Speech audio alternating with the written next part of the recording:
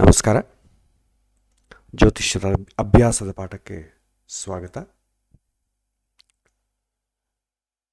ಈ ಹಂತದಲ್ಲಿ ಜ್ಯೋತಿಷ್ಯದ ಅಭ್ಯಾಸದ ಬಗ್ಗೆ ಒಂದು ಪ್ರಾಕ್ಟೀಸ್ ಮಾಡೋ ವಿಚಾರದಲ್ಲಿ ಬರುವಂಥ ಪ್ರಶ್ನೆಗಳನ್ನೆಲ್ಲ ಕೂಡ ತಿಳಿಸಿಕೊಡೋದಕ್ಕೆ ಒಂದು ಸಮೂಹವನ್ನು ಮಾಡಿದ್ದೇವೆ. ಇದರ ಮುಖಾಂತರವಾಗಿ ಜ್ಯೋತಿಷ್ಯವನ್ನು ಅಧ್ಯಯನ ಮಾಡೋರು, ಅಭ್ಯಾಸ ಮಾಡೋರೆಲ್ಲ ಕೂಡ ಅವರು ಪ್ರಾಕ್ಟೀಸ್ ಮಾಡೋ ಸಮಯದಲ್ಲಿ ಬಂದಂಥ ಪ್ರಶ್ನೆಗಳನ್ನು ಇಲ್ಲಿ ಹಂಚಿಕೊಳ್ಳಬಹುದು. ಅದನ್ನು ಯಾವ ರೀತಿ ನೋಡಬೇಕು ಅಂತಂಬ ಒಂದು ಕ್ಲೂವನ್ನು ಇಲ್ಲಿ ಕೊಡಲಾಗುತ್ತೆ. ಅದರ ಪ್ರಕಾರ ಅಭ್ಯಾಸವನ್ನು ಮುಂದುವರಿಸೋದು ಸುಲಭ ಆಗುತ್ತೆ. ಸೊ ಹಾಗಾಗಿ ಪ್ರಶ್ನೆಗಳನ್ನು ಕೇಳಬಹುದು ಒಬ್ಬೊಬ್ಬರಾಗಿ. ಕೇಳಿ. ನಿಮಗೆ ಏನು ಜ್ಯೋತಿಷ್ಯದಲ್ಲಿ ಸಾಮಾನ್ಯ ನಾವು ಬೇಸಿಕ್ಸ್ ಎಲ್ಲ ಕಲ್ತಿದ್ದೀವಲ್ಲ, ಸಾಮಾನ್ಯವಾಗಿ ಎಲ್ಲರೂ ಕೇಳುವಂಥ ವಿಚಾರದಲ್ಲಿ ಏನೇ ಪ್ರಶ್ನೆ ಬರ್ತೀಯೋ ಅದನ್ನು ನೀವು ಈ ಒಂದು ಪಾಠದಲ್ಲಿ ನೀವು ಕೇಳಬಹುದು. ಸೊ ಪ್ರಾರಂಭ ಮಾಡ್ಬೋದು. ಯಾರಾದರೂ ಪ್ರಶ್ನೆ ಇದ್ದರೆ ಕೇಳಬಹುದು.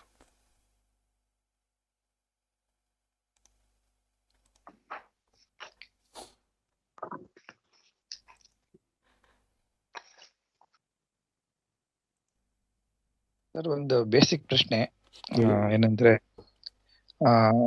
ಇಬ್ರು ವ್ಯಕ್ತಿಗಳು ಒಂದೇ ಸ್ಥಳದಲ್ಲಿ ಒಂದೇ ಸಮಯದಲ್ಲಿ ಟ್ವಿನ್ಸ್ ಅಲ್ಲ ಹುಟ್ಟಿದ್ರೆ ಅವ್ರ ಲೈಫ್ ಒಂದೇ ತರ ಇರುತ್ತಾ ಅಲ್ಲ ಹೇಗಿರುತ್ತೆ ಅಂತ?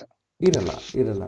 ಇಬ್ಬರ ವ್ಯಕ್ತಿಗಳು ಒಂದೇ ತಂದೆಗೆ ಹುಟ್ಟಿದ್ರು, ಬೇರೆ ಬೇರೆ ತಂದೆಗಳಿಗೆ ಹುಟ್ಟಿದ್ರು, ಅವ್ರ ಲೈಫ್ ಸ್ಟೈಲ್ ಬೇರೆ ಥರ ಇರಲ್ಲ. ಬೇರೆ ಥರನೇ ಇರುತ್ತೆ. ಒಂದೇ ಥರ ಇರಲಿಕ್ಕೆ ಅವಕಾಶವೇ ಇಲ್ಲ.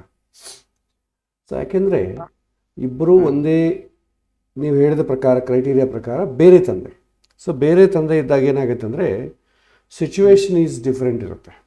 ಒಬ್ಬನು ಶ್ರೀಮಂತ ಇರ್ಬೋದು, ಇನ್ನೊಬ್ಬರು ಬಡತನದ ಇರ್ಬೋದು. ಸೊ ಇಂಥ ಸಂದರ್ಭದಲ್ಲಿ ನಾವೇನು ಮಾಡ್ತೇವೆ, ಒಂದೇ ರೀತಿ ಪ್ರೆಡಿಕ್ಷನ್ ಕೊಡೋದಕ್ಕಿಂತಲೂ ಅವರಿಗೆ ಯಾವ ಸಮಯದಲ್ಲಿ ಏನು ಪ್ರಶ್ನೆ ಬರುತ್ತೆ ಆ ಸಮಯದಲ್ಲಿ ಮಾತ್ರ ಉತ್ತರ ಕೊಡಲಿಕ್ಕೆ ಅವಕಾಶ. ಇಲ್ಲಂದರೆ ನಿಮ್ಗೆ ಆಲ್ಮೋಸ್ಟ್ ಆಲ್ ಗ್ರಹಸ್ಥಿತಿ ಇಬ್ಬರಿಗೂ ಕೂಡ ಸೇಮೇ ಇರುತ್ತೆ. ಇವ್ರಿಗೇನು ಹೇಳಬೇಕು ಅವ್ರಿಗೂ ಅದೇ ಹೇಳಬೇಕು. ಅಂದರೆ ಒಂದು ಮಿನಿಟ್ ಕೂಡ ಡಿಫ್ರೆನ್ಸ್ ಇಲ್ಲ. ಆ ಸಮಯದಲ್ಲಿ ಇಬ್ಬರದು ಒಂದೇ ಸರಿ ಡೆಲಿವರಿ ಆಗಿದೆ ಅಂತ ಅಂದುಕೊಂಡ್ರು ಕೂಡ ದೇಶ, ಕಾಲ, ಪರಿಸ್ಥಿತಿ ಮೂರು ವೇರಿ ಆಗುತ್ತೆ. ಯಾಕಂದರೆ ತಂದೆ ಸಿಚುವೇಶನ್ ಬೇರೆ. ಸೊ ಆ ರೀತಿ ಅವರಿಬ್ಬರ ಆ್ಯಟಿಟ್ಯೂಡು ಬೇರೆ ಆಗುತ್ತೆ. ಅವನ ಹಿಂದಿನ ಜನ್ಮದಲ್ಲಿ ಬಂದಂಥ ಕರ್ಮ ಕೂಡ ವೇರಿ ಆಗುತ್ತೆ. ಅದು ಬೇರೆ ಬೇರೆ ಸಂದರ್ಭದಲ್ಲಿ ಆ್ಯಕ್ಟಿವೇಟ್ ಆಗುತ್ತೆ. ಸೊ ಹಾಗಾಗಿ ಒಂದೇ ಆಗಲಿಕ್ಕೆ ಚಾನ್ಸ್ ಇಲ್ಲ. ಮತ್ತೊಂದು ವಿಷಯ ಅಂದರೆ, ಭಗವಂತ ಒಂದು ಸಲ ಕ್ರಿಯೇಟ್ ಮಾಡಿದ್ದನ್ನು ತನ್ನನ್ನು ತಾನೇ ಕಾಪಿ ಮಾಡೋದಿಲ್ಲ. ಪ್ರತಿಯೊಬ್ಬರು ಖಂಡಿತ ವೇರಿಯಾಗೇ ಇರ್ತಾರೆ. ಇವರಿಗೆಲ್ಲ ಬಿಡಿ, ಅವಳಿ ಜೋಳಿ ಮಕ್ಕಳಿಗೆ ತಂದೆ ಒಬ್ಬನೇ ಆಗಿರ್ತಾರೆ, ಕರ್ಮ ಕೂಡ ಒಂದೇ ಥರ ಇರ್ಬೋದು, ಆದರೂ ಕೂಡ ಅವರಲ್ಲಿ ವೇರಿ ಕಾಣುತ್ತೆ. ಅಂಥ ಸಂದರ್ಭದಲ್ಲಿ ನಾವೇನು ಮಾಡ್ತೇವೆ, ತಂದೆ ಜಾತಕವನ್ನು ನೋಡ್ತೇವೆ. ತಂದೆ ಜಾತಕದಲ್ಲಿ ಪಂಚಮ ಸ್ಥಾನ ಮೊದಲನೇ ಮಗ, ಸಪ್ತಮ ಸ್ಥಾನ ಎರಡನೇ ಮಗ. ಆ ಎರಡು ಲಗ್ನಗಳನ್ನು ನೋಡಿ ಅವರ ಪ್ರಿಡಿಕ್ಟ್ ಮಾಡ್ತೇವೆ. ಸೊ ಏನಾಗಿರ್ಬೋದು ಅಂತ ಪ್ರಿಡಿಕ್ಟ್ ಮಾಡ್ತೇವೆ. ಸೊ ಪ್ರಿಡಿಕ್ಷನ್ ಅಂತಂಬೋದು it's not a correct word. ಅವ್ರಿಗೆ ಅಡ್ವೈಸ್ ಮಾಡ್ತೇವೆ. ಸೊ ಏನಾದರೂ ಅವ್ರಿಗೇನಾದ್ರು ಸಮಸ್ಯೆ ಇದ್ದರೆ ಅಡ್ವೈಸ್ ಮಾಡ್ಬೋದು. ಸೊ ಖಂಡಿತ ವೇರಿಯಾಗೇ ಇರುತ್ತೆ.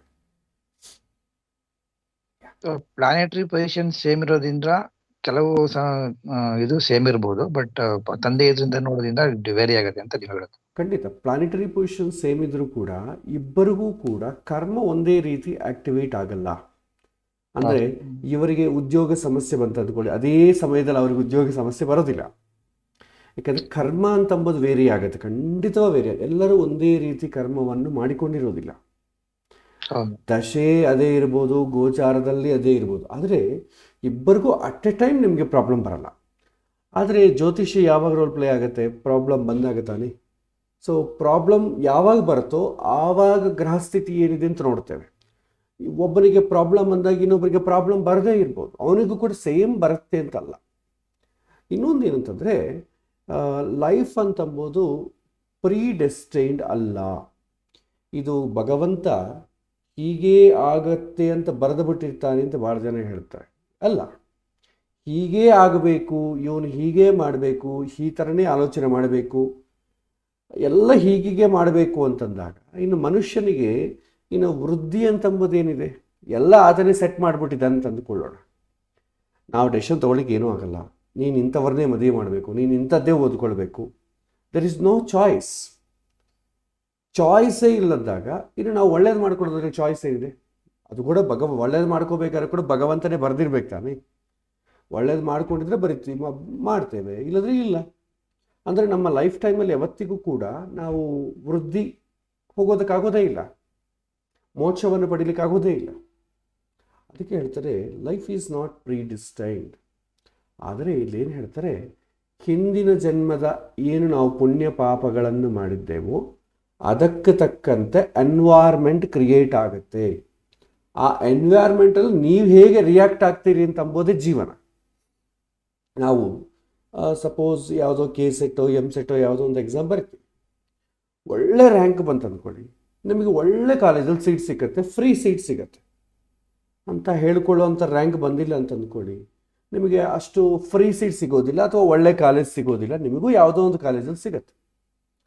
ಅಂದರೆ ಅರ್ಥ ಏನು? ಇಬ್ಬರೂ ಕೂಡ ಓದ್ತಾರಲ್ವ, ಅವನು ಇಂಜಿನಿಯರಿಂಗ್ ಮಾಡ್ತಾನೆ, ಇವನು ಇಂಜಿನಿಯರಿಂಗ್ ಮಾಡ್ತಾನೆ. ಆದರೆ ಅವನಿಗೆ ಹೇಳ್ಕೊಡೋ, ಅವನು ಕಲಿಯುವಂಥ ಕಾಲೇಜ್ ಬೇರೆ, ಅವನಿಗೆ ಹೇಳ್ಕೊಡೋವಂಥ ಟೀಚರ್ಸ್ ಬೇರೆ, ಅವನಿಗೆ ಜಾಸ್ತಿ ದುಡ್ಡು ಖರ್ಚಿಲ್ಲ. ಈ ಯಾರಿಗೆ ಕಡಿಮೆ ಮಾರ್ಕ್ಸ್ ಬಂದಿರುತ್ತೆ ಅವನಿಗೆ ಏನಿರುತ್ತೆ, ಅವನಿಗೂ ಇಂಜಿನಿಯರಿಂಗೇ ಓದ್ತಾನೆ, ಆದರೆ ಅವನಿಗೆ ಅಷ್ಟು ಟೀಚರ್ಸ್ ಒಳ್ಳೆದಿರಲ್ಲ, ಅವನು ಪೇಯ್ಡ್ ಸೀಟು, ದುಡ್ಡು ಕಟ್ಟಬೇಕು, ಈ ಥರ ಫೆಸಿಲಿಟಿ ಇರುತ್ತೆ. ಬಟ್ ಇಬ್ಬರು ಹೋಗೋದಂತೂ ಒಂದೇ ಮಾರ್ಗವೇ, ಅವನು ಇಂಜಿನಿಯರಿಂಗೇ ಮಾಡ್ತಾರೆ, ಇವರು ಇಂಜಿನಿಯರಿಂಗೇ ಮಾಡ್ತಾರೆ, ಅದರಲ್ಲಿ ಏನೂ ಡಿಫ್ರೆನ್ಸ್ ಇರಲ್ಲ.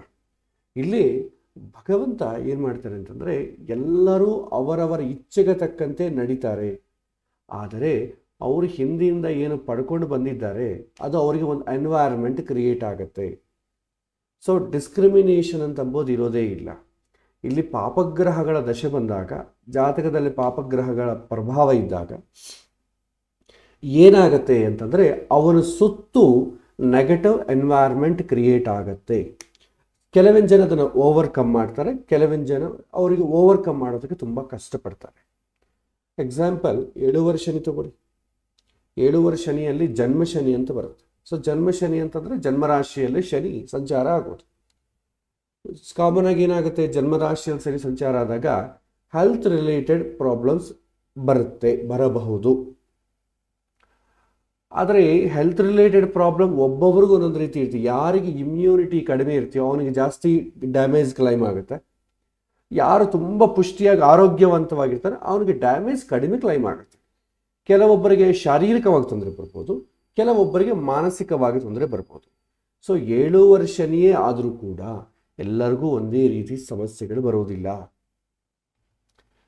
ಸೊ ಹಾಗಾಗಿ ಪ್ಲಾನೆಟರಿ ಪೊಸಿಷನ್ ವೇರಿ ಆಗಬಹುದು, ಆದರೆ ಅವನಿಗೆ ಕಷ್ಟಕ್ಕೆ ಸುಖಕ್ಕೆ ತಕ್ಕಂತೆ ಎನ್ವೈರ್ಮೆಂಟ್ ಕ್ರಿಯೇಟ್ ಆಗುತ್ತೆ.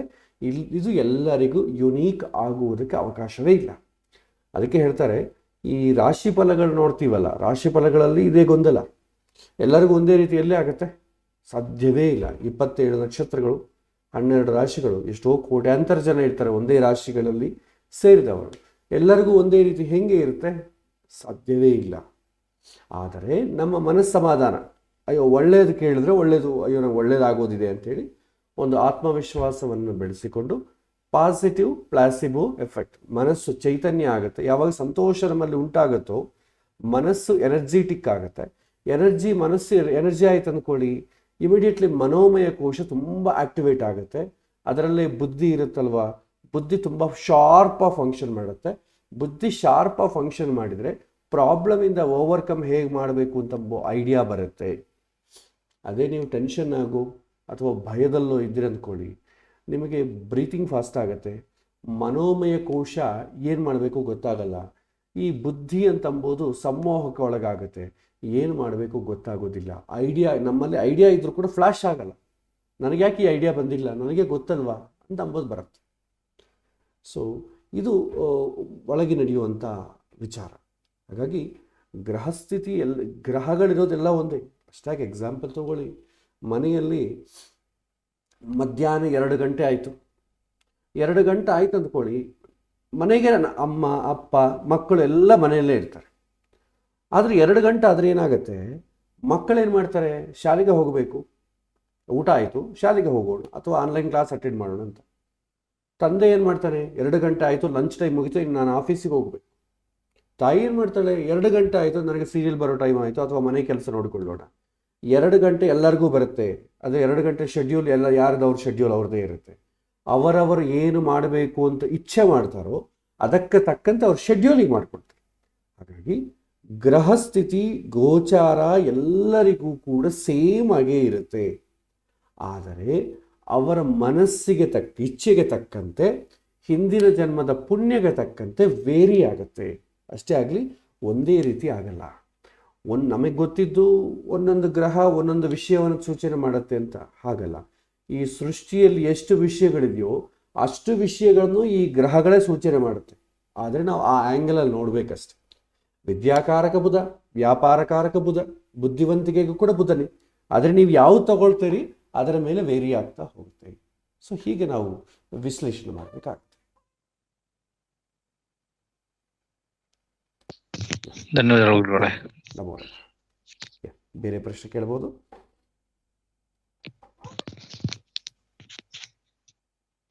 ಮತ್ತೊಂದು ಪ್ರಶ್ನೆ ನನ್ನಿಂದನೇ. ಓಕೆ, ಕೇಳಿ. ನಕ್ಷತ್ರ ಲಾರ್ಡ್, ಸ್ಟಾರ್ ಲಾರ್ಡ್, ಸ್ಟಾರ್ ಸಬ್ ಲಾರ್ಡ್, ಅದ್ರ ಪಾತ್ರ ನಾವು ಡಿಸ್ಕಸ್ ಮಾಡಿಲ್ಲ ಅಲ್ವಾ ಬೇಸಿಕ್ಸ್ ಅಲ್ಲಿ? KP ಸಿಸ್ಟಮ್ ಅಲ್ಲಿ ಬರುತ್ತೆ ಅದು, ನಾವು ಅದನ್ನು ಡಿಸ್ಕಸ್ ಮಾಡಿಲ್ಲ. ಈ ನಮ್ಮ ಪರಾಶರದಲ್ಲಿ ಬರೋದಿಲ್ಲ? ಬರ ಡೀಪಾಗಿ ನೋಡ್ಬೇಕಾಗುತ್ತೆ. ಸದ್ಯಕ್ಕಂತೂ ಬರೋದಿಲ್ಲ.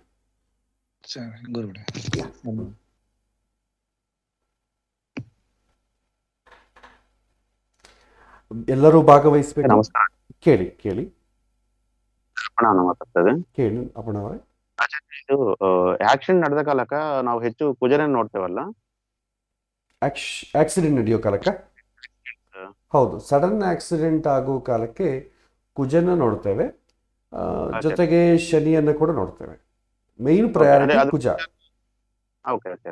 ಅದಕ್ಕೆ ಗೋಚಾರ ನೋಡ್ಬೇಕು, ಪ್ರೆಸೆಂಟ್ ಜಾತಕ ಪ್ರಕಾರ ನೋಡಿ, ಮತ್ತೆ ಗೋಚಾರ ಕೂಡ ನೋಡ್ಬೇಕು. ಅಂದ್ರೆ ಆಕ್ಸಿಡೆಂಟ್ ಆಗೋ ಮುಂಚೆ ಆದ್ರೆ ನೋಡ್ಬೇಕು, ಆಕ್ಸಿಡೆಂಟ್ ಆಗೋದು ನಮಗೆ ಗೊತ್ತಾಗಲ್ವಲ್ಲ. ಆಕ್ಸಿಡೆಂಟ್ ಆದ್ಮೇಲೆ ಮತ್ತೆ ಕುಜನ್ ನೋಡೋ ಅವಶ್ಯಕತೆ ಏನಿಲ್ಲ. ಮತ್ತೆ ಹೆಲ್ತ್ ಅನ್ನೇ ನೋಡ್ಕೊಂಡ್ರೆ ಸಾಕು. ಆಕ್ಷನ್ ಮುಂಚೆ ಹೇಳಿ. ಆಚೆ ಮೇಲೆ ಶನಿ ನೋಡಿ ಸರಿ ಗೊತ್ತಲ್ಲ ಆಚಾರ? ಅಷ್ಟೇ ಅಷ್ಟೇ. ಅವರ ಜಾತಿ. ಇನ್ನೊಂದು ನಾವೇನ್ ಮಾಡ್ತೇವೆ, ಆಕ್ಸಿಡೆಂಟ್ ಆದ್ಮೇಲೆ ನೆಕ್ಸ್ಟ್ ಪ್ರಶ್ನೆ ಏನು? ರಿಕವರಿ ಅಲ್ವಾ? ಸೊ ರಿಕವರಿ ಬಗ್ಗೆ ಏನು ನೋಡ್ತೇವೆ? ಷಷ್ಠಸ್ಥಾನ ಪ್ರಶ್ನೆ ಆಯ್ತು ಅಂದ್ಕೊಳ್ಳಿ, ಲಗ್ನ ಷಷ್ಠಸ್ಥಾನ ನೋಡ್ತೇವೆ. ಲಗ್ನದ ಮೇಲೆ ಏನಾದರೂ ಶುಭ ಗ್ರಹಗಳಿದೆ ಅಂತ ನೋಡ್ತೇವೆ.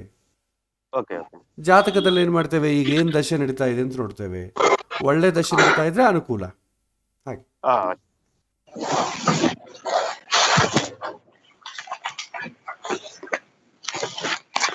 ಮತ್ತೆ ಪ್ರಶ್ನೆ ಇದ್ರೆ ಕೇಳಿ.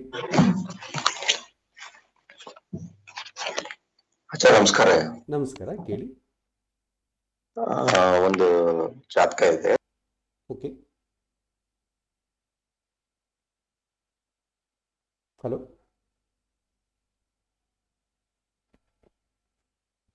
ಹಲೋ. ಡಿಸ್ಕನೆಕ್ಟ್ ಆದಂಗಿದೆ ಅವರು. ಬೇರೆ ಯಾರಾದರೂ ಪ್ರಶ್ನೆ ಇದ್ರೆ ಕೇಳ್ಬೋದು. ಕೇಳಿ. ನಮಸ್ಕಾರ. ನಮಸ್ಕಾರ ಆಚಾರ್ಯ. ನಮಸ್ಕಾರ, ಕೇಳಿ. ಈ ಯೋಗಕಾರಕ ಅಂತ ಹೇಳ್ತೀವಲ್ಲ ನಾವು, ಹೌದು, ಅದು ಒಂದು ಜಾತಕದಲ್ಲಿ ಹೆಂಗೆ ಪರಿಣಾಮ ಬೀರುತ್ತೆ ಅಂತ ಯಾವ್ದಾದ್ರು ಎಕ್ಸಾಂಪಲ್ ಏನಾರು ಇದೆಯಾ ಗುರುಗಳೇ? ಯೋಗಕಾರಕ ಅಂತಂದ್ರೆ ಏನಂತಂದ್ರೆ ಯೋಗವನ್ನು ಕೊಡತಕ್ಕಂಥವನು. ಯೋಗ ಅಂತಂದ್ರೆ ಏನು? ಕಾಂಬಿನೇಷನ್ ಆಫ್ 2 ಪ್ಲಾನೆಟ್ಸ್ ಅಥವಾ ಒಂದು ಭಾವಕ್ಕೂ ಒಂದು ಗ್ರಹಕ್ಕೂ ಒಂದು ರಿಲೇಶನ್ಶಿಪ್ಪನ್ನು ಯೋಗ ಅಂತೇವೆ. ಅಂದರೆ ಯೋಗವನ್ನು ಏನು ಕೊಡುತ್ತೆ ಅಂತಂಬೋದು ನಾವು ಐಡೆಂಟಿಫೈ ಮಾಡಿದ್ರೆ ಅದು ಯಾವ ಕಾಲಕ್ಕೆ ಆಕ್ಟಿವೇಟ್ ಆಗುತ್ತೆ ಅಂತ ಹೇಳ್ಬೋದು. ಸಪೋಸ್ ಗಜಕೇಸರಿ ಯೋಗ ಅಂತಿದೆ. ಸೊ ಗಜಕೇಸರಿ ಯೋಗ ಅಂತಂದ್ರೆ ಏನು? ಚಂದ್ರ ಮತ್ತು ಗುರುವಿನ ಕಾಂಬಿನೇಷನಿಂದ ಫಾರ್ಮ್ ಆಗುವಂಥ ಒಂದು ಯೋಗ. ಅದು ಆ ಯೋಗದಿಂದ ಏನಾಗುತ್ತೆ, ಯಾವಾಗ ಆಕ್ಟಿವೇಟ್ ಆಗುತ್ತೆ ಅಂತಂಬೋದು ನಮಗೆ ಪ್ರಶ್ನೆ ಗೊತ್ತಿರಬೇಕು, ಅರ್ಥ ಗೊತ್ತಿರಬೇಕು. ಸೊ ಏನಾಗುತ್ತೆ, ಗಜಕೇಸರಿ ಯೋಗದಿಂದ ಬರೀತಾರೆ ಹಿಂದಿನ ಪುಸ್ತಕಗಳಲ್ಲಿ ನಿಮಗೆ, ಅವರಿಗೆ ಗಜ ಸಂಪತ್ತು ಜಾಸ್ತಿ ಇರುತ್ತೆ, ಸಂತೋಷ ಆಗುತ್ತೆ ಅಂತ ಇರುತ್ತೆ. ಸೊ ಇವತ್ತಿನ ಕಾಲದಲ್ಲಿ ಗಜ ಸಂಪತ್ತು ಏನಿರುತ್ತೆ? ಇರೋದಿಲ್ಲ. ಇಲ್ಲಿ ಕೇವಲ ಏನಾಗುತ್ತೆ, ಅದಕ್ಕೆ ಈಕ್ವಲೆಂಟಾಗಿ ಇವತ್ತಿನ ಕಾಲದಲ್ಲಿ ಶ್ರೀಮಂತಿಗೆ ಅಂತಂಬೋದಕ್ಕೆ ಅರ್ಥ ಏನಿದೆಯೋ ಅದು ಬರುತ್ತೆ. ಅಂದರೆ ಸ್ವಲ್ಪ ಪ್ರಾಪರ್ಟಿ ಹೆಚ್ಚಬೋದು, ಏನಾದರೂ ಮಾಡ್ಬೋದು ಅಷ್ಟೇ. ಪ್ಲಸ್ ಸಂತೋಷ ಪಡೋದು. ಗಜ ಕೇಸರಿ, ಚಂದ್ರ ಮತ್ತು ಗುರು ಅಂದರೆ ಏನು? ಸಂತೋಷ. ಗುರು ಅಂತಂದರೆ ಜ್ಞಾನ, ಶಾಂತಿ.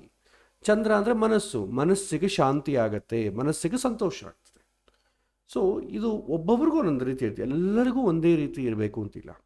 ಸೊ ಹಾಗೆ ಯೋಗ ಅಂತಂದರೆ ನಮಗೆ ಜಾತಕದಲ್ಲಿ ಪ್ರತಿಯೊಂದು ಫಾರ್ಮ್ ಆಗೋದು ಯೋಗದಿಂದನೇ. ಆ ಯೋಗದಿಂದ ಏನು ಫಾರ್ಮ್ ಆಗುತ್ತೋ ಅದೇ ಪ್ರೆಡಿಕ್ಟ್ ಮಾಡ್ತಾರೆ. ಯಾವಾಗ ಆಗತ್ತೆ ಅಂತಂದರೆ ಆ ಯೋಗ ಐಡೆಂಟಿಫೈ ಮಾಡಿ ಆ ಯೋಗವನ್ನು ಉಂಟು ಮಾಡುವಂಥ ಗ್ರಹ ದಶೆ ಯಾವಾಗ ಬರುತ್ತೆ ಅಂತ ನೋಡ್ತೇವೆ. ಆ ದಶೆ ಬಂದಾಗ ಇದು ಅಗತ್ಯ ಇಲ್ವಾ ಅಂತ ಹೇಳ್ಬೋದು. ಬಟ್ ಪರ್ಟಿಕ್ಯುಲರ್ ಆಗಿ ಈ ಯೋಗ ಇಂಥದ್ದೇ ಕೊಡುತ್ತೆ ಅಂತಂಬೋದಕ್ಕೆ ಸ್ಟ್ಯಾಂಡರ್ಡ್ ಏನಿಲ್ಲ. ಅಲ್ಟಿಮೇಟ್ಲಿ ಅದಕ್ಕೆ ಸಂಬಂಧಪಟ್ಟ, ಯಾಕಂದರೆ ಎಲ್ಲ ಗ್ರಹಗಳು ಇದೆ. ಚಂದ್ರಮಂಗಳ ಯೋಗ ಇದೆ. ಕುಜ ಅಂತಂದರೆ ಬಹಳ ವಿಷಯಗಳಿದೆ, ಒಂದೇ ವಿಷಯ ಅಂತ ಹೆಂಗೆ ಹೇಳಲಿಕ್ಕಾಗತ್ತೆ? ಬಹಳ ವಿಷಯಗಳಿದೆ. ಯಾವುದಾದ್ರೂ ಆಗಬಹುದು. ಅಥವಾ ಆ ಸಮಯದಲ್ಲಿ ಅವನೇನಾದರೂ ಪ್ರಯತ್ನ ಮಾಡ್ತಾ ಇದ್ದಾನೆ ಅಂತ ಅಂದ್ಕೊಳ್ಳಿ, ಆ ಕಾರಕಕ್ಕೆ ಸಂಬಂಧಪಟ್ಟ ಪ್ರಯತ್ನ ಏನೋ ಮಾಡ್ತಾ ಇದ್ದರೆ ಅದು ಈಡೇರುತ್ತೆ ಅಂತ ಹೇಳ್ಬೋದು. ಅಷ್ಟೇ ಆಗಲಿ ಇಂಥದ್ದೇ ಆಗತ್ತೆ ಅಂತ ಪರ್ಟಿಕ್ಯುಲರಾಗಿ ಹೇಳಲಿಕ್ಕೆ ಕಷ್ಟ. ಅದು ಹೇಳ್ಬೋದು ಯಾವಾಗ ಅಂತಂದರೆ ಜಾಸ್ತಿ ನೀವು ಓದಬೇಕಾಗತ್ತೆ, ತುಂಬ ನೆನಪಿಟ್ಕೊಳ್ಬೇಕು, ತಲೆಯಲ್ಲಿ ಇಟ್ಕೊಳ್ಬೇಕು. ಆ ಸಮಯದಲ್ಲಿ ಬೇಕಾದ್ರೆ ನೀವು ರಿಯಾಕ್ಟ್ ಆಗಿ ಈ ಗ್ರಹ ಇರೋದ್ರಿಂದ ಹೀಗಾಗತ್ತೆ ಅಂತ ಇಂಥ ಶ್ಲೋಕದಲ್ಲಿ ಹೇಳಿದ್ದಾರೆ, ಅದಿಲ್ಲಿ ಅಪ್ಲೈ ಆಗತ್ತಾ ಅಂತ ನೋಡಿ ಹೇಳ್ತೇವೆ. ಬಟ್ ರಿಯಲ್ ಕೇಸಲ್ಲಿ ಇಟ್ ಈಸ್ ಡಿಫಿಕಲ್ಟ್. ನಮಗೇನಂತಂದರೆ ಪ್ರಾಬ್ಲಮ್ ಓರಿಯೆಂಟೆಡ್ ಹೋದರೆ ನಿಮಗೇನು ಪ್ರಾಬ್ಲಮ್ ಇರೋಲ್ಲ, ನಿಮಗೆ ಹೆಚ್ಚು ಬುಕ್ಸ್ ಓದೋದು ಬೇಕಾಗಿಲ್ಲ. ಈ ಥರ ಸ್ಟಡಿ ಮಾಡಬೇಕಾದ್ರೆ you have to read more number of books ಓದೋದೊಂದೇ ಅಲ್ಲ, ತಲೆಗೆ ಇಟ್ಕೊಳ್ಬೇಕು. ಸೊ ಪುಸ್ತಕದಲ್ಲಿದ್ದರೆ ನಾವು ನೋಡೋಕ್ಕಾಗೋದಿಲ್ಲ, ಮಸ್ತಕದಲ್ಲಿ ಇಟ್ಕೋಬೇಕು. But it's a difficult process. But ಯೋಗಗಳ ಫಾರ್ಮ್ ಆಗುತ್ತೆ, ಬಟ್ ಏನಾಗತ್ತೆ ಅಂತ ಫಸ್ಟ್ ತಿಳ್ಕೊಳ್ಬೇಕು. ಯಾವ ಯೋಗ, ಆ ಯೋಗ ಏನು ಈ ವ್ಯಕ್ತಿಗೆ ಏನು ಉಂಟು ಮಾಡುತ್ತೆ ಅಂತ ತಿಳ್ಕೊಂಡ್ರೆ ಯಾವಾಗ ಫಾರ್ಮ್ ಆಗುತ್ತೆ ಅಂತಂಬೋದು ದಶಾಗೋಚಾರಗಳು ನೋಡಿ ಅವ್ರಿಗೆ ತಿಳ್ಕೊಂಡು ಹೇಳ್ಬೋದು.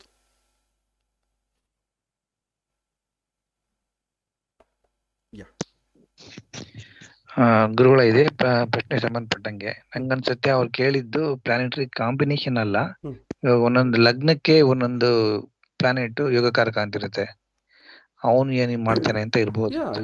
ಯೋಗಕಾರಕ ಅದು ಕೂಡ ಸೇಮ್ ಇದೆ.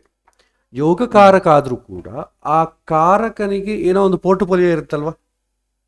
ಸೊ ಪೋರ್ಟ್ಫೋಲಿಯೋದು ನಿರ್ವಿಘ್ನವಾಗಿ ಮಾಡ್ತಾನೆ. ಪ್ಲಸ್ ಈ ಗ್ರಹದ ಜೊತೆ ಬೇರೆ ಕಾಂಬಿನೇಷನ್ ಆಫ್ ಗ್ರಹಗಳೇನಾದರೂ ದಶೆಯಲ್ಲಿ ಬಂದರೆ, ಆಲ್ರೆಡಿ ಯೋಗಕಾರಕ ಇದ್ದಾನೆ, ಇವನು ಓವರ್ ಆಲ್ನಾಗಿ ಈ ಮನುಷ್ಯನಿಗೆ ಒಳ್ಳೇದು ಮಾಡುವಂಥ ಗ್ರಹ. ಆ ಗ್ರಹ ಒಳ್ಳೇದು ಮಾಡುತ್ತೆ. ಆ ಗ್ರಹದ ಅಂಡರ್ನಾಗ ಬೇರೆ ಏನಾದರೂ ದಶೆಗಳು ಬಂದರೂ ಕೂಡ ಮ್ಯಾಕ್ಸಿಮಮ್ ಇದು ಅವರ ವಿಷಯಗಳನ್ನ ಕೂಡ ಇದೇ ತಗೊಂಡು ಒಳ್ಳೇದು ಮಾಡಲಿಕ್ಕೆ ಪ್ರಯತ್ನ ಮಾಡುತ್ತೆ. ಇದು ಯೋಗಕಾರಕ ಅಂತಂಬೋದು. ಅಂದರೆ ಪೂರ್ಣವಾಗಿ ಯೋಗವನ್ನು ಕೊಡ್ತಕ್ಕಂಥವನು. ಸೊ ಯೋಗ ಅಂತಂದರೆ ಒಳ್ಳೆಯದು, ಆ ವ್ಯಕ್ತಿಗೆ ಏನು ಒಳ್ಳೆಯದಾಗುತ್ತೋ ಅದು ಕೊಡ್ತಾನೆ. ಆ ಗ್ರಹಕ್ಕೆ ಆ ಗ್ರಹನೂ ಒಳ್ಳೇದು ಮಾಡುತ್ತೆ, ಆ ಗ್ರಹ ದಶೆ ಬಂದಾಗೂ ಒಳ್ಳೇದು ಮಾಡುತ್ತೆ. ಆ ಗ್ರಹದ ಪ್ರತ್ಯಂತರದಲ್ಲಿ ಬೇರೆ ಗ್ರಹಗಳ ದಶೆ ಬಂದರೂ ಕೂಡ ಆ ಬೇರೆ ಗ್ರಹಗಳು ಏನು ಫಲವನ್ನು ಒಳ್ಳೆಯ ಫಲವನ್ನು ಕೊಡಬೇಕು ಅದು ಕೂಡ ಇದೇ ಚಾರ್ಜ್ ತೊಗೊಂಡು ಕೊಡುತ್ತೆ. ಇದು ಯೋಗಕಾರಕ ಅಂತಂಬೋದು ಮೇಯ್ನ್. ಸೊ ಎಕ್ಸಾಂಪಲ್ ಪ್ರಕಾರ ತಗೊಂಡ್ರೆ ನಿಮಗೆ ವೃಷಭ ಲಗ್ನ ತಗೊಳ್ಳಿ. ವೃಷಭ ಲಗ್ನಕ್ಕೆ ಶನಿ ಯೋಗಕಾರಕ, ಆದರೆ ಅದಕ್ಕೂ ಕಂಡೀಷನ್ಸ್ ಇದೆ. ಯೋಗಕಾರಕನಾದವನು ಬಲವಾಗಿರಬೇಕು. ಯೋಗಕಾರಕನಾದಂಥ ಶನಿ ಎಲ್ಲೋ ನೀಚ ಸ್ಥಾನದಲ್ಲೋ ದುಷ್ಟ ಸ್ಥಾನದಲ್ಲೋ ಇದ್ರೂ ಏನೂ ಪ್ರಯೋಜನ ಆಗೋದಿಲ್ಲ, ಅವನು ಬಲವಾಗಿರಬೇಕು. ಸೊ ಅಂತಹ ಶನಿ ಸಪೋಸ್ ದ್ವಿತೀಯ ಸ್ಥಾನದಲ್ಲಿದ್ದ ಅಂತ ಅಂದ್ಕೊಳ್ಳೋಣ. ಯೋಗಕಾರಕ ಆದಂಥ ಶನಿ ದ್ವಿತೀಯ ಸ್ಥಾನದಲ್ಲಿದ್ದಾನೆ ವೃಷಭ ಲಗ್ನಕ್ಕೆ. ಏನು ಮಾಡ್ತಾನೆ ವೃಷಭ ಲಗ್ನಕ್ಕೆ ಯೋಗಕಾರಕ? ನವಮ ದಶಮಾಧಿಪತಿಯಾದಂಥ ಶನಿ. ಸೊ ನವಮ ಭಾಗ್ಯವನ್ನು ಉಂಟು ಮಾಡಬೇಕು, ಅಥವಾ ಕೀರ್ತಿಯನ್ನು, ಹಣವನ್ನು, ಅಧಿಕಾರವನ್ನು, ಕರ್ಮವನ್ನು ಸವ್ಯವಾಗಿ ಉಂಟು ಮಾಡಬೇಕು, ಅದನ್ನು ಕೊಡ್ತಾನೆ. ಆ ಶನಿಗೆ ಸಂಬಂಧಪಟ್ಟ ಅಂತರ್ದಶೆಯಲ್ಲಿ ಬೇರೆ ಗ್ರಹಗಳು ಬಂದಾಗ ಕೂಡ ಈ ಶನಿ ಏನು ಕೊಡಬೇಕು ಅಂದ್ಕೊಳ್ತಾನೆ ಅದಕ್ಕೆ ಪ್ರಯಾರಿಟಿ ಮಾಡಿ ಮುಂದೆ ಕೊಡ್ತಾನೆ. ಸೊ ಓವರಾಲ್ ಆಗಿ ಇವನು ಏನು ಬಯಸ್ತಾನೆ ಆ ಬಯಸೋದಕ್ಕೆ ಶನಿ ಸಂಬಂಧಪಟ್ಟ ದಶೆ ಏನು ನಡೆಯುತ್ತೆ, ಗೋಚಾರದಲ್ಲಿ ಶನಿ ಪ್ರಭಾವ ಏನಿರುತ್ತೆ, ಆ ಸಮಯದಲ್ಲ ಅವನಿಗೆ ಒಳ್ಳೆಯದೇ ಆಗುತ್ತೆ. ಆ ದಶೆ ಬರಬೇಕು, ಯೋಗಕಾರಕನಾದ ದಶೆ ಬರಬೇಕು. ಆ ದಶೆಯಲ್ಲಿ ಅಂತರ್ದಶೆ ಬೇರೆ ಗ್ರಹಗಳ ದಶೆ ಬಂದರೂ ಕೂಡ ಏನೇನು ಒಳ್ಳೇದು ಕೊಡಬೇಕು, ಆ ಗ್ರಹಗಳೇನಾದರೂ ಒಳ್ಳೇದು ಕೊಡಬೇಕಾದ್ರೂ ಕೂಡ ಈ ಯೋಗಕಾರಕನೇ ಕೊಡ್ತಾನೆ ಅದನ್ನು. ಅಂದರೆ ಟೋಟಲ್ ಹಾರೋಸ್ಕೋಪನ್ನು ಗವರ್ನ್ ಮಾಡ್ತಾನೆ ಅಂತ ಹೇಳ್ಬೋದು. ಗುರುಗಳೇ, ಯೋಗಕಾರಕ ಏನಾದ್ರೂ ಮ್ಯಾಲಿಫಿಕ್ ಆದ್ರೂ ಒಳ್ಳೇದೇ ಮಾಡ್ತೇನೆ ಅಂತ ಹೇಳೋದು? ಹೌದು, ಯೋಗಕಾರಕ ಆದಂಥವನು ಮ್ಯಾಲಿಫಿಕ್ ಆದರೂ ಕೂಡ ಅವನು ಒಳ್ಳೆಯದೇ ಮಾಡ್ತಾನೆ, ಆ ವ್ಯಕ್ತಿಗೆ ಒಳ್ಳೆಯದೇ ಮಾಡ್ತಾನೆ. ಸಪೋಸ್ ಕರ್ಕ ಲಗ್ನ ಸಿಂಹ ಲಗ್ನಕ್ಕಾದರೆ ಕುಜ ಯೋಗಕಾರಕ, ಅಸಲು ಮ್ಯಾಕ್ಸಿಮಮ್ ಶುಕ್ರನ ಬಿಟ್ಟು ಇರೋದು ಎಲ್ಲರ ಮ್ಯಾಲಿಫಿಕ್ಸೇ ಅಲ್ವಾ. ಕುಜ ಒಬ್ಬ ಯೋಗಕಾರಕ, ಶನಿ ಒಂದು ಯೋಗಕಾರಕ, ಶುಕ್ರ ಒಂದು ಯೋಗಕಾರಕ. ಶುಕ್ರ ಬಿಟ್ಟ ಮಿಗತ 2 ಗ್ರಹಗಳು ಪಾಪಗ್ರಹಗಳೇ ಅಲ್ವಾ. ಪಾಪಗ್ರಹಗಳೇ ಆದರೂ ಕೂಡ ಅವರು ಒಳ್ಳೆಯದೇ ಮಾಡ್ತಾರೆ, ಆ ವ್ಯಕ್ತಿಗೆ ಒಳ್ಳೆಯದನ್ನೇ ಮಾಡ್ತಾರೆ. ಧನ್ಯವಾದಗಳು ಗುರುಗಳೇ. ನಮಸ್ಕಾರ. ಬೇರೆ ಪ್ರಶ್ನೆ ಇದ್ರೆ ಕೇಳ್ಬೋದು. ಸರ್ ನಮಸ್ತೆ, ನನ್ನ ಹೆಸರು ಶರತ್ ಅಂತ. ನಮಸ್ಕಾರ, ಹೇಳಿ ಶರತ್ ಅವರೇ. ಸರ್, ಮುಹೂರ್ತದ ವಿಚಾರದ ಬಗ್ಗೆ ಕೇಳಬೇಕು ಅನ್ಕೊಂಡಿದ್ದೀನಿ. ಹೇಳಿ. ಮುಹೂರ್ತದಲ್ಲಿ 48 ಮಿನಿಟ್ಸ್ ಇರುತ್ತೆ ಟೈಮಿಂಗು, ಆದ್ರೆ ಕೆಲವೊಂದು ಲಗ್ನ ಪತ್ರಿಕೆ, ಕೆಲವೊಂದು ಪತ್ರಿಕೆಗಳಲ್ಲಿ 20 ಮಿನಿಟ್ಸ್ ಟೈಮ್ ಪೀರಿಯಡ್ ನ ಬರ್ದಿರ್ತಾರೆ. ಹೇಗ್ ಬರ್ದಿರ್ತಾರೆ ಅದನ್ನ? ಅದು ಅವರವರ ಆಪ್ಷನಲ್ ಅಷ್ಟೇ, ಅದು ಸ್ಟ್ಯಾಂಡರ್ಡ್ ಅಲ್ಲ. ಅವ್ರು ಏನು ಮಾಡ್ತಾರೆ ಅಂತಂದರೆ ನವಾಂಶ ಲಗ್ನವನ್ನು ಇಟ್ಕೊಳ್ತಾರೆ. ನವಾಂಶ ಲಗ್ನ, ಒಂದು ನವಾಂಶ ಅಂದರೆ ನಿಮಗೆ ಮ್ಯಾಕ್ಸಿಮಮ್ 9 to 10 ಮಿನಿಟ್ಸ್. ಪಕ್ಕದಲ್ಲಿ ಇನ್ನೊಂದು ನವಾಂಶ ಕೂಡ ಚೆನ್ನಾಗಿತ್ತು ಅಂದ್ಕೊಳ್ಳಿ, 20 ಮಿನಿಟ್ಸ್ ಇಡ್ತಾರೆ. ಅಂದರೆ ನೆಕ್ಸ್ಟು ನವಾಂಶ ಲಗ್ನದಲ್ಲಿ ಸಪೋಸ್ ವೃಷಭ ಲಗ್ನ ಇತ್ತು ಅಂದ್ಕೊಳ್ಳಿ, ನವಾಂಶದಲ್ಲಿ ವೃಷಭ ಲಗ್ನ, ವೃಷಭ ನವಾಂಶ ಅಂತ ಅಂದ್ಕೊಳ್ಳಿ. ವೃಷಭ ನವಾಂಶದಲ್ಲಿ ಚೆನ್ನಾಗಿದೆ, ಮತ್ತು ಮಿಥುನ ನವಾಂಶದಲ್ಲಿ ಕೂಡ ಗುರು ಇದ್ದಾನೆ. ಸೊ ಹಾಗಾಗಿ ಈ 2 ನವಾಂಶವನ್ನು ಆಯ್ಕೆ ಮಾಡ್ಕೋಬೋದು ಅಂತಂದಾಗ ಕಂಟಿನ್ಯೂಸ್ ಆಗಿ ಏನು ಮಾಡ್ತಾರೆ, 20 ಮಿನಿಟ್ಸ್ ಇಡ್ತಾರೆ. ಅಂದರೆ ನವಾಂಶಕ್ಕೆ ಪ್ರಯಾರಿಟಿ ಕೊಟ್ಟಾಗ ಒಂದೊಂದ್ಸಲ 3 ನವಾಂಶಗಳು ಕಂಟಿನ್ಯೂಸ್ ಆಗಿ 3 ನವಾಂಶಗಳು ಚೆನ್ನಾಗಿದೆ ಅಂದರೆ 30 ಮಿನಿಟ್ಸ್ ಇಡ್ಬೋದು. ಅಂದರೆ ಈ ಟೈಮಿಂದ ಈ ಟೈಮ್ವರೆಗೂ 3 ನವಾಂಶಗಳಲ್ಲಿ ಯಾವುದಾದ್ರೂ ಚೆನ್ನಾಗಿದೆ, ಯಾವುದಾದ್ರಲ್ಲೂ ಮಾಡ್ಬೋದು. ಹಾಗೆ 10 ಮಿನಿಟ್ಸ್ ಇಡೋರು ಇದ್ದಾರೆ, 20 ಮಿನಿಟ್ಸ್ ಇಡೋರು ಇದ್ದಾರೆ, 30 ಮಿನಿಟ್ಸ್ ಇಡೋರು ಇದ್ದಾರೆ. ಅದಕ್ಕೆ ಕ್ರೈಟೀರಿಯಾ ಏನಂತಂದರೆ ಇಮಿಡಿಯೇಟ್ಲಾಗಿ ನೀವು ಬರುವಂಥ ನವಾಂಶದ ಬೇಸ್ ಮೇಲೆ ಇಡ್ತಾರೆ. ಆ ನವಾಂಶ ಚೆನ್ನಾಗಿತ್ತು ಅಂತಂದರೆ ನೀವು 20 ಮಿನಿಟ್ಸ್ 2 ನವಾಂಶಗಳ ಜೊತೆ ಸೇರಿ ನೀವು ಮುಹೂರ್ತ ಇಡ್ಬೋದು. ಆವಾಗ ನಿಮಗೆ 20 ಮಿನಿಟ್ಸ್ ಆಗುತ್ತೆ. ಸೊ ಈ ಥರ ಇದು ಬಂದು ಅವರವರ ಆಪ್ಷನಲ್, ಇದು ಸ್ಟ್ಯಾಂಡರ್ಡ್ ಅಲ್ಲ, ಅವರವರಿಗೆ ಆಪ್ಷನಲ್. ಲಗ್ನ ಅಂತಂದರೆ ನಮಗೆ 2 ಗಂಟೆ ಪ್ರಮಾಣ, ಪ್ರಾರಂಭ ಅಂತ್ಯ ಅರ್ಧ ಗಂಟೆ ತೆಗೆದುಬಿಟ್ರೆ 1 ಅವರ್ ಹೇಗೆ ನಾವು ಇಟ್ಕೊಳ್ತೇವೋ ಅದೇ ರೀತಿ ಮುಹೂರ್ತ ಅಂದರೆ 48 ಮಿನಿಟ್ಸ್ ಹೇಗಿರ್ತೀವೋ, ಪ್ರಾರಂಭದಲ್ಲಿ ಅಂತ್ಯದಲ್ಲಿ ಎಲ್ಲರೂ ತೆಗೆದುಬಿಡ್ತಾರೆ ಸ್ವಲ್ಪ. ಯಾಕೆ ಅಂತಂದರೆ ಸಂಧಿ ಕಾಲದಲ್ಲಿ ಯಾಕೆ ಮಾಡೋದು ನಮಗೆ ಗೊತ್ತಾಗೋದಿಲ್ಲ, ಯಾಕೆಂದರೆ ನಮ್ಮ ಟೈಮ್ಸ್ ಅಷ್ಟು ಆ್ಯಕ್ಯುರೇಟಾಗಿ ಇರೋದಿಲ್ಲ. ಅದಕ್ಕೋಸ್ಕರ ಪ್ರಾರಂಭದಲ್ಲಿ ಕೆಲವೊಂದು ಜನ ಒಂದು ಮುಹೂರ್ತದಲ್ಲಿ ಪ್ರಾರಂಭದಲ್ಲಿ ಒಂದು 10 ನಿಮಿಷ, ಅಂತ್ಯದಲ್ಲಿ 10 ನಿಮಿಷ ತೆಗೆದುಬಿಟ್ರೆ ನಿಮಗೆ 20 ಮಿನಿಟ್ಸೇ ಉಳಿಯುತ್ತೆ. ದಟ್ ಇಸ್ ಆಪ್ಷನಲ್, ಅವರವರು ಕಸ್ಟಮೈಸ್ ಮಾಡಿಕೊಂಡು ಮಾಡ್ತಾರೆ. ಅದಕ್ಕೆ ಸ್ಟ್ಯಾಂಡರ್ಡ್ ಏನಿಲ್ಲ, 20 ನಿಮಿಷವೇ ಇಡಬೇಕು ಅಥವಾ 30 ನಿಮಿಷನೇ ಇಡಬೇಕು, 1 ಅವರೇ ಇಡಬೇಕು, 48 ಮಿನಿಟ್ಸೇ ಇಡಬೇಕು ಅಂತ ಸ್ಟ್ಯಾಂಡರ್ಡ್ ಏನೂ ಇಲ್ಲ. ಅವರವ್ರ ಇಷ್ಟ, ಅವ್ರು ಹೇಗೆ ಬೇಕಾದ್ರೆ ಹಾಗೆ ಇಟ್ಕೋಬೇಕು. ಬಟ್ ಪ್ರಮಾಣ ಏನಿದೆ, ಒಂದು ಮುಹೂರ್ತ ಅಂದರೆ 48 ಮಿನಿಟ್ಸ್, ದಟ್ ಪ್ರಮಾಣ. ಒಂದು ಲಗ್ನ ಅಂತಂದರೆ ನಿಮಗೆ 2 ಅವರ್ಸ್ ಅಲ್ವಾ, ಬಟ್ ನಾವು ಲಗ್ನ ಅಂತಂದರೆ ಮುಹೂರ್ತ ಎಷ್ಟಿರ್ತೀವಿ, 1 ಅವರೇ ತಾನೇ ಇಡ್ತೇವೆ. 2 ಗಂಟೆ ಲಗ್ನ ಇದ್ಕೊಂಡು ನಾವು ಇಡೋದು 1 ಅವರೇ. ಪ್ರಾರಂಭದಲ್ಲಿ 1/2 ಅವರ್ ತೆಗೆದು ಬಿಡ್ತೇವೆ, ಎಂಡಿಂಗಲ್ಲಿ 1/2 ಅವರ್ ತೆಗೆದು ಬಿಡ್ತೇವೆ. ಅದು ಅವರವರ ಇಚ್ಛೆಗೆ ತಕ್ಕಂತೆ, ಅವರವರ ಜ್ಞಾನಕ್ಕೆ ತಕ್ಕಂತೆ ಅವರು ಆ ಥರ ಮಾಡ್ತಾರೆ. ಅದಕ್ಕೇನು ಸ್ಟ್ಯಾಂಡರ್ಡ್ ಏನೂ ಇಲ್ಲ. ಓಕೆ, ಧನ್ಯವಾದಗಳು. ಮತ್ತೆ ಇನ್ನೊಂದು ಪ್ರಶ್ನೆ ಇದೆ. ಒಂದೇ ದಿನ 2 ನಕ್ಷತ್ರ 2 ತಿಥಿಗಳು ಬಂದ್ರೆ ಯಾವ್ದನ್ನ ಕನ್ಸಿಡರ್ ಮಾಡಬೇಕು? ಸೂರ್ಯೋದಯದಲ್ಲಿ ಯಾವ್ದು ಇರ್ತೀಯೋ ಅದೇ ಕನ್ಸಿಡರ್. ಶುಭ ಕಾರ್ಯಗಳಾದರೆ ಸನ್ರೈಸ್ಗೆ ಯಾವುದಿದೆ ಅದನ್ನೇ ಮಾಡಬೇಕು ಅಂತ ರೂಲ್ ಇದೆ. ಎರಡನೇದು ತಿಥಿದ್ವಯ ನಕ್ಷತ್ರದ್ವಯ ಆಯ್ಕೆ ಮಾಡ್ಕೋಬಾರ್ದು ಅಂತ ಒಂದು ಕಡೆ ಹೇಳ್ತಾರೆ. ಆದರೆ ಆ ರೀತಿ ಮಾಡಿದ್ರೆ ನಮಗೆ ಮುಹೂರ್ತಗಳು ಸಿಗೋದಿಲ್ಲ. ಅದಕ್ಕೆ ನಮ್ಮವ್ರು ಏನು ಮಾಡ್ತಾರೆ, ಸೂರ್ಯೋದಯಕ್ಕೆ ಯಾವುದಿದೆಯೋ ಅದೇ ಹೋಲ್ ಡೇ ಕನ್ಸಿಡರ್ ಮಾಡ್ತೇವೆ. ಈಗ ನಾವು ವಾರ ಹೇಗೆ ಕನ್ಸಿಡರ್ ಮಾಡ್ತೇವೆ, ಸೂರ್ಯೋದಯಕ್ಕೆ ಯಾವ ಹೋರ ಇದೆಯೋ ದ ಹೋಲ್ ಡೇ ಅದೇ ವಾರ ತಾನೇ ನಾವು ಕನ್ಸಿಡರ್ ಮಾಡೋದು. ಅದೇ ರೀತಿ ಸನ್ರೈಸ್ ಟೈಮಿಗೆ ನಿಮಗೆ ಯಾವ ತಿಥಿ, ಯಾವ ನಕ್ಷತ್ರ, ಯೋಗ, ಯಾವ ಕರಣ ಇದೆಯೋ ಅದನ್ನೇ ಹೋಲ್ ಡೇಗೆ ಅಪ್ಲೈ ಮಾಡ್ತೇವೆ, ಬೇರೆದನ್ನು ಅಪ್ಲೈ ಮಾಡಲ್ಲ. ಬೇಬಿ ಸನ್ರೈಸ್ ಆದಮೇಲೆ ಒಂದು 10 ಮಿನಿಟ್ಸ್ಗೆ ಬೇರೆ ಬದಲಾವಣೆ ಆಗಬಹುದು, ಆದರೂ ನಮ್ಮ ಕನ್ಸಿಡರ್ ಮಾಡೋದು ಸನ್ರೈಸ್ ಟೈಮಿಗೆ ಯಾವುದಿದೆ ಅದನ್ನೇ ಕನ್ಸಿಡರ್ ಮಾಡ್ತೇವೆ ಶುಭ ಕಾರ್ಯಗಳಿಗೆ. ಇನ್ನು ಅಪರ ಕಾರ್ಯಗಳಿಗೆ ಅದಕ್ಕೆಲ್ಲ ಏನು ಮಾಡ್ತಾರೆ, ಅದಕ್ಕೆ ಕುತಪ ಕಾಲ, ಮಧ್ಯಾಹ್ನ ಕಾಲ ಅಂತ ಹೇಳ್ತಾರೆ. ಅಪರಾಹ್ನ ಕಾಲದಲ್ಲಿ ಯಾವುದಿದೆಯೋ ಅದನ್ನು ಕನ್ಸಿಡರ್ ಮಾಡ್ತಾರೆ. ಸೊ ಮೆಜಾರಿಟಿ ನಾವು ಶುಭ ಕಾರ್ಯಗಳು ಮಾಡ್ತೀವಿ. ಆದ ಕಾರಣ ಮುಹೂರ್ತಗಳು ನೋಡಿಕೊಳ್ಳೋದೆಲ್ಲ ಕೂಡ ನಾವು ಸನ್ರೈಸ್ ಟೈಮಲ್ಲಿ ಯಾವುದಿದೆ ಹೋಲ್ ಡೇ ಅದೇ ಇದೆ ಅಂತ ನಾವು ಕನ್ಸಿಡರ್ ಮಾಡ್ತೇವೆ. ಒಂದು ವೇಳೆ ಹೊತ್ತಿಲ್ಲ ಅಂದರೆ ನೆಕ್ಸ್ಟ್ ಸನ್ರೈಸ್ ತೊಗೊಳ್ತೇವೆ. ಹಬ್ಬಗಳು ಅದೆಲ್ಲ ಕೂಡ ಈ ಬೇಸ್ ಮೇಲೆ ಆಗುತ್ತೆ. ಅದಕ್ಕೆ ಆದರೆ ಒಬ್ಬೊಬ್ಬರು ಒಂದೊಂದು ರೀತಿ ಅಪ್ಲೈ ಮಾಡ್ತಾರೆ. ಅದರಿಂದ ಇವತ್ತೊಂದಿನ ಹಬ್ಬ ಒಬ್ಬರಿಗೆ ಬರುತ್ತೆ, ನಾಳೆ ಒಂದಿನ ಹಬ್ಬ ಬರುತ್ತೆ, ಇದೆಲ್ಲ ಗೊಂದಲಗಳಿದೆ. ಆದರೆ ಸನ್ರೈಸ್ ಟೈಮಿಗೆ ಯಾವುದಿದೆ ಅದನ್ನೇ ತಗೊಳ್ಬೇಕು ಅಂತ ಒಂದು ಸ್ಟ್ಯಾಂಡರ್ಡ್ ರೂಲ್ ಎಂಬುದಿದೆ. ಸೊ ತಾರಾಬಲ ನೋಡ್ಬೇಕಾದ್ರೂ ಕೂಡ ಸೂರ್ಯೋದಯಕ್ಕೆ ಯಾವ್ದು ನಕ್ಷತ್ರ ಇರುತ್ತೋ ಅದಕ್ಕೆ ತಾರಾಬಲ. ಹೌದು ಹೌದು, ಶುಭ ಕಾರ್ಯಗಳಿಗೆಲ್ಲ ಅಂದರೆ ಬೇರೆ ವಿಚಾರಕ್ಕಲ್ಲ. ಈಗ ಸಪೋಸ್ ಮಧ್ಯಾಹ್ನದ ಮೇಲೆ ನೋಡಬೇಕು ಅಂತ ಅಂದ್ಕೊಳ್ರಿ, ಸಾಯಂಕಾಲ ನಾನು ಆಫೀಸಿಗೆ ಅಪ್ಲಿಕೇಶನ್ ಕೊಡಬೇಕು ಅಂತ ಅಂದ್ಕೊಳ್ಳಿ. ಕೆಲವೊಮ್ಮೆ ಆ ಸಮಯದಲ್ಲಿ ತಗೊಳ್ತಾರೆ ಕೆಲವೊಮ್ಮೆ. ಬಟ್ ಶುಭ ಕಾರ್ಯಗಳೆಲ್ಲ ಅವ ಕೂಡ ಬೆಳಗ್ಗೆ ಮಾಡ್ತೇವೆ. ಈಗ ಅಪ್ಲಿಕೇಶನ್ ಕೊಡೋದೇನು ದೊಡ್ಡ ಶುಭ ಕಾರ್ಯ ಅಲ್ವಲ್ಲ, ಅದು ಶುಭ ಆಗಬೇಕು ಅಂತ ನಾವು ಬಯಸ್ತೇವೆ ಅಷ್ಟೇ, ಶಾಸ್ತ್ರದ ರೀತಿಯ ಶುಭ ಕಾರ್ಯ ಅಲ್ಲ. ಸೊ ಶುಭ ಕಾರ್ಯಗಳಿಗೆ ಮಾತ್ರ, ಷೋಡಶ ಸಂಸ್ಕಾರಗಳಿಗೆ ಮಾತ್ರ ಸೂರ್ಯೋದಯವನ್ನೇ ಕನ್ಸಿಡರ್ ಮಾಡಬೇಕು ಅಂತಿದೆ. ಉಳಿದಿದ್ದಕ್ಕೆ ಆಪ್ಷನಲ್, ಅವರಿಷ್ಟ. ಒಳ್ಳೆಯದು, ಅದು ಕೂಡ ಕನ್ಫ್ಯೂಸ್ ಇಲ್ಲ ಹಂಗೆ ಸೂರ್ಯೋದಯದ್ದೇ ತಗೊಳ್ಬೋದು, ಅಥವಾ ಆ ಸಮಯದಲ್ಲಿ ಹೇಗಿದೆಯೋ ಅದನ್ನೇ ತಗೊಳ್ಬೋದು. ಧನ್ಯವಾದ ಗುರುಗಳೇ. ಮಾರ್ನಿಂಗ್ ಸೂರ್ಯೋದಯದಲ್ಲಿ ಇರ್ತಕ್ಕಂಥ ನಕ್ಷತ್ರಕ್ಕೆ ತಾರಾಬಲ ಇರೋದಿಲ್ಲ, ಆದರೆ 9 ಗಂಟೆ 10 ಗಂಟೆಗೆ ಸ್ಟಾರ್ಟ್ ಆಗೋ ನಕ್ಷತ್ರಕ್ಕೆ ತಾರಾಬಲ ಬರುತ್ತೆ. ಆಗ ಸೂರ್ಯೋದಯಕ್ಕೆ ಕನ್ಸಿಡರ್ ಮಾಡಿ, ಸೂರ್ಯೋದಯಕ್ಕಿರೋಂಥದ್ದೇ ಕನ್ಸಿಡರ್ ಮಾಡಬೇಕಾಗತ್ತೆ. ಸೊ ತಾರಾಬಲ ಇಲ್ಲ ಅಂದ ತಕ್ಷಣ ಮುಂದಿನ ದಿನಕ್ಕೆ ಅಷ್ಟೇ. ಹೋಗ್ಬೇಕಾಗುತ್ತೆ. ಈಗ ನಿಮಗೆ ಪಂಚಾಂಗದಲ್ಲಿ ಕೊಡೋದು ಹೆಂಗೆ ಕೊಡ್ತಾರೆ, ಒಂದೇ ಸೂರ್ಯೋದಯಕ್ಕೆ ಕೊಡೋದು, ಅದಕ್ಕೆ ತಾರಾಬಲ ನೋಡ್ಕೊತೀವಿ ಆಗಲಿ. ಮಧ್ಯದಲ್ಲಿ ಅವನು ಕೆಲಸ ಮಾಡೋ ಟೈಮಲ್ಲಿ ತಾರಾಬಲ ನಕ್ಷತ್ರ ಯಾವುದಿದೆ ಅಂತ ನಾವು ನೋಡಲ್ಲ. ಮೆಜಾರಿಟಿ ಕೇಸಸ್ಲಿ ಕನ್ಫ್ಯೂಸ್ ಆಗುತ್ತೆ. ಅದಕ್ಕೇನು ಮಾಡಬೇಕು, ಸ್ಟ್ಯಾಂಡರ್ಡ್ ಆಗಿ ಸನ್ರೈಸ್ ಟೈಮ್ ತೊಗೊಂಡೇ ಹೋಗ್ತಾ ಇರಬೇಕು. ಆ ನಕ್ಷತ್ರ ತಿಥಿ ಯಾವಾಗ ಬದಲಾಗುತ್ತೆ ಅಂತ ಬೇಕಾಗಿಲ್ಲ. ಅದು ಯಾವಾಗ ಬೇಕು, ಮಗು ಹುಟ್ಟಿದಾಗ ಯಾವಾಗ ಹುಟ್ಟುತ್ತೋ ಅದೇ ನಕ್ಷತ್ರ ತಗೊಳ್ತೇವೆ, ಸನ್ರೈಸ್ ಟೈಮ್ ತಗೊಳ್ಳಲ್ಲ. ಕೆಲವೊಂದಕ್ಕೆ ಎಕ್ಸೆಪ್ಷನ್ ಅಷ್ಟೇ ಆಗಲಿ. ಶುಭ ಕಾರ್ಯಗಳಿಗೆಲ್ಲ ಕೂಡ, ಷೋಡಶ ಸಂಸ್ಕಾರಗಳಿಗೆಲ್ಲ ಕೂಡ ಸನ್ರೈಸ್ ಟೈಮೇ ತಗೊಳ್ಬೇಕು.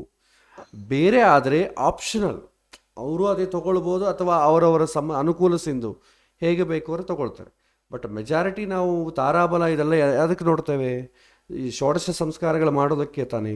ಅದಕ್ಕೆ ನೀವು ಸನ್ರೈಸ್ ಟೈಮ್ದೇ ತಗೋಬೇಕು. ವಿವಾಹ, ಉಪನಯನ, ಗೃಹ ಪ್ರವೇಶ ಇದಕ್ಕೆಲ್ಲ ಕೂಡ ಸನ್ರೈಸೇ ಬಳಸ್ತೇವೆ. ಬೇರೆ ಯಾವುದಾದ್ರು ನಾವು ಪ್ರಯಾಣ ಮಾಡಬೇಕು, ನಾನು ಆಫೀಸ್ಗೆ ಅಪ್ಲಿಕೇಶನ್ ಕೊಡಬೇಕು, ಆಫೀಸ್ ಜಾಯಿನ್ ಆಗ್ತೇವೆ, ಇದೆಲ್ಲ ಆಪ್ಷನಲ್. ಅದು ಸೂರ್ಯೋದಯ ಸಮಯದಲ್ಲೇ ಮಾಡ್ಬೋದು, ಇಲ್ಲದ್ರೆ ಇಲ್ಲ, ಅವರಿಷ್ಟ. ಬಟ್ ಶಾಸ್ತ್ರದ ನಿಯಮ ಇರೋದು ಮಾತ್ರ ಷೋಡಶ ಸಂಸ್ಕಾರಗಳಿಗೆ ಮಾತ್ರವೇ. ಸರಿ ಗುರು, ಧನ್ಯವಾದ. ನಮೋ ನಮಃ. ಬೇರೆ ಏನಾದರೂ ಪ್ರಶ್ನೆ ಕೇಳಬಹುದು? ನಮಸ್ಕಾರ. ನಮಸ್ಕಾರ, ಹೇಳಿ. ಒಂದು ಹುಡುಗಿ ಜಾತಕ ಇದೆ, ಅವರು ಹುಡುಕ್ತಾ ಇದ್ದಾರೆ, ಹೊರಗಳು ಬರ್ತಾ ಇದ್ದಾವೆ, ಕುಂಡ್ಲಿ ಕೊಡ್ತಾ ಇದ್ದಾರೆ, ಆದ್ರೆ ಅವ್ರ ಕಡೆಯಿಂದ, ಹುಡುಗನ ಕಡೆಯಿಂದ ರೆಸ್ಪಾನ್ಸ್ ಎಲ್ಲ ಏನು ಇಲ್ಲ. ಸೊ ಇದು ಯಾಕೆ ಹೀಗೆ ಅಂತ ಅವರು ಕ್ವಶನ್ ಮಾಡಿದ್ದಾರೆ. ಹುಡುಗಿಗೆ ಗುರುಬಲ ಇದೆಯಾ ಇಲ್ಲ ಅಂತ ನೋಡಿ, ಹುಡುಗಿಗೆ ಒಳ್ಳೆ ದಶೆ ಇದೆಯಾ ಅಂತ ನೋಡಿ. ಹುಡುಗಿಗೆ ಗುರುಬಲ ಒಳ್ಳೆ ದಶೆ ಇದ್ರೆ ಖಂಡಿತ ಬರುತ್ತೆ, ಅಥವಾ ಬರಲ್ಲ. ಹುಡುಗಿಗೆ ಕುಜ ದಶ ನಡೀತಾ ಇದೆ ಈಗ. ಓಕೆ, ಅಲ್ಲ ನೀವು ಅದನ್ನ ವಿವಾಹಕ್ಕೆ ಸಂಬಂಧಪಟ್ಟ ದಶೆ ನಡೀತಾ ಇದೆಯಾ? ವಿವಾಹಕ್ಕೆ ಸಂಬಂಧಪಟ್ಟ ದಶ ಇಲ್ಲ, ಇನ್ನ ಈಗ ನಡೀತಾ ಇಲ್ಲ. ನಡೀತಾ ಇಲ್ಲ ಅಂದ್ರೆ ಬರೋದಿಲ್ಲ. ದಶೆ ಬರಬೇಕು. ಒಳ್ಳೆ ದಶೆ ಬಂದ್ರೆ ಅಲೈನ್ಸಸ್ ಅಂತ ಅಂಬೋದು ಬರುತ್ತೆ. ಒಳ್ಳೆ ಅದಕ್ಕೆ ಗುರುಬಲ ಅಂತ ಅಂಬೋದಿದ್ರೆ ಅಲೈನ್ಸ್ ಬಂದಿದ್ದಕ್ಕೆ ಎಸ್ ಅಂತಾರೆ. ಅದಿಲ್ಲದ್ರೆ ಏನಾಗುತ್ತೆ, ಸ್ಕಿಪ್ ಆಗ್ತಾ ಹೋಗುತ್ತೆ. ಒಂದೊಂದ್ಸಲ ಅಲೈನ್ಸ್ ಬರುತ್ತೆ, ಒಂದೊಂದ್ಸಲ ದಶೆ ಬರುತ್ತೆ, ಗೋಚಾರದಲ್ಲಿ ಬರಲ್ಲ. ಸಂಬಂಧಗಳು ನೋಡ್ತಾನೇ ಇರ್ತಾರೆ, 50 100 ನೋಡ್ತಾನೇ ಇರ್ತಾರೆ, ಬರ್ತಾ ಇರ್ತಾರೆ ಸಂಬಂಧ, ಬಟ್ ಸೆಟ್ ಆಗಲ್ಲ. ಕೆಲವೊಮ್ಮೆ ಏನಾಗುತ್ತೆ, ಗುರುಬಲ ಇರುತ್ತೆ. ಯಾವ ಹುಡುಗಿ ಯಾರೋ ಕೂಡ ನನಗೆ ಏಜ್ ಬಾರ್ ಆಗೋದು ಇನ್ನೊಂದು ಕೇಸು, ನಾನು ಎಸ್ ಅನ್ನಕ್ಕೆ ರೆಡಿಯಾಗಿರ್ತಾನೆ, ಆದರೆ ಅಲೈನ್ಸ್ ಬರೋದಿಲ್ಲ, ಯಾಕೆಂದರೆ ದಶೆ ಇರೋದಿಲ್ಲ. ದಶ ಆಪರೇಟ್ ಆಗ್ಲಿದ್ರೆ ಅನುಕೂಲವಾದಂಥ ಅಲೈನ್ಸ್ ಬರೋದಿಲ್ಲ.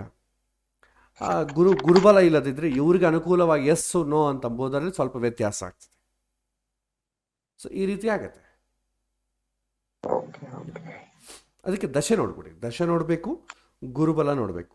ಇನ್ನೊಂದು, ಹುಡುಗ ಎಸ್ ಅಂತ ಅನ್ನಬೇಕು ಅಂತ ಏನಿಲ್ಲ. ಕೆಲವೊಮ್ಮೆ ಜಾತಕಗಳು ತೊಗೊಂಬರ್ತಾರೆ, ಈ ಸಂಬಂಧವೇ ಆಗುತ್ತಾ, ಈ ಹುಡುಗ ಎಸ್ ಅಂತಾನ, ಅದು ನೋಡ್ಬೇಕಾದ್ರೆ ಅದಕ್ಕೆ ತುಂಬ ತಲೆ ಕೆಡಿಸ್ಕೊಂಡು ಪರಿಶೀಲನೆ ಮಾಡಬೇಕು. ಅವನ ಜಾತಕನ ತುಂಬ ಡೀಪಾಗಿ ನೋಡಿ, ಈಗ ಅವನ ಗೋಚಾರದಲ್ಲಿ ಹೇಗಿದೆ, ಅವನು ಈ ಸಮಯದಲ್ಲಿ ಅವನಿಗೆ ಈ ಸಂಬಂಧ ಬಂದರೆ ಅವನ ರಿಕ್ವೈರ್ಮೆಂಟ್ಸ್ ಏನಿದೆ ಅದಕ್ಕೆ ಫುಲ್ಫಿಲ್ ಆಗುತ್ತೆ, ಇಷ್ಟೆಲ್ಲ ನೋಡಬೇಕು. ಅಷ್ಟೆಲ್ಲ ಗಲಾಟೆಗಳು ನೋಡ್ಕೊಳ್ಳೋಕೆ ಆಗೋದಿಲ್ಲ ಜಾತಕದಲ್ಲಿ. ಸೊ ಅದು ಇರ್ರಿಲೆವೆಂಟ್ ಕೂಡ. ಇಫ್ ಇಟ್ ಈಸ್ ರಿಲೆವೆಂಟ್, ಅವನು ಎಸ್ ಅನ್ನಬೇಕು ಅಂತಂಬೋದು, if it is relevant then okay. ಇದು ಎಸ್ ಅನ್ನಬೇಕು ಅಂತಂಬೋದು ಅವ್ರ ರಿಕ್ವೈರ್ಮೆಂಟ್, ನಮ್ಮ ರಿಕ್ವೈರ್ಮೆಂಟ್ ಅಲ್ಲ. ಶಾಸ್ತ್ರ ಪ್ರಕಾರ ಇದರಲ್ಲಿ ಶುಕ್ರನಿಂದ 4ನೇ ಇದರಲ್ಲಿ ಕುಜ ಇದೆ, ದೋಷ ಇದೆ ಶುಕ್ರನಿಂದ. ದೋಷಗಳಿಲ್ಲ, ದೋಷಗಳಂತಂಬೋದು ಕಾಮನ್, ಎಲ್ಲರಿಗೂ ಇರುತ್ತೆ. ಸೊ ದೋಷಗಳಿಂದ ಏನು ಸ್ಟಾಪ್ ಆಗಲ್ಲ. ದೋಷಗಳಿದ್ರೆ ದೋಷಗಳಿರುವಂಥವನೇ ಸಿಗ್ತಾನೆ. ಸೊ ಇವತ್ತಿನ ಕಾಲ ದೋಷಗಳಿರೋರೇ ಅಲ್ಲ ಜಾಸ್ತಿ ಜನ ಇರೋರು. ಒಳ್ಳೆ ಶ್ರೀರಾಮಚಂದ್ರನಂತವನು ಇಲ್ಲಿ ಸಿಗ್ತಾನೆ, ಈಗ ಸೀತಾದೇವಿ ಅಂತವ್ರು ಇಲ್ಲಿ ಸಿಗ್ತಾರೆ, ಎಲ್ಲ ಅದೇ ಕ್ಯಾಟಗರಿಲಿ ಇರ್ತಾರೆ. ಕಾರಣ ಸಿಗೋದು ಈಸಿ, ಬಟ್ ಅವರು ಅಂಥವರಲ್ಲೇ ಸೆಲೆಕ್ಟ್ ಮಾಡ್ಕೊಳ್ತಾರೆ. ದೋಷಗಳಿರೋದರಿಂದ ಏನು, ಮೇ ಬಿ ಸಮ್ ಕೇಸಸ್ಸಲ್ಲಿ ಡಿಲೇ ಆಗ್ಬೋದು. ಅಷ್ಟು ಬಿಟ್ಟರೆ ಮದುವೆ ಆಗೋದಿಲ್ಲ ಅಂತಂಬೋದಕ್ಕೆ ಏನೂ ಎವಿಡೆನ್ಸ್ ಇಲ್ಲ. ಇನ್ನೂ ನೋಡಿ, ದೋಷಗಳಿದ್ರೇ ಬೇಗ ಮದುವೆ ಆಗ್ತದೆ. ಯಾಕೆಂತಂದರೆ ದೋಷಗಳಿದ್ರೆ ಸಫರಿಂಗ್ ಇರ್ತದೆ.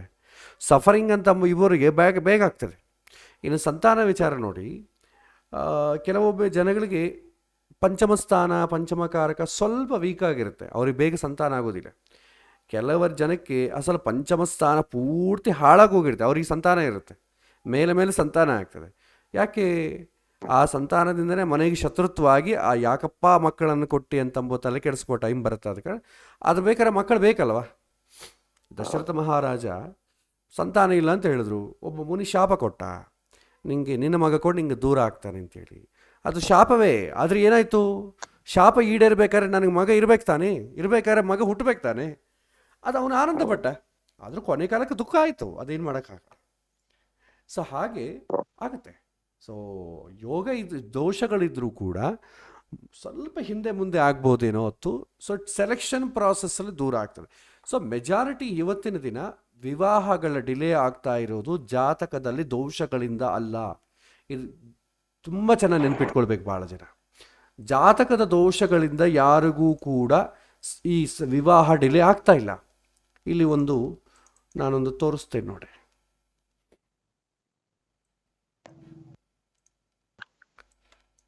ಸೊ ಇದು ಒಂದು ಅಲೈನ್ಸ್ ನೋಡ್ತಾ ಇದ್ದೇವೆ. ಸೊ ಈ ಅಲೈನ್ಸ್ ನೀವು ನೋಡ್ತಾ ಇದ್ದೀರ ನೋಡಿದ್ರೆ ಹತ್ರ ಇವರಿಗೆ ನೋಡಿ, ಇದೆಲ್ಲ ಕೂಡ ಈ ಹುಡುಗರಿಗೆ ಬಂದಂಥ ಅಲೈನ್ಸಸ್ ಹತ್ರ 61 ಅಲೈನ್ಸ್ ಬಂದಿದೆ. ಇದು in the span of only 15 days. Span of 15 ಡೇಸಲ್ಲಿ ಅವರು 61 ಅಲೈನ್ಸಸ್ ನೋಡಿದ್ದಾರೆ. ಈ ಡೀಟೇಲ್ ಎಲ್ಲ ಹಾಕಿದ್ದೀನಿ ನೋಡಿ. ಇದರಲ್ಲಿ 45% ಅಲೈನ್ಸಸ್ಸು ಮ್ಯಾಚ್ ಆಗ್ತವೆ. ಮ್ಯಾಚ್ ಆಗಲದೆ ಬಿಟ್ಬಿಡೋಣ, ಯಾಕೆಂದರೆ ಇಷ್ಟು ಅಲೈನ್ಸಸ್ಸು ಮ್ಯಾಚ್ ಆಗಿಲ್ಲ ಅಂತೇನಿಲ್ಲ. 41%. ಸೊ 60 ಅಲೈನ್ಸಸ್ಸಲ್ಲಿ ಇವರಿಗೆ ಮ್ಯಾಕ್ಸಿಮಮ್ 20 ಅಲೈನ್ಸಸ್ ಇವ್ರಿಗೆ ಮ್ಯಾಚ್ ಆಗಿದೆ. ಮ್ಯಾಚ್ ಆಗಲದ ಪಕ್ಕಕ್ಕೆ ಇಡೋಣ, ಮ್ಯಾಚ್ ಆಗಿರೋದ್ರ ಬಗ್ಗೆ ಏನು, ಅದರ ಬಗ್ಗೆ ಆದರೂ ನೋಡ್ಬೇಕು ತಾನೆ. ಸೊ 20ರಲ್ಲಿ ಒಂದು ಕೂಡ ಮ್ಯಾಚ್ ಆಗಲ್ವಾ, ಇವ್ರಿಗೆ ಇಷ್ಟ ಆಗುವಂಥದ್ದು ಒಂದು ಕೂಡ ಇರೋದಿಲ್ವಾ? ಜಾತಕದಲ್ಲಿ ಅಷ್ಟು ಕಾಂಪ್ಲಿಕೇಟ್ ಆಗಿರುತ್ತೆ ಹೇಳಿ. ಜಾತಕದಲ್ಲಿ ಏನೂ ತೊಂದರೆ ಇರಲ್ಲ. ಈ ಹುಡುಗಿ ಜಾತಕದಲ್ಲಾಗಲಿ ಅವ್ರ ಜಾತಕದಲ್ಲಾಗಲಿ, ಹುಡುಗನ ಜಾತಕ ಕೆಟ್ಟಿದ್ರೆ ಹುಡುಗಿ ಜಾತಕ ಕೆಟ್ಟಿದ್ದೇ ಬರುತ್ತೆ, ಮ್ಯಾಚ್ ಆಗುತ್ತೆ. ಹುಡುಗನ ಜಾತಕ ಚೆನ್ನಾಗಿದ್ರೆ ಹುಡುಗಿ ಜಾತಕ ಚೆನ್ನಾಗಿರೋದೇ ಬರುತ್ತೆ, ಮ್ಯಾಚ್ ಆಗುತ್ತೆ. ಯಾವುದೋ ಒಂದು ಕೇಸಲ್ಲಿ ಮ್ಯಾಚ್ ಆಗುತ್ತೆ. ಆದರೆ ಈ ಮ್ಯಾಚಿಂಗ್ ಆದ ಮೇಲೆ ಅವ್ರ ಸೆಲೆಕ್ಷನ್ ಪ್ರಾಸೆಸ್ ಸ್ಟಾರ್ಟ್ ಆಗುತ್ತೆ. ಸೊ ಫಸ್ಟ್ ಏನು ಮಾಡ್ತಾರೆ, ಜಾತಕ ಮ್ಯಾಚ್ ಆಗ್ತಾರೆ. ಮ್ಯಾಚ್ ಮಾಡಿದ ಮೇಲೆ ಅವ್ರ ರಿಕ್ವೈರ್ಮೆಂಟ್ ಶುರು ಮಾಡ್ತಾರೆ. ನನಗೆ ಈ ಹುಡುಗಿ ಹೀಗಿರಬೇಕು, ಇಷ್ಟು ಹೈಟೇ ಇರಬೇಕು, ಇಂಥ ಕಲರೇ ಇರಬೇಕು. ಈ ಪೇಂಟ್ ಶಾಪಲ್ಲಿ ಕಸ್ಟಮೈಸ್ ಮಾಡ್ಕೊಳ್ತಾರೆ ನೋಡಿ, ಅಂಥ ಕಲರ್ ಅವ್ನು ಚೂಸ್ ಮಾಡ್ಕೊಳ್ತಾ ಇರ್ತಾರೆ. ಅದರಲ್ಲಿ ಯಾವುದು ಒಂದು ರಿಕ್ವೈರ್ಮೆಂಟ್ ಇಲ್ಲದ ಕೂಡ ರಿಜೆಕ್ಟೆಡ್. ಹೀಗೆ ಹೋಗ್ತಾ ಇದ್ರೆ ಏನಾಗುತ್ತೆ, ಇವನಿಗೆ ಇಷ್ಟವಾದದ್ದು ಜಾತಕ ಮ್ಯಾಚ್ ಆಗಲ್ಲ, ಜಾತಕ ಇಷ್ಟವಾದದ್ದು ಇವನಿಗೆ ಮ್ಯಾಚ್ ಆಗಲ್ಲ. ಇದರಲ್ಲಿ ಆ ಹುಡುಗ ಇಷ್ಟಪಟ್ಟಿದ್ದು ಒಂದು 10 ಸಂಬಂಧ ಇದೆ, ಜಾತಕ ಮ್ಯಾಚ್ ಆಗಿಲ್ಲ. ತುಂಬ ತೀರಾ 10 ಗುಣಗಳು ಬಂದಿದ್ದಾವೆ. ಸಪ್ತಮದಲ್ಲಿ ಸೂರ್ಯ ಇರುವಂಥ ಜಾತಕಗಳಿದ್ದಾವೆ. ಸಪ್ತಮಾಧಿಪತಿ ತೀರಾ ಅಷ್ಟಮದಲ್ಲಿದ್ದು ಹಾಳಾಗೋಗಿರೋ ಜಾತಕಗಳಿದ್ದಾವೆ. ಅವನಿಗೆ ಮ್ಯಾಚ್ ಆಗ್ತಾ ಇಲ್ಲ. ಇದರಲ್ಲಿ ತುಂಬ ಎಕ್ಸ್ಟ್ರಾರ್ಡನರಿ ಜಾತಕಗಳು ಇದ್ದಾವೆ, ತುಂಬ ಮ್ಯಾಚ್ ಆಗುವಂಥ ಜಾತಕಗಳು ಇದ್ದಾವೆ. ಸೊ ಆದರೆ ಈ ಹುಡುಗಿಯನಿಗೆ ಇಷ್ಟ ಆಗ್ತಾ ಇಲ್ಲ. ಹೋಗಲಿ, ಹುಡುಗಿಯೇ ಅವರೇ ರಿಜೆಕ್ಟ್ ಮಾಡ್ತಾ ಇದ್ದಾರಾ ಅಂತ ಅಂದುಕೊಂಡ್ರೆ ಇಷ್ಟು ಅಲೈನ್ಸಸ್, ಇಷ್ಟು ಕಾಂಪಿಟೇಷನ್ ಯಾಕಿರುತ್ತೆ? ಒಂದು 15 ಡೇಸ್ ಒಳಗೆ ಇವನಿಗೆ ಇಷ್ಟು ಅಲೈನ್ಸಸ್ ಬರ್ತಾ ಇದೆ ಅಂತಂದರೆ ಆ ಹುಡುಗನ ಪೊಸಿಷನ್ ಹೇಗಿರಬೇಕು, ಅವನು ಏನು ಓದಿರಬೇಕು? ಮಾಮೂಲಾಗಿ ಅವನಿಗೆ ಕ್ವಾಲಿಫಿಕೇಷನು ಉದ್ಯೋಗ ಸರಿ ಇಲ್ಲದ್ರೆ ಹುಡುಗಿಯರು ಯಾಕೆ ಕೊಡ್ತಾರೆ ಅಲೈನ್ಸಸ್? ಒಂದು ತಿಂಗಳಲ್ಲಿ ಒಂದು 3-4 ಅಲೈನ್ಸ್ ಬಂದರೆ ಜಾಸ್ತಿ. ಇವರಿಗೆ 15 ದಿನದಲ್ಲಿ 60 ಅಲೈನ್ಸ್ ಬಂದರೆ ಅರ್ಥ ಏನು? ಹುಡುಗ ಒಳ್ಳೆ ಪೊಸಿಷನ್ ಆಗಿದ್ದಾನೆ, ಅಮೆರಿಕದಲ್ಲಿದ್ದಾನೆ, ಒಳ್ಳೆ ಓದ್ಕೊಂಡಿದ್ದಾನೆ, ಫ್ಯಾಮಿಲಿ ಬ್ಯಾಕ್ಗ್ರೌಂಡ್ ಚೆನ್ನಾಗಿದೆ, ಎಲ್ಲರೂ ಈ ಹುಡುಗನ ಮಾಡ್ಕೋಬೇಕು ಅಂತಲೇ ಬರ್ತಾರೆ. ಒಂದು 20 ಜಾತಕ ಮ್ಯಾಚ್ ಆದರೆ ಅದರಲ್ಲಿ ಒಬ್ಬರು ಕೂಡ ಈ ಹುಡುಗನ ಮಾಡಬೇಕು ಅಂತ ಮಾಡೋದಿಲ್ವಾ? ಹುಡುಗಿಯವರೇ ರಿಜೆಕ್ಟ್ ಮಾಡ್ತಾರಾ? ಮೇ ಬಿ ಅವ್ರು ಹೇಳ್ಬೋದು ಹುಡುಗಿಯವ್ರು ರಿಜೆಕ್ಟ್, ಇವತ್ತಿನ ದಿನ ಅದೆಲ್ಲ ಟ್ರೆಂಡ್ ಇದೆ. ಯಾರಾದರೂ ಒಬ್ಬರು ರಿಜೆಕ್ಟ್ ಮಾಡಿದ್ರೆ ಅಯ್ಯೋ ಅವರೇ ನಮ್ಮದು ತಪ್ಪಿದ್ರೂ ಕೂಡ ಅವ್ರ ಮೇಲೆ ಹಾಕಿಬಿಡ್ತಾರೆ. ಎಷ್ಟೋ ಕಡೆ ಪಾಪ ಎಂಗೇಜ್ಮೆಂಟ್ ಕೂಡ ಆಗಿರುತ್ತೆ. ಹುಡುಗಿಯವ್ರನ್ನ ಯಾಕ್ರಿ, ಅವ್ರಿಗೇನೋ ಬೇರೆ ಕಾರಣಗಳಿಂದ ಬೇಡ ಅಂತ ಬಿಟ್ಕೊಂಡಿರ್ತಾರೆ. ಯಾಕ್ರಿ ಎಂಗೇಜ್ಮೆಂಟ್ ಆಯಿತು? ಇಲ್ಲ ರೀ, ಹುಡುಗ ಕುಡಿಗಾರ, ನಮಗೆ ಮತ್ತೆ ಗೊತ್ತಾಯಿತು. ಅವ್ರ ಮೇಲೆ ಒಂದು ಕುಡಿಗಾರ ಅಂತ ಒಂದು ಮುದ್ರೆ ಹಾಕಿಬಿಡ್ತಾರೆ. ಅವರು ಅಷ್ಟೇ, ಯಾಕ್ರಿ ಆಯ್ತಲ್ಲ ಅಂದರೆ ಇಲ್ಲ, ಆ ಹುಡುಗಿ ಸ್ವಲ್ಪ ಕ್ಯಾರೆಕ್ಟರ್ ಸರಿ ಇಲ್ಲ ಅಂದರೆ ಇವರ ಅನಿಸಿಕೆಗಳನ್ನು, ಇವರ ತಪ್ಪನ್ನು ಮುಚ್ಚಿಟ್ಟುಕೊಳ್ಳೋಕ್ಕೆ ಆಪೋಸಿಟ್ ಪರ್ಸನ್ ಮೇಲೆ ಬ್ಲೇಮ್ ಮಾಡುವಂಥದ್ದು ಇದೆ. ಇದು ಈ ಅಲೈನ್ಸಸ್ ವಿಚಾರದಲ್ಲಿ ಭಾಳ ನಡೆಯುತ್ತೆ. ಇದನ್ಯಾವುದು ನಾವು ಜಾತಕವನ್ನು ಮಾತ್ರವೇ ಕನ್ಸಿಡರ್ ಮಾಡಬೇಕು. ಅವರು 106 ವಿಷಯ ಹೇಳ್ತಾರೆ. ಆ ಹುಡುಗ ಹಿಂಗೆ ಮಾಡ್ತಾನೆ, ಅದಕ್ಕೆ ನಾವು ಬಿಟ್ಟುಕೊಂಡ್ವಿ. ಜಾತಕ ಚೆನ್ನಾಗಿದಲ್ಲಮ್ಮ, ಮಾಡ್ಕೋಬೋದಲ್ವ? ಇಲ್ಲ ಆಚಾರ್ಯ, ಆ ಹುಡುಗಿ ಮನೆ ಸರಿ ಇಲ್ಲ, ಅತ್ತೆ ಸರಿ ಇಲ್ಲ, ಮನೆ ಏನೋ ನಂಬರ್ ಆಫ್ ವಿಷಯಗಳು ಹೇಳ್ತಾರೆ. ಅದೆಲ್ಲ ನಮಗೆ ಅವಶ್ಯಕತೆ ಇಲ್ಲ. ಜಾತಕ ಚೆನ್ನಾಗಿದೆ, ಮಾಡ್ಕೋ, ಬೇರೆದೆಲ್ಲ ನಿನ್ನ ಇಷ್ಟ. ಯಾಕೆಂದರೆ ಮದುವೆಗೆ ಅಲೈನ್ಸಸ್ ನೋಡೋ ಕಾಲಕ್ಕೆ ಫಸ್ಟ್ ಮಾಡಬೇಕಾದೇನಂತಂದರೆ, ನಮಗೆ ರಿಕ್ವೈರ್ಮೆಂಟ್ ಏನು ಅಂತ ನಮಗೆ ಗೊತ್ತಿರಬೇಕು.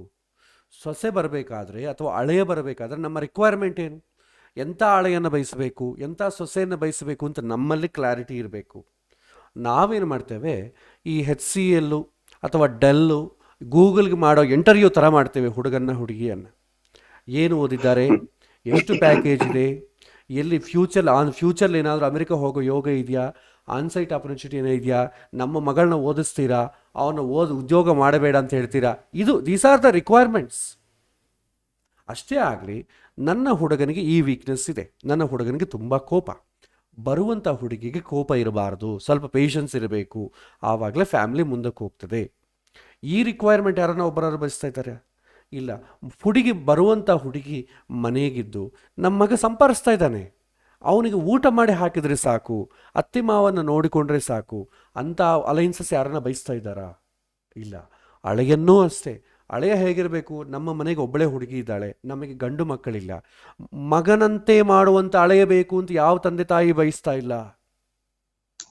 ಸೊ ನಮಗೆ ಅಮೆರಿಕ ಸಂಬಂಧವೇ ಬೇಕು, ಅವನು ಹೀಗೆ ಇರಬೇಕು, ನನ್ನ ಮಗಳು ಇಷ್ಟು ಓದಿದ್ದಾಳೆ, ಅವನು ಇಷ್ಟು ಓದಿರಬೇಕು, ಇಷ್ಟು ಪ್ಯಾಕೇಜ್ ನನ್ನ ಮಗಳಿದೆ, ಅವ್ರಿಗೆ ಇಷ್ಟು ಪ್ಯಾಕೇಜ್, ಎಲ್ಲ ಬಿಸ್ನೆಸ್ ರಿಲೇಟೆಡ್ ಇದೆ. ಅಂದರೆ ಯಾವುದಕ್ಕೆ ನೋಡ್ತಾ ಇದ್ದೀವಿ ನಾವು? ವಿವಾಹಕ್ಕೆ ನೋಡ್ತಾ ಇದ್ದೀವೋ? ಸೊ ಅದು ಯಾರಿಗೂ ಕ್ಲಾರಿಟಿ ಇಲ್ಲ. ಈ ಕ್ಲಾರಿಟಿ ಇಲ್ಲದರಿಂದ they are searching a right thing in a wrong place. ಅವರಿಗೆ ಒಳ್ಳೆ ಹುಡುಗಿ ಬೇಕು, ಹುಡುಗ ಬೇಕು. ಜಾತಕದ ಪ್ರಕಾರ ಜ್ಯೋತಿಷ್ಯ ಏನು ನೋಡ್ತಾನೆ? ನಾವು ನೋಡೋದೇನು, ಆ ಹುಡುಗಿ ಈ ಹುಡುಗಿ ಜೊತೆಯಾಗಿರಬೇಕಾದ್ರೆ ಪೇಷನ್ಸ್ ಇರಬೇಕು. ನಾವು ಅದು ನೋಡ್ತೇವೆ. ಇಬ್ಬರು ಹುಡುಗಿ ಜಾತಕ, ಹುಡುಗನ ಜಾತಕ ಹೊಂದಾಣಿಕೆ ಆಗೋದು ಯಾವ ಗ್ರೌಂಡ್ಸ್ ಮೇಲೆ? ಜಾತಕದಲ್ಲಿ ಅವರಿಗಿಬ್ಬರಿಗೂ ಹೊಂದಾಣಿಕೆ ಆಗೋದು ಒಬ್ಬರಿಗೆ ವೀಕ್ನೆಸ್, ಇನ್ನೊಬ್ಬರಿಗೆ ಸ್ಟ್ರಾಂಗ್ನೆಸ್ ಆಗಿರಬೇಕು. ಹಾಗೇ ಜಾತಕ ಮ್ಯಾಚ್ ಆಗುತ್ತೆ. ಅದೆಲ್ಲ ಮಾಡಿ ಇಬ್ಬರಿಗೂ ಮ್ಯಾಚ್ ಆಗ್ತಾ ಇದೆ ಅಂತ ಹೇಳಿದರೆ ಇವರೇನು ಮಾಡ್ತಾರೆ? ಹುಡುಗಿಗೆ ಪ್ಯಾಕೇಜ್ ಇಲ್ಲ, ಉದ್ಯೋಗ ಇಲ್ಲ, ಹೈಟ್ ಕಡಿಮೆ, ಕಲರ್ ಕಡಿಮೆ, ಇದು ಹೇಳಿ ಮಾಡಿ ಅವ್ರು ರಿಸೆಕ್ಟ್ ಮಾಡ್ತಾರೆ. ಅಂದರೆ ನಾವು ಎಸ್ ಅಂದರೂ ಕೂಡ ಅವ್ರು ನೋ ಅಂತಾರೆ. ಅಂಥ ವಿಷಯದಲ್ಲಿ ಯಾವತ್ತಿಗೂ ಕೂಡ ಒಳ್ಳೆಯ ಸಂಬಂಧಗಳು ಬರೋದಿಲ್ಲ. ಜಾತಕದಲ್ಲಿ ಯೋಗ ಇದೆ, ಒಳ್ಳೆಯ ಸಂಬಂಧಗಳು ಭಗವಂತ ಕಳಿಸ್ತಾ ಇರ್ತಾನೆ, ಮಾಡಿಕೊಂಬ ಯೋಗ ಅವ್ರಿಗಿರಲ್ಲ, ಅದಕ್ಕೇನು ಮಾಡೋಕ್ಕಾಗತ್ತೆ? ಸನ್ಯಾಸಿಗಳಿಗೂ ಕೂಡ ವಿವಾಹದ ಯೋಗ ಇರುತ್ತೆ, ಆದರೆ ನಮಗೆ ಬೇಡ ಅಂದ್ಕೊಳ್ತಾರೆ ಅವರು. ಅದಕ್ಕೆ ಯಾರೇನು ಮಾಡೋಕ್ಕಾಗತ್ತೆ? ಅದಕ್ಕೆ ಭಗವಂತ ರೆಸ್ಪಾನ್ಸಿಬಲ್ ಅಲ್ವಲ್ಲ. ಭಗವಂತ ಇವನಿಗೇನೋ ಸಪ್ತಮಾಧಿಪತಿ ತುಂಬ ಚೆನ್ನಾಗಿದೆ, ಇವನು ಮದುವೆ ಮಾಡ್ಕೊಳ್ಬೇಕು ಅಂತೇನು ಆರ್ಡರ್ ಮಾಡೋದಿಲ್ಲ. ಪ್ರೀ ಡಿಸ್ಟೈನ್ಡ್ ಅಲ್ಲ, ನಿಮಗೆ ಅವಕಾಶ ಕೊಡ್ತಾನೆ. ಆ ಅವಕಾಶ ಉಪಯೋಗ ಮಾಡಿಕೊಂಡ್ರೆ ಮಾಡ್ಕೊಳ್ತೀರಿ, ಇಲ್ಲದ್ರೆ ಇಲ್ಲ. ಈ ಜಾತಕ ಅಷ್ಟೇ, ಶಾಸ್ತ್ರ ಸಮ್ಮತ ಆಗಿದೆ ಅಂತಂದರೆ ಭಗವಂತ ಇದಕ್ಕೆ ಸಮ್ಮತ ಮಾಡ್ತಾ ಇದ್ದಾನೆ ಅಂತ ಅರ್ಥ. ಅದರ ತಕ್ಕಂತೆ ನೀವು ಮಾಡ್ಕೊಳ್ಬೇಕು. ಅದಕ್ಕೆ ಹಿಂದಿನ ಕಾಲದಲ್ಲಿ ಫಸ್ಟು ಅಲೈನ್ಸಸ್ ನೋಡ್ತಿದ್ರು, ಅವ್ರಿಗೆ ಇಷ್ಟ ಆದರೆ ಮತ್ತೆ ಜ್ಯೋತಿಷ್ಯನ ಹತ್ರ ಬರ್ತಿದ್ರು. ಜ್ಯೋತಿಷ್ಯ ಎಸ್ ಅಂತಂದರೆ ನೆಕ್ಸ್ಟ್ ಮುಹೂರ್ತವೇ, ಇನ್ನೇನಿಲ್ಲ. ಇಲ್ಲಿ ಹಾಗಲ್ಲ. ಎಷ್ಟು ಚೆನ್ನಾಗಿ ಜಾತಕ ಇದ್ರು ಕೂಡ ನಮ್ಮ ತಂದೆ ಒಂದು ಕತೆ ಹೇಳೋರು, ಸಣ್ಣ ತಂದಾಗಿ, ನಾನು 2ನೇ ಕ್ಲಾಸು 3ನೇ ಕ್ಲಾಸು ಇರ್ತಿದ್ದೆ. ಒಂದು ಕತೆ ಹೇಳೋರು. ಒಬ್ಬನು ಒಂದು ಸಂತೆಗೆ ಹೋದನಂತೆ, ಒಂದು ತೆಂಗಿನಕಾಯಿ ಕೊಡಿ ಅಂತ ಕೇಳಿದಂತೆ. ಎಷ್ಟು ಅಂತ ಕೇಳಿದ್ರೆ 2 rupees ಅಂತ ಹೇಳಿದಂತೆ. 1 rupee 80 paise ಕೊಡೋದು, ಪಕ್ಕದ ಶಾಪಿಗೆ ಹೋಗು ಅಂತ ಹೇಳಿದ. ಹಾಗೆ ಪಕ್ಕದ ಶಾಪಿಗೆ ಹೋದ ಕೊನೆಗೆ ಒಬ್ಬನು 10 ಪೈಸೆ ಕೊಡ್ತೀನಿ ಅಂತ ಹೇಳಿದ್ದಂತೆ. ಫ್ರೀಯಾಗಿ ಕೊಡಬಾರ್ದ ಅಂತೇಳಿ, ಪಕ್ಕದಲ್ಲಿ ಮರ ಇದೆ, ಮೇಲೆ ಹತ್ತಿ ಕೊಯ್ಕೋ ಅಂತ ಹೇಳ್ತಾರೆ. ಅವನು ಮೇಲೆ ಹತ್ತಿ ಕೊಯ್ಯಕ್ಕೆ ಹೋಗಿ ಕೆಳಗೆ ಬಿದ್ದು ಕಾಲು ಮುರ್ಕೊಂಡು ಅವನಿಗೆ 10 ರೂಪಾಯಿ ಖರ್ಚಾಯ್ತಂತೆ. ಹಾಗೆ ನಮ್ಮ ವಿವಾಹದ ಸರ್ಚಿಂಗ್ ಮಾಡೋರ ಪರಿಸ್ಥಿತಿ ಕೂಡ ಇದೆ. ಇನ್ನು ಸ್ವಲ್ಪ ಒಳ್ಳೇದು ಸಿಗುತ್ತೇನೋ, ಇನ್ನು ಸ್ವಲ್ಪ ಒಳ್ಳೇದು ಸಿಗುತ್ತೇನೋ ಅಂತ ನೋಡಿ ಏಜ್ ಬಾರ್ ಆಗೋಗುತ್ತೆ. ಅಲೈನ್ಸಸ್ಸು ಕೊಡೋರು ಬಿಟ್ಟುಬಿಡ್ತಾರೆ. ಸೊ ಈ ರೀತಿ ನಾನಾ ರಕ ತೊಂದರೆ. ಇದಕ್ಕೆ ಯಾವುದಕ್ಕೂ ಜಾತಕ ರೆಸ್ಪಾನ್ಸಿಬಲ್ ಅಲ್ಲ. ಹುಡುಗನ ಮನೆಯವರು ಎಸ್ ಅಂತ ಇಲ್ಲ, ಇವ್ರಿಗೆ ಇಷ್ಟ ಆಗ್ತಾ ಇಲ್ಲ ಅಂತ ಅಂಬೋದಕ್ಕೆ ಜ್ಯೋತಿಷ್ಯ ರೆಸ್ಪಾನ್ಸಿಬಲ್ 100% ಅಲ್ಲ. That is their problem. ನಮ್ಮ ಏನು ಜಾತಕ ತಂದು ಕೊಟ್ಟರೆ ಮ್ಯಾಚ್ ಮಾಡಿ ಕೊಡ್ತೇವೆ. ಇಲ್ಲ, ಜಾತಕದ ಮ್ಯಾಚ್ ಆಗುವಂಥದ್ದೇ ಬೇಕಾ? ಫಸ್ಟು ಹುಡುಗಿಯನ್ನು ನೋಡಿ ಇಷ್ಟ ಆದದ್ದೇ ತೊಗೊಂಬನ್ನಿ, ಆವಾಗ ನಾವು ಜ್ಯೋತಿಷ್ಯದಲ್ಲಿ ಯಾಕಾಗಿಲ್ಲ ಅಂತ ಹೇಳ್ತೇವೆ ಅಲ್ವಾ? ಸೊ ಆ ರೀತಿ ಆಗ್ತಾ ಇಲ್ಲ. ಹಾಗಾಗಿ ಇದರಲ್ಲಿ ತುಂಬ ಕೇರ್ಫುಲ್ ಆಗಿರಬೇಕು. ಜ್ಯೋತಿಷ್ಯರನ್ನು ತುಂಬ ಕನ್ಫ್ಯೂಸ್ ಮಾಡಿಬಿಡ್ತಾರೆ ಅವರು. ಅವರ್ ಎಕ್ಸ್ಪೆಕ್ಟೇಷನ್ ಬೇರೆ, ಜ್ಯೋತಿಷ್ಯರನ್ನ ನೋಡು ಅಂತ ಹೇಳೋದು ಬೇರೆ, ಎರಡೂ ಒಂದು ಕಡೆ ಸಿಗಲ್ಲ. ನ್ಯಾಯ ಅನ್ಯಾಯ ಎರಡೂ ಒಂದೇ ಕಡೆ ಸಿಗೋದಿಲ್ಲ, ಅದು ಕಷ್ಟ. ಸೊ ಹಾಗಾಗಿ ಇದು ಸ್ವಲ್ಪ ಸೂಕ್ಷ್ಮವಾದ ವಿಷಯ. ಇವತ್ತಿನ ದಿನ ನಡೀತಾ ಇರುವಂಥ ಟ್ರೆಂಡ್ ಇದು, ತುಂಬ ಕೇರ್ಫುಲ್ಲಾಗಿ ಅಬ್ಸರ್ವ್ ಮಾಡಬೇಕು. ಗುರುಗಳು, ಇದ್ರಲ್ಲಿ ನನಗ್ ಬಂದಿರೋ ಅನುಮಾನ, ನನ್ನ ಪರ್ಸನಲ್ ಕ್ವಶನ್ ಏನಂದ್ರೆ, ಈ ಹುಡುಗಿ ಸೈಕಾಟ್ರಿಸ್ಟ್ MD ಓಕೆ, ಈ ತಿಂಗಳಲ್ಲಿ ಮುಗಿಯತ್ತೆ. ದಶಮ ಸ್ಥಾನ ಬಂದು ಗುರು ಲಗ್ನದಲ್ಲಿದ್ದಾನೆ. ಓಕೆ, ಈಗ ಕಾರಕೋ ಭಾವನಾಶಾಯ ಎಲ್ಲ ಗ್ರಹಗಳಿಗೂ ಅನ್ವಯಿಸುತ್ತಲ್ಲ. ಹೌದು ಹೌದು, ಈಗ ಈ ಹುಡುಗಿದು ಕನ್ಯಾ ಲಗ್ನ, ಓಕೆ ಶನಿ ಬಂದು ಪಂಚಮದಲ್ಲಿದ್ದಾನೆ, ಓಕೆ, ತನ್ನ ಮನೇಲಿ ತಾನಿದ್ದಾನೆ. ಹ್ಮ್ ಸೂರ್ಯ ಬಂದು ಷಷ್ಠ ಸ್ಥಾನದಲ್ಲಿದ್ದಾನೆ. ಸೊ ಈಕಿ ಜಾಬ್ ಅಂದ್ರೆ ತಾನೇ ಸ್ವಂತ ಒಂದು ಕ್ಲಿನಿಕ್ ಇಟ್ಕೋಬಹುದಾ ಅಥವಾ ಬೇರೆಯವ್ರ ಕೈ ಕೆಳಗಡೆ ಕೆಲಸ ಮಾಡ್ಬೋದಾ? ಯಾಕಂದ್ರೆ ಶನಿ ಕಾರಕೋ ಭಾವನಾಶಾಯ ಆದ ಇಲ್ಲಿ. ಎರಡನೇದ್ದು ಸೂರ್ಯ ಬಂದು ಷಷ್ಠಮದಲ್ಲಿದ್ದಾನೆ. ಶನಿ ಇವ್ರು ಜಾಬ್ ಹ್ಯಾಕ್ ಮಾಡ್ಬೋದು? ನಮಗೆ ಕ್ಲಾರಿಟಿ ಬರ್ತಾ ಇಲ್ಲ, ಒಂದ್ಸಲ ಡೇಟ್ ಆಫ್ ಬರ್ತ್ ಹೇಳಿ. 27/2 ಓಕೆ, 1993 ಓಕೆ, 8:30 PM ರಾಯಚೂರು.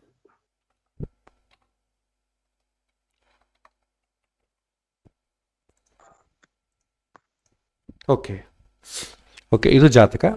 ಇಲ್ಲಿ ಇದರ ಕಾರಕೋ ಭಾವನಾಶಾಯ ಕಾನ್ಸೆಪ್ಟ್ ಹೇಳಿ. ಈಗ ಕನ್ಯಾ ಲಗ್ನ ಇದೆ, ಓಕೆ ಶನಿ ತನ್ನ ಮನೆಯಲ್ಲಿ ತಾನಿದ್ದಾನೆ. ಓಕೆ ಅಂದ್ರೆ ನಾನು ಜಾಬ್ ಪರ್ಪಸ್ ಹೇಳ್ತಾ ಇದ್ದೀನಿ. ಓಕೆ ಓಕೆ, ಶನಿ ಸ್ವಂತ ಮನೆಯಲ್ಲಿದ್ದಾನೆ. ಹೌದು ಪಂಚಮ ಅಂದ್ರೆ ಸ್ವಲ್ಪ ತಪ್ಪಾಗತ್ತೆ, ಸಾರಿ, ಕ್ಷಮಿಸಿ. ನಾನು ಸೂರ್ಯ ಶನಿ ಪಂಚಮದಲ್ಲಿ ಇದ್ದಾನಲ್ಲ, ಹಾಗಾಗಿ ಸ್ವಲ್ಪ ಕನ್ಫ್ಯೂಸ್ ಮಾಡ್ಕೊಂಡೆ ನಾನು. ಓಕೆ, ಈಗ ಇವ್ರಿಗೆ ಜಾಬ್ ತಾವು ಒಬ್ರು ಕೆಳಗಡೆ ಮಾಡ್ತಾರನ ಅಥವಾ ಷಷ್ಠ ಸ್ಥಾನದಲ್ಲಿ ಸೂರ್ಯ ಇದ್ದಾನೆ, ಸ್ವಂತ ಅಂದ್ರೆ ಒಂದು ಇದ್ರ ಲೆವೆಲ್ ಅಲ್ಲಿ ಮಾಡಕ್ ಆಗಲ್ಲ ಅವ್ರಿಗೆ? ಅಲ್ಲ, ಅವರು ಆ ಥರ ಪ್ರೆಡಿಕ್ಟ್ ಮಾಡೋಕ್ಕಾಗಲ್ಲ. ಆ ಥರ ಯಾರು ಕೆಳಗೆ ಕೆಲಸ ಮಾಡ್ತಾ ಇದ್ದು ಪ್ರೆಡಿಕ್ಟ್ ಮಾಡೋಕ್ಕಾಗಲ್ಲ. ಒಂದು ಏನಂತಂದರೆ ಇವರ ಪ್ರಯತ್ನದ ಮೇಲೆ ಡಿಪೆಂಡ್ ಆಗುತ್ತೆ. ಪ್ರಾರಂಭದಲ್ಲಿ ಎಲ್ಲರೂ ನರೇಂದ್ರ ಮೋದಿ ಆದರೂ ಕೂಡ ಪ್ರಾರಂಭದಲ್ಲಿ ಒಬ್ಬನ ಕೆಳಗಡೆ ಕೆಲಸ ಮಾಡಬೇಕಂತೆ. ಹೋಗ್ತಾ ಹೋಗ್ತಾ ಡೆವಲಪ್ಮೆಂಟ್ ಆದಮೇಲೆ ಅಚೀವ್ ಮಾಡೋದು ಬಿಡೋದು ಅವ್ರ ಇಷ್ಟ. ಪ್ರಾರಂಭದಲ್ಲೆಲ್ಲರಿಗೂ ಕೂಡ ಒಬ್ಬರ ಕೆಳಗಡೆ ಕೆಲಸ ಮಾಡೋ ವಿಚಾರದಲ್ಲಿ ಶನಿಕಾರಕನಾಗೆ ನೋಡ್ತೇವೆ. ಆದರೆ ಇವ್ರ ಕೆಳಗೆ ಯಾರಾದರೂ ಕೆಲಸ ಮಾಡ್ತಾರೆ ಅಂತಂದಾಗ ಸೂರ್ಯ ನೋಡಬೇಕು. ಅದು ಮೇಯ್ನ್ ಪ್ರಯಾರಿಟಿ. ಚೇಂಜ್ ಮಾಡೋದಕ್ಕೋಸ್ಕರ ಅಷ್ಟೇ. ಸೊ ಇವ್ರ ಕೆಳಗೆ ಯಾರಾದರೂ ಕೆಲಸ ಮಾಡ್ತಾ ಇದ್ದಾರಾ, ಅವ್ರ ಹತ್ರ ಏನಾದರೂ ಕೆಲಸ ಮಾಡಿಸ್ಬೇಕಾ, ಮ್ಯಾನೇಜರ್ ಲೆವೆಲ್ ಆಗಲಿ, ಟೀಮ್ ಲೆವೆಲ್ ಆಗಲಿ, ಆವಾಗ ಸೂರ್ಯನನ್ನು ಕಾರಕ ತಗೊಂಡು ಅದು ಅವರಿಗೆ ಸ್ಕಿಲ್ ಇದೆಯಾ ಇಲ್ಲವ ಅಂತ ನೋಡ್ಬೋದು. ಅಥವಾ ಇವರೇ ಇನ್ನೊಬ್ಬರ ಕೆಳಗೆ ಕೆಲಸ ಮಾಡ್ತಾರಾ ಅಂತಂದರೆ ಶನಿಯನ್ನು ನೋಡ್ಬೋದು. ಸೊ ಯೂಶ್ವಲಿ ಇವರೇ ಓನಾಗಿ ಕೆಲಸ ಮಾಡುವಂಥ ಕ್ರೈಟೀರಿಯಾ ತುಂಬ ಕಡಿಮೆ. ಯಾಕೆಂತಂದರೆ ಇವರು ಬೇರೆಯವ್ರ ಕೆಳಗಡೆ ಕೆಲಸ ಮಾಡೋದಿಲ್ಲ. ಇವರೇ ಓನಾಗಿ ಹಾಸ್ಪಿಟಲ್ ಇಟ್ಕೊಂಡ್ರೂ ಕೂಡ ಇವರು ಯಾರೋ ಒಬ್ಬರ ಅಂಡರ್ನಾಗ ಇರಲೇ ಇರಬೇಕಾಗತ್ತೆ, ಅದು ಸಾಧ್ಯವೇ ಇಲ್ಲ. ಸೊ ಹಾಗಾಗಿ ಅದು ಒಂದೇನು ಮಾಡ್ಬೋದು, ಇವ್ರ ಪ್ರಶ್ನೆ ಈ ಥರ ಅಲ್ಲ, ನಾನು ಕ್ಲಿನಿಕ್ ಇಟ್ಕೋಬೋದಾ ಬೇಡವಾ ಆ ಥರ ಹೇಳ್ಬೋದು. ನಾನು ಬಿಸ್ನೆಸ್ ಮಾಡಿಕೊಳ್ಳ ಅಥವಾ ಇನ್ನೊಬ್ಬರ ಕೆಲಸ ಮಾಡಲ್ಲ, ನಾನೇ ಓನ್ನಾಗಿ ಮಾಡಿಕೊಂಡ್ರೆ ನಡೀತದೆ, ಈ ಥರ ಪ್ರಶ್ನೆ ಇದ್ದಾಗ ನಿಮಗೆ ಕ್ಲಾರಿಟಿ ಸಿಗುತ್ತೆ. ನಾನೇ ಓನ್ನಾಗಿ ಮಾಡಲ್ಲ ಅಂತಂದರೆ ಏನು, ಪೂರ್ತಿ ರೆಸ್ಪಾನ್ಸಿಬಿಲಿಟಿ ಇನ್ವೆಸ್ಟ್ಮೆಂಟ್ ಇವ್ರದೇ. ಇನ್ನೊಬ್ಬರ ಕಡೆ ಕೆಲಸ ಮಾಡ್ತೇನೆ ಅಂತಂದರೆ ಇವ್ರದ್ದು ಇನ್ವೆಸ್ಟ್ಮೆಂಟು ಇರಲ್ಲ, ರೆಸ್ಪಾನ್ಸಿಬಿಲಿಟಿನೂ ಜಾಸ್ತಿ ಇರಲ್ಲ. ಆ ರೀತಿ ಪ್ರಶ್ನೆ ಬಂದಾಗ ನೀವೇನು ನೋಡಬೇಕು, ಇವರಿಗೆ ಬಿಸ್ನೆಸ್ ಯೋಗ ಹೇಗಿದೆ ಅಂತ ನೋಡಬೇಕು. ಸಪ್ತಮಾಧಿಪತಿ ಬಿಸ್ನೆಸ್ ಯೋಗ ನೋಡಬೇಕು. ಸೊ ಇವರಿಗೆ ನೋಡಿ, ಬುಧ ಮೇಯ್ನಾಗಿ ನೀಚೆ ಆಗಿಬಿಟ್ಟಿದ್ದಾನೆ. ಷಡ್ಬಲದಲ್ಲಿ ಬುಧಗೆ 8.85 ಪಾಯಿಂಟ್ಸ್ ರೆಡ್ ಝೋನಲ್ಲೇ ಇದೆ. ಸೊ ಬುಧ ವೀಕ್ ಆಗಿದ್ದಾನೆ. ಅದೇ ಸ್ಥಾನದಲ್ಲಿ ಶುಕ್ರ ಉಚ್ಚ ಸ್ಥಾನದಲ್ಲಿದ್ದರೂ ಕೂಡ ಬುಧನ ಕಾರಕತ್ವಗಳು ವೀಕಾಗೇ ಇರುತ್ತೆ. ಪ್ಲಸ್ ಗುರುದೃಷ್ಟಿ ಇದೆ, ಸಪ್ತಮಾಧಿಪತಿ ಸಪ್ತಮನ್ನು ನೋಡ್ತಾ ಇದ್ದಾರೆ. ಇವರಿಗೆ ಬಿಸ್ನೆಸ್ ಮಾಡಲಿಕ್ಕಾಗತ್ತೆ, ಆದರೆ ಇವ್ರಿಗೆ ಬಿಸ್ನೆಸ್ ಮಾಡಲಿಕ್ಕೆ ಬೇಕಾದಂಥ ಸ್ಕಿಲ್ ಇಲ್ಲ. ಯಾವಾಗ ಸ್ಕಿಲ್ ಇರೋದಿಲ್ಲವೋ ಏನಾಗುತ್ತೆ, ಅಪ್ ಆ್ಯಂಡ್ ಡೌನ್ಸ್ ಆಗುತ್ತೆ. ಒಂದು ಸಲ ಬರುತ್ತೆ, ಒಂದು ಸಲ ಹೋಗುತ್ತೆ, ಎರಡೂ ಇರುತ್ತೆ. ಇವರಿಗೆ ಮ್ಯಾನೇಜ್ ಮಾಡ್ಕೊಳ್ಳಿಕ್ಕೆ ಇವ್ರ ಕೈಲಾಗಲ್ಲ. ಯೋಗ ಇದೆ, ಯೋಗ ಇದ್ದು ಮ್ಯಾನೇಜ್ ಮಾಡ್ಕೊಳ್ಳಿಕ್ಕೆ ಆಗಿಲ್ಲ ಅಂತಂದರೆ ಏನಾಗುತ್ತೆ, ಅಪ್ ಆ್ಯಂಡ್ ಡೌನ್ಸ್ ಇರುತ್ತೆ. ಏನೋ ಸ್ಟಾರ್ಟ್ ಮಾಡಿದ್ದಾರೆ, ಏನೋ ನಡೆದಷ್ಟು ದಿನ ಚೆನ್ನಾಗಿ ನಡೆಯುತ್ತೆ, ಆಮೇಲೆ ಅದನ್ನು ಸರಿಯಾಗಿ ಅವ್ರು ಮ್ಯಾನೇಜ್ ಮಾಡ್ಕೊಳ್ಳಿಕ್ಕೆ ಬರಲಿಲ್ಲ, ಆಮೇಲೆ ಕೆಳಗೆ ಬೀಳುತ್ತೆ, ಮತ್ತೆ ಮೇಲೆ ಕೆತ್ತಲಿಕ್ಕೆ ಪ್ರಯತ್ನ ಮಾಡ್ತಾರೆ. ಈ ರೀತಿ ಎಲ್ಲ ನಡೆಯುತ್ತೆ. ಒಂದು ಯೂನಿಫಾರ್ಮ್ ಆಗಂತೂ ಹೋಗಲ್ಲ. ಸೊ ಆದ್ರೆ ರಿಸ್ಕ್ ಬುಧ ನೀಚ ಆಗಿದ್ರು ಅವರು MD ಓದಿದಾರಲ್ಲ ಗುರುಗಳೇ, ಇದು ಹೆಂಗೆ ಇದು? ಓದಿರ್ಬೋದು, ಅದಕ್ಕಿಂತ ತಪ್ಪಿದೆ. ಅಂದ್ರೆ ಈಗ ನೀಚ ಆಗ್ಲಿ 6, 8, 12ರಲ್ಲಿ ಬುಧ ಇದ್ದಾಗ ಅಥವಾ ಹಸ್ತ ಆದಾಗ ಹ್ಮ್. ಸೊ ಒಬ್ಬೊಬ್ರು ಕ್ಲಿಕ್ ಆಗ್ತಾರೆ, ಒಬ್ಬೊಬ್ರು ಕ್ಲಿಕ್ ಆಗಲ್ಲ. ಇದು ಈಗ ಕ್ಲಿಕ್ ಆಗಿದೆ. ಈಗ ಇವರು MD ಸೈಕಟ್ರಿಸ್ಟ್. ಕರೆಕ್ಟ್. MD ಮಾಡಿದವರೆಲ್ಲ ಕೂಡ ಒಳ್ಳೆ ಡಾಕ್ಟರ್ಸ್ ಅಂತ ನಿಮಗೆ ನೀವು ಸರ್ಟಿಫೈ ಮಾಡ್ಲಿಕ್ಕಾಗತ್ತಾ? ಇಲ್ಲ. ಅಲ್ವಾ, ಆಗಲ್ಲ. ಮಾಡಿರ್ಬೋದು. ಈಗ ಇವತ್ತು ನೋಡಿ, ನಾನು ಇಂಜಿನಿಯರಿಂಗ್ ಮಾಡೋ ಕಾಲಕ್ಕೆ ಇಂಜಿನಿಯರಿಂಗ್ ತುಂಬ ಟಫ್ ಆಯಿತು. ಯಾರೋ ಒಂದು ನಮ್ಮ ಬಳಗದಲ್ಲಿ ಒಂದು 10 ಫ್ಯಾಮಿಲಿಲಿ ಯಾರೋ ಒಬ್ಬ ಫ್ಯಾಮಿಲಿಲಿ ಇಂಜಿನಿಯರಿಂಗ್ ಮಾಡ್ತಾಯಿದ್ರು. ಇವತ್ತು ಒಬ್ಬೊಬ್ಬರ ಮನೆ 4 ಜನ ಇಂಜಿನಿಯರಿಂಗ್ ಮಾಡ್ತಿದ್ದಾರೆ. ಅಸಲು engineering is very easiest way. ನೀರು ಕುಡ್ದಂಗೆ ಆಗ್ಬಿಟ್ಟಿದೆ ಈಗ. ಅಂದರೆ ಏನು, ಎಲ್ಲರೂ ಅಷ್ಟು ಸ್ಕಿಲ್ ಇದೆಯಾ? ನಮ್ಮ ಭಾರತ ಅಷ್ಟು ಮುಂದೆ ಕೊಟ್ಟೋಗ್ತಾ ಇದೆಯಾ? ಇಂಜಿನಿಯರಿಂಗ್ ಸರ್ಟಿಫಿಕೇಟ್ ಇಟ್ಕೊಂಡು ಬ್ಯಾಂಕಲ್ಲಿ ಕ್ಲರ್ಕ್ ಪೋಸ್ಟಿಗೆ ಅಪ್ಲೈ ಮಾಡೋರಿಲ್ವಾ? ನಿಜವಾಗಿ ಅವನು ಸ್ಕಿಲ್ ಇದ್ದರೆ ಅವನು ಬ್ಯಾಂಕಲ್ಲಿ ಕ್ಲರ್ಕ್ ಪೋಸ್ಟ್ಗೆ ಯಾಕೆ ಅಪ್ಲೈ ಮಾಡ್ತಾನೆ? ಅಮೆಜಾನಲ್ಲಿ ಡೋರ್ ಡೆಲಿವರಿ ಮಾಡೋರು ಇದ್ದಾರೆ ಇಂಜಿನಿಯರಿಂಗ್ ಮಾಡಿದವರು, ಗೊತ್ತಿದೆಯಾ? ಯಾಕೆ? ಸ್ಕಿಲ್ ಇಲ್ವಾ? ಹಾಗೆ MD ಮಾಡಿದು ನಾವು MD ಅಂತಂದರೆ ನಮ್ಮ ದೃಷ್ಟಿಯಲ್ಲಿ ಒಂದು ದೊಡ್ಡ ಓದು ಅಂತ. ಆದರೆ ಭವಿಷ್ಯದಲ್ಲಿ ನೀವು ಬರ್ತಾ ಬರ್ತಾ MD ಈಸ್ ಎ ಕಾಮನ್, ಯಾರು ಬೇಕಾದ್ರೂ ಮಾಡ್ಬೋದು. ಇವತ್ತು ದಿನ ಏನು ಬೇಕಾಗುತ್ತೆ? ಬುಕ್ಕಿಶ್ ನಾಲೆಡ್ಜ್ ಬೇಕು. ಆದರೂ ಬುಧ ಅಲ್ಲಿರೋದ್ರಿಂದ ಇವ್ರಿಗೆ ವಿದ್ಯೆ ಹೇಗಿದೆ ಅಂತ ನೋಡಿ. ಸೊ ವಿದ್ಯೆ ಪಂಚಮ ಸ್ಥಾನಾಧಿಪತಿ ಪಂಚಮದಲ್ಲಿದ್ದಾನ, ಸರ್ಟಿಫಿಕೇಟ್ ಇದೆ. ಪಂಚಮ ಸ್ಥಾನನ ಗುರು ನೋಡ್ತಾ ಇದ್ದಾನೆ, ಕುಜ ನೋಡ್ತಾ ಇದ್ದಾನೆ. ಈಗ ವಿದ್ಯೆಗೆ ವೈದ್ಯ ವೃತ್ತಿಗೆ ಏನು ಬೇಕು? ಮೇನ್ ಕಾರಕ ಕುಜ. ಅವನು ಹೈಯರ್ ಎಜುಕೇಷನ್ ಪಂಚಮ ಸ್ಥಾನ, ಕುಜ ಪಂಚಮ ಸ್ಥಾನನ ನೋಡ್ತಾ ಇದ್ದಾನೆ. ಶುಭಗ್ರಹ ಆದಂಥ ಗುರು ನೋಡ್ತಾ ಇದ್ದಾನೆ.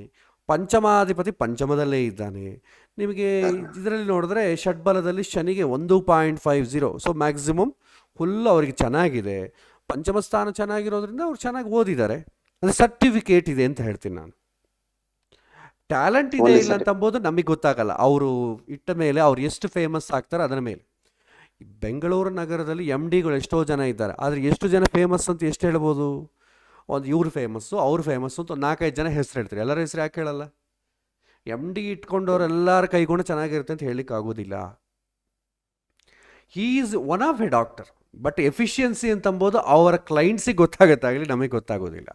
ಸೊ ಜಾತಕದ ಪ್ರಕಾರ ಇವರಿಗೆ ಕ್ವಾಲಿಫಿಕೇಷನ್ ಇದೆ, ಸ್ಕಿಲ್ ಇಲ್ಲ ಅಂತ ನಾವು ಹೇಳ್ಬೋದು. ಅದು ಪ್ರಾಕ್ಟಿಕಲಿ ಪ್ರೂವ್ ಮಾಡ್ಕೊಳ್ಬೇಕು ಅಂತಂದರೆ ಸ್ವಲ್ಪ ದಿನ ಹಿಡಿಯುತ್ತೆ.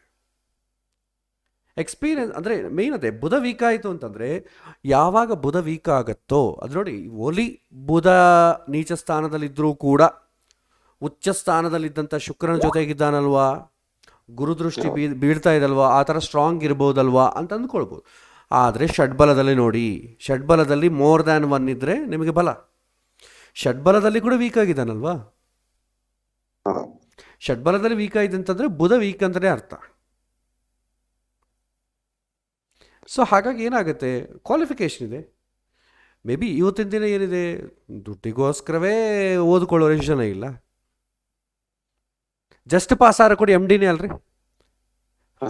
99 ಮಾರ್ಕ್ಸ್ ಬಂದು ಪಾಸ್ ಆದ್ರೂ, ಜಸ್ಟ್ 1 ಮಾರ್ಕಲ್ಲಿ ಪಾಸ್ ಆದ್ರೂ ಕೂಡ ಅವನು MDನೇ ಅಂತೀವಿ. ಡಿಫ್ರೆನ್ಸ್ ಏನಿದೆ? ಕ್ವಾಲಿಫಿಕೇಷನ್ ಇದೆ. ಕ್ವಾಲಿಫಿಕೇಷನ್ಗೆ ಏನು ತೊಂದರೆ ಇಲ್ಲ. ಇವತ್ತಿನ ದಿನ ಎಷ್ಟೋ ಜನ ಮೆಡಿಕಲ್ ಕಾಲೇಜುಗಳಿಂದ ಎಷ್ಟೋ ಜನ ಡಾಕ್ಟರ್ಸ್ ಬರ್ತಾ ಇದ್ದಾರೆ. ಎಲ್ಲರೂ 100% ಈಸ್ ಎ ಪರ್ಫೆಕ್ಟ್ ಡಾಕ್ಟರ್ ಅಂತ ಹೇಳಲಿಕ್ಕಾಗತ್ತಾ ನಿಮ್ಮ ಕೈಯಲ್ಲಿ? ನಮ್ಮ ದೇಶದಲ್ಲೇ ಡಾಕ್ಟರ್ಸ್ ಹೆಚ್ಚು ಜನ ಪ್ರೊಡಕ್ಷನ್ ಆಗೋದು. ಆದರೆ ನಮ್ಮ ದೇಶದಲ್ಲೇ ಕರೋನಾ ಬಂದಾಗ ಹಿಂಗೆ ಯಾಕಾಯಿತು? ಎಲ್ಲರೂ ಡಾಕ್ಟರ್ಸ್ ಇದ್ದಾರೆ, ಔಷಧಗಳದ್ದು ಎಲ್ಲ ಇದೆ, ಆದರೂ ನಮ್ಮ ಹಣೆ ಬರ ಹೀಗಿದೆ ಯಾಕೆ? ಅಷ್ಟೇ. ಅದನ್ನು ಡೀಪಾಗಿ ನಾವು ಕ್ವಶನ್ ಮಾಡೋಂಗಿಲ್ಲ. ಕೊನೆದೊಂದು ಕ್ವಶನ್ ಸರ್. ಒಂದು ಏನಂದ್ರೆ, ಲವ್ ಮ್ಯಾರೇಜ್ ಆಗುವಂತ ಸಂಭವ ಏನಾದ್ರೂ ಇದೆಯಾ? ಅದ್ರ ಬಗ್ಗೆ ನಂಗೆ ಗೊತ್ತಿಲ್ಲ. ಕಾಂಬಿನೇಷನ್, ಲವ್ ಮ್ಯಾರೇಜ್ ಬಗ್ಗೆ ಕಾಂಬಿನೇಷನ್ ಏನಾದ್ರೂ ಇದೆಯಾ? ಯಾಕಂದ್ರೆ ಅವ್ರ ತಂದೆ ತಾಯಿ ಏನಂತ ಅಂದ್ರೆ, ಡಾಕ್ಟರ್ ಇದ್ದಾಳ ಹುಡುಗಿ, ಏನಾದ್ರೂ ಇರ್ಬೋದಾ ಪೇರ್ಸ್ ಅಂತ. ನಾರ್ಮಲ್ ಸ್ಟ್ಯಾಂಡರ್ಡ್ ಹೇಳಿ. ಲವ್ ಮಾಡಿದಂಥ ಹುಡುಗಿ ಲವ್ ಮಾಡದೇ ಇರೋಂಥ ಹುಡುಗ ಸಿಗೋಕ್ಕೆ ಚಾನ್ಸಸ್ ನಿಮಗಿದೆಯಾ? ಅದು MD ಓದೋಷ್ಟು ಇದೆಯಾ? ಇಲ್ವಲ್ಲ. ಇವತ್ತಿನ ದಿನ ಲವ್ ಮಾಡ್ತಾ ಇಲ್ಲ ಅಂತಂದರೆ ತುಂಬ ಅಂಧವಿಹೀನವಾಗಿರಬೇಕು. ಅಂಧವಿಹೀನವಾಗಿದ್ದವ್ರನ್ನ ಯಾರು ಅಷ್ಟು ಸಾಹಸ ಮಾಡಿ ಲವ್ ಮಾಡಲ್ಲ. ಅಂಧವಿಹೀನವಾಗಿದೆ ಹೆಣ್ಣು ಹುಡುಗಿ ಅಂಧ ಇರಬಾರ್ದು, ಗಂಡು ಹುಡುಗನಿಗೆ ಕ್ವಾಲಿಫಿಕೇಷನ್ ಇರಬಾರ್ದು. ಕ್ವಾಲಿಫಿಕೇಷನು ಸ್ವಲ್ಪ ಹಣ ಗಿಣ ಇಲ್ಲದೇ ಇದ್ದರೆ ಗಂಡು ಹುಡುಗನ ಯಾರೂ ಇಷ್ಟಪಡಲ್ಲ. ಸ್ವಲ್ಪ ಹೆಣ್ಣು ಹುಡುಗಿ ಯಾರು ಅಂಧವಿಹೀನವಾಗಿದ್ದರೆ ಅವ್ರು MD ಅಲ್ಲ, ಬೇರೆ ಏನು ಓದಿದ್ರು ಕೂಡ ಆ ಹುಡುಗಿನ ಯಾರು ಇಷ್ಟಪಡಲ್ಲ. ಇವತ್ತಿನ ದಿನ ಲವ್ ಅಂತಂಬೋದು common. Love marriage is 100% common. ಈಗ ಮದುವೆಗಳಲ್ಲಿ ಕೂಡ ತಂದೆ ತಾಯಿಗಳು ಏನು ಮಾಡ್ತಾರೆ, ತಂದೆ ತಾಯಿಗಳ ಸೆಲೆಕ್ಟ್ ಮಾಡಿದಂಥ ಹುಡುಗರನ್ನು ಎಷ್ಟು ಜನ ಹುಡುಗಿಯರು ಇವತ್ತಿನ ದಿನ ಮದುವೆ ಮಾಡ್ಕೊಳ್ತಾ ಇದ್ದಾರೆ? No one. ತಂದೆ ತಾಯಿಗಳು ನೋಡಿದರೂ ಕೂಡ ಅಲ್ಟಿಮೇಟ್ಲಿ ಹುಡುಗಿಗೆ ಫೋಟೋ ತೋರಿಸಿ, ನೋಡಮ್ಮ ನಿನಗಿಷ್ಟ ಆಗಿದೆಯಾ, ನೀವು ಒಂದು ಸಲ ಮಾತಾಡು. ಅದು ದೊಡ್ಡ ದೊಡ್ಡ ಓದ್ಕೊಂಡವ್ರ ಜೊತೆ ಇನ್ನೂ ಪ್ರಾಬ್ಲಮ್ ಜಾಸ್ತಿ. ಅವ್ರ ಮಧ್ಯದಲ್ಲಿ ನೋ ಅಂತಂದರೆ ತುಂಬ ಫಜೀತಿ. ಏನು ಕ್ವಾಲಿಫಿಕೇಷನ್ ಇಲ್ಲ, ಮನೆಗಿರ್ತಾರೆ, ಓದ್ಕೊಂಡಿಲ್ಲ ಅಂತಂದರೆ ಪಾಪ ಏನೋ ಅಪ್ಪ ಅಮ್ಮ ಇನ್ನು ನನಗೆ ಇಷ್ಟಕ್ಕಿಂತಲೂ ಸಂಬಂಧ ಎಲ್ಲಿ ನೋಡ್ತಾರೆ, ಅಪ್ಪ ಅಮ್ಮಗೋಸ್ಕರ ಅವ್ರು ಎಸ್ ಅಂದ್ಬಿಡ್ತಾರೆ. ಓದಿಕೊಂಡವರು, ಒಳ್ಳೆ ಪೊಸಿಷನ್ ಇರೋರು ಅಪ್ಪ ಅಮ್ಮನ ಮಾತು ಯಾಕೆ ಕೇಳ್ತಾರೆ? ಕೇಳುವುದಿಲ್ಲ. ಕೇಳ್ತಾರೆ ಅಂತಂದ್ರೂ ಕೂಡ ಏನರ್ಥ? ಅಪ್ಪ ಅಮ್ಮ ಆ ಮಗುವಿನ ಇಷ್ಟ ಆದ್ರೇ ಮುಂದಕ್ಕೆ ಹೋಗ್ತಾರೆ, ಇಲ್ಲದ್ರೆ ಮುಂದಕ್ಕೆ ಹೋಗಲ್ಲ. ಇದು ಏನಂತೇವೆ, ಇದನ್ನು ಅರೇಂಜ್ ಮ್ಯಾರೇಜ್ ಅಂತೀವಿ ಅನ್ನೋದಿಲ್ಲ. ದಿಸ್ ಲವ್ ಮ್ಯಾರೇಜೇ ಇದು. ಅರೇಂಜ್ಡ್ ಮ್ಯಾರೇಜ್ ಇವತ್ತಿನ ದಿನ ಇಲ್ಲ. ಅರೇಂಜ್ಡ್ ಮ್ಯಾರೇಜ್ ಕಾನ್ಸೆಪ್ಟ್ ನೀವು ಹೆಂಗಿಡಬೇಕು? ಕಲ್ಯಾಣ ಮಂಟಪದಲ್ಲಿ ಮದುವೆ ಆದರೆ ಅರೇಂಜ್ಡ್ ಮ್ಯಾರೇಜು, ರಿಜಿಸ್ಟರ್ ಮ್ಯಾರೇಜ್ ಆಫೀಸಲ್ಲಿ ಮದುವೆ ಆದರೆ ಲವ್ ಮ್ಯಾರೇಜು, ಆ ಕಾನ್ಸೆಪ್ಟ್ ಆಗಿದೆ. ಇಲ್ಲ, ಕಲ್ಯಾಣ ಮಂಟಪದಲ್ಲಾದರೂ ಕೂಡ ಲವ್ ಮ್ಯಾರೇಜೇ ಆಗ್ತದೆ. ತಂದೆ ಯೋಗ್ಯನಾದಂಥ ವರನನ್ನು ಆ ತಂದೆ ಕೂಡ ಓನ್ ಡೆಸಿಷನ್ ತಗೊಳ್ಳಲ್ಲ. ಒಂದು 10 ಜನನ ಕೇಳಿ ನನ್ನ ಮಗಳಿಗೆ ಒಳ್ಳೆಯ ವರನನ್ನು ನೋಡಿ ಅಂತ ಕೇಳಿ ಎಲ್ಲರೂ ಹುಡುಕಿ, ಈ ಹುಡುಗ ತುಂಬ ಯೋಗ್ಯ, ಎಲ್ಲರೂ ಆ ಊರಲ್ಲಿ ಎಲ್ಲರೂ ಹೇಳ್ಕೊತಾ ಇದ್ದಾರೆ, ನೀವು ಒಂದು ಸಲ ಪರೀಕ್ಷೆ ಮಾಡಿ ಅಂತ ಹೇಳಿ ಅವ್ರ ಮನೆತನವನ್ನು ಒಂದು 10 ಥರ ಈ ಕಡೆ ಆ ಕಡೆ ಪರೀಕ್ಷೆ ಮಾಡಿ ಅಂಥವರನ್ನು ಚೂಸ್ ಮಾಡಿ, ಹುಡುಗಿಗೆ ಇಂಥವನನ್ನು ನಿಮಗೆ ಚೂಸ್ ಮಾಡಿದ್ದೀನಮ್ಮ, ತುಂಬ ಒಳ್ಳೆಯ ಹುಡುಗ, ಎಲ್ಲರೂ ಒಳ್ಳೇದಂತ ಹೇಳಿದ್ದಾರೆ ಅಂತ ಹೇಳಿ ಮದುವೆ ಮಾಡಿದ್ರೆ ದಟ್ ಈಸ್ ಅರೇಂಜ್ಡ್ ಮ್ಯಾರೇಜ್. ಅಪ್ಪ ನೀನು ಯಾರನ್ನ ನೋಡು, ನನಗಿಷ್ಟ ಆಗಬೇಕು, ಇಷ್ಟ ಅಂತ ಬಂತ, ದಟ್ ಈಸ್ ಲವ್ ಮ್ಯಾರೇಜ್. ಹಾಗಾಗಿ ಇವತ್ತಿನ ದಿನ ಅರೇಂಜ್ಡ್ ಮ್ಯಾರೇಜುಗಳಿಲ್ಲ. ಬಟ್ ಅದು ಸ್ಮೂತಾಗಿ ಕಲ್ಯಾಣ ಮಂಟಪದಲ್ಲಾಗತ್ತೋ ಅಥವಾ ಇವರು ಬಲವಂತವಾಗಿ ನಾನು ಅವನನ್ನು ಅದು ಮದುವೆ ಮಾಡಿಕೊಳ್ಳಿದ್ರೆ ನಾನು ನೇಣ ಹಾಕ್ಕೊಂಡು ಸಾಯ್ತೇನೆ ಅಂತ ತಂದೆ ತಾಯಿಗಳನ್ನು ಬಲವಂತ ಮಾಡ್ತಾರೋ, ಅದು ಜಾತಕದಲ್ಲಿ ಹೇಳೋಕ್ಕೆ ಕಷ್ಟ. ತಂದೆ ತಾಯಿಗಳನ್ನ ಪ್ರೆಷರ್ ಇಟ್ಟು ಮಾಡ್ತಾಳ, ಪ್ರೆಷರ್ ಇಲ್ಲಾರ್ದೆ ಮಾಡ್ತಾಳ ಅಂತಂಬೋದು ಜಾತಕದಲ್ಲಿ ಹೆಂಗೆ ನೋಡಬೇಕು? ಇವು ಹುಡುಗಿಗೂ ತಂದೆ ತಾಯಿಗೂ ಇಡುವಂಥ ಅಟ್ಯಾಚ್ಮೆಂಟ್ ಮೇಲೆ ಹೋಗುತ್ತೆ.